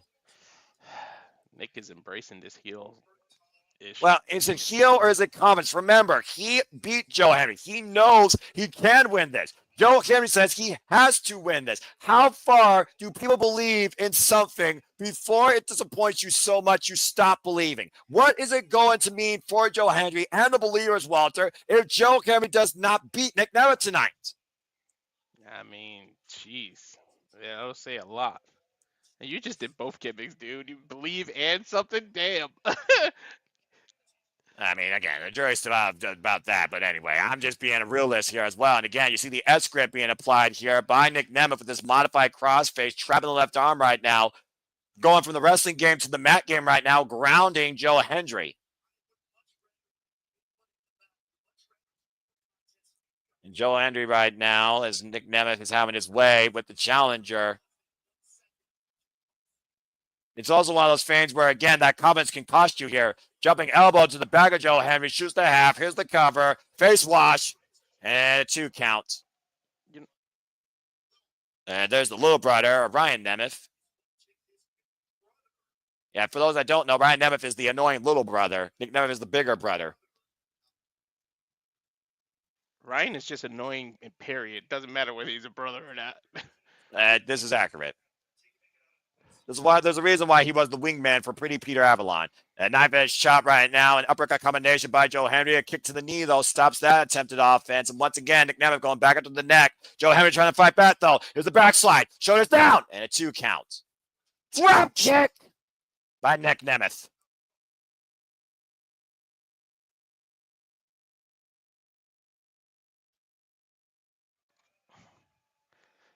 Whoo, wait. Did he just notice his own brother? What's he doing? What? I think Nick Nemeth could give a jack shit less. But to your point, we did not get that one last question answered for Joe Hendry before Ryan Nemeth got in. As Joe Hendry was looking to hoist Ryan Nemeth up for a standing ovation, Nick Nemeth went to the aid of his brother and super kicked Joe Hendry. At the end of the day, it's still his family, no matter what. I suppose. Considering the tensions between Ryan Nemeth and Joe Hendry particularly, where Ryan Nemeth said Joe Hendry's just a snake. Thank you. Come here, Hendry! The intensity has just increased with these two ever since Bound for Glory. This might be the break Joe Hendry needed. And frustration's been mounting. Get your ass up, Joe. Frustration's been mounting on both these men. Of course, we saw the real fallout at that last tag match where Joe Hendry sent a message to the TNA World Champion at the expense of his brother Ryan Nemeth with a standing ovation alongside Rhino. Remember, Nick Nemeth wanted to give Joe Hendry this rematch, but Santana said, no, we don't do that here. You got to work your way up from the bottom, but I believe in you. Shawn Michaels believes. Santana Marella believes. The entire world believes in Joe Hendry. The only one that doesn't is Ryan Nemeth. All I know is that the state of Texas, I hope they really tested the roof of this arena, because if Joe Hendry wins, that roof is going to blow off. Ugh. You got to be careful in this exchange, though, here. To Hendry, uppercuts right now, and a barrage of right hands being shared between champion and challenger. European uppercut exchanges. And Joe Hendry getting the better right now with the rights. Now looking for the Irish whip. Nemeth off the ropes. Taking down with a clothesline. Damn, he took Nick's head off with that clothesline. And Joe Hendry right now. Well, we know what this is. Yep. Here we go. Call it the Noah. Faraway slam. And a chip up. Usually followed by the standing ovation. Wait. Here's the moment. We believe. Yeah! We believe. And Hendry right now, does he believe in himself? You can't name someone hotter than Joe Hendry right now, man. And there's no denying that. He's been the hottest fan of the wrestling business since the beginning of 2024. Standing Standing ovation. No. Flip for the rear naked, roll through, and again, Nick Nemeth bringing Joe Hendry down the mat, looking for that rear naked choke. Joe Hendry escapes. Gets to the midsection. And Hendry hoisting up Nick Nemeth. Nick Nemeth escaping again. Oh, massive. Massive, dude. How about powerbomb? Cover 2. No. Woo! I almost lost my shit.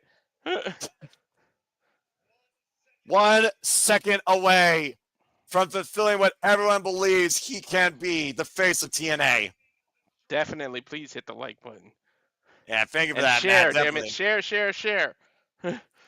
It's the passion of this business that encourages us to continue to do this for you all on a weekly basis with every big pay-per-view and special across WWE, NXT, TNA, ROH, AEW, NWW, and independent wrestling. Back elbow strike, though, to Joe Hendry. And hoisted up again, up at the fireman's carry. Joe Hendry hooking up Nick Nemeth. And a big driver! Cover to the window! People say they want to see Hendry versus Cena. That was the damn FU right there, or an attitude adjustment.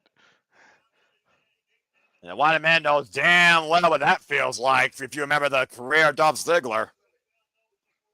You know this match is important, dude. My wife is behind me. When is she ever behind me when we're doing the commentary? God bless your wife. Even she believes. And a big stiff chop there by Joe Hendry to Nick Nemeth. Again, this is a pivotal point here. This is the point of no return for either of these men. It's going to take something that neither man has done to each other before. You got to make sure your opponent is unaware of what you plan on doing, or you got to go even deeper in your arsenal or someone else's arsenal. How many times have we seen all-time greats channeled by the greatest champions in this business when it matters the most? Massive headbutt.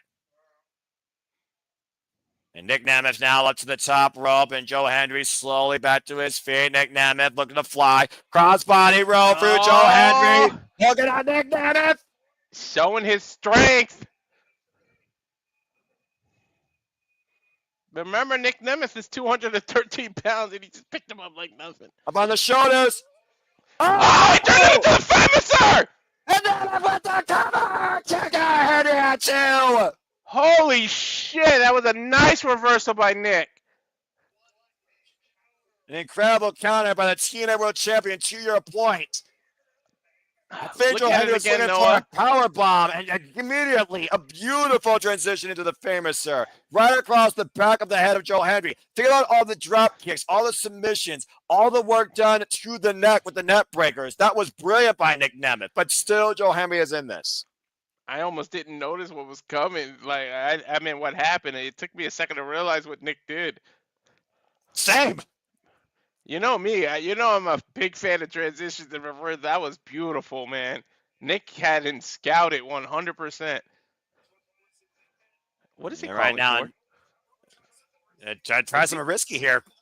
Is he going for a 450? Did he just say he was done to do a 450?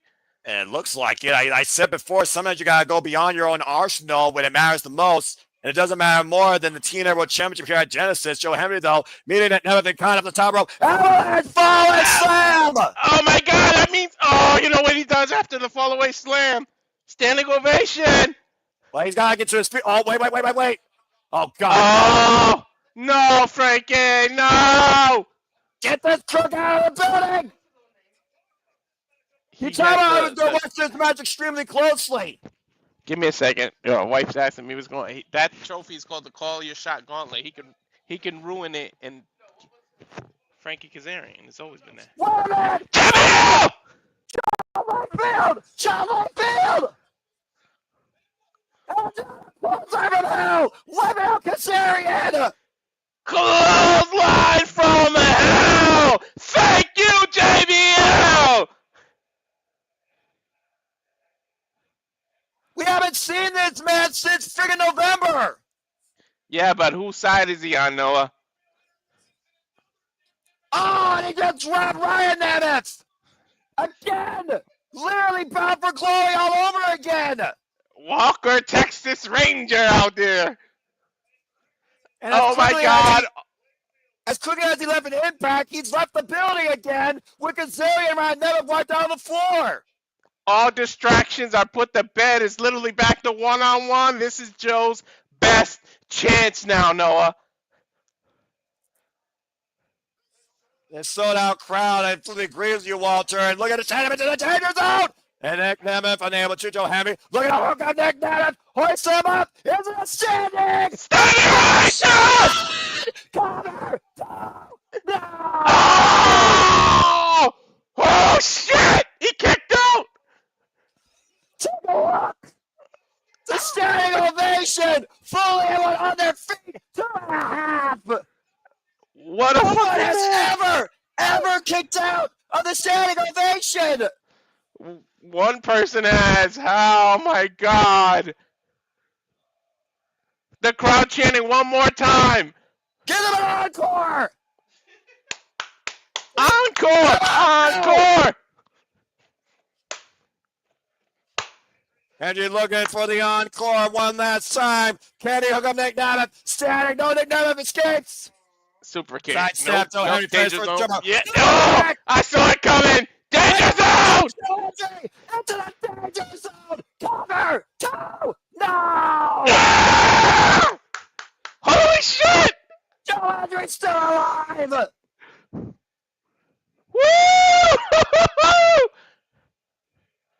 Still alive. Oh my Look at God. replay. Ah! Danger zone combination off the super kick. 2 and 9 seconds. Both these men have now put out their best shot, and it still ain't over. What a fucking match, Noah. For something new to begin, something else has to end. That's what a Genesis is, man. And Nick Nemeth might be looking to tune up the band in homage to one of the all-time greats of Texas. In the Heart Stopper, looking to break him once Hey, tonight. Noah, what do you give a band when they do a great job? What? What do you give a band when they do a good job? Standing ovation and encore. Meanwhile, Yeah, Noah, you know it. standing ovation. Corner. Two. Yeah!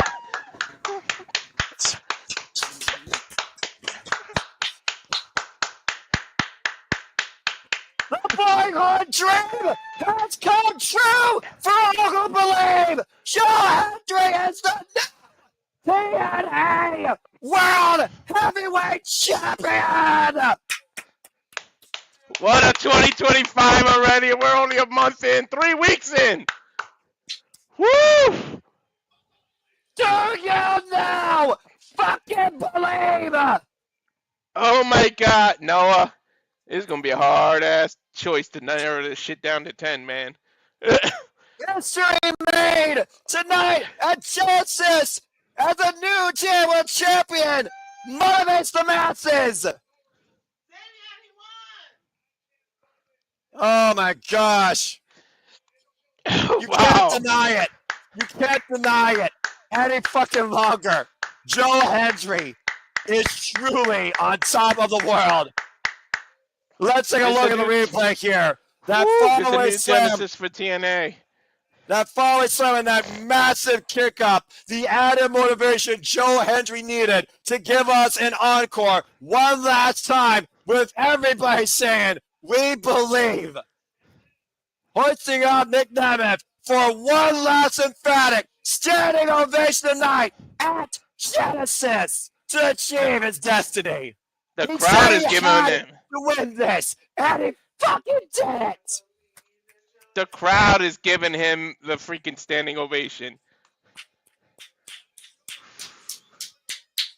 And now Joe Hendry celebrates with his parents at ringside. What a moment. Man, he appears. I believe in Joe Hendry. Woo!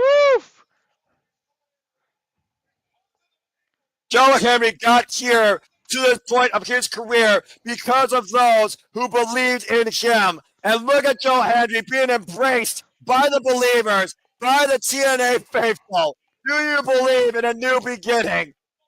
Because now Joe Hendry is leading it.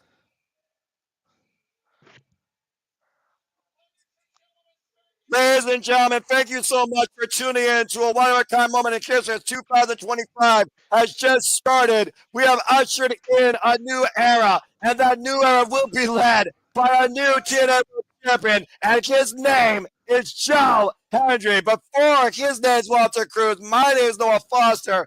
Thank you for tuning into our coverage of TNA Genesis. We have believed and we have finally succeeded. A new beginning awaits with Joe Hendry, the new TNA World Champion. Thank you so much for tuning in. You deserve it. And he earned it, the 61st TNA World Champion.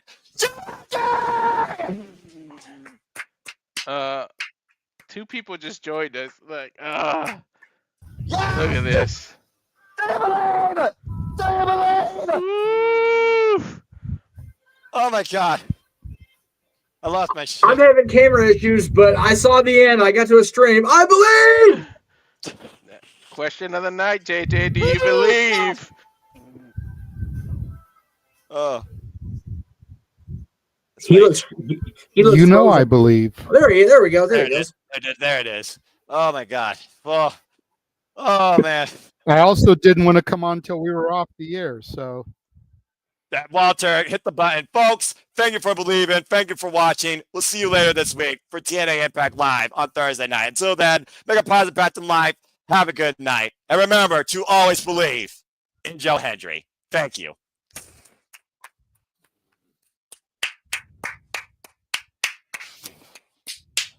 Oh my God.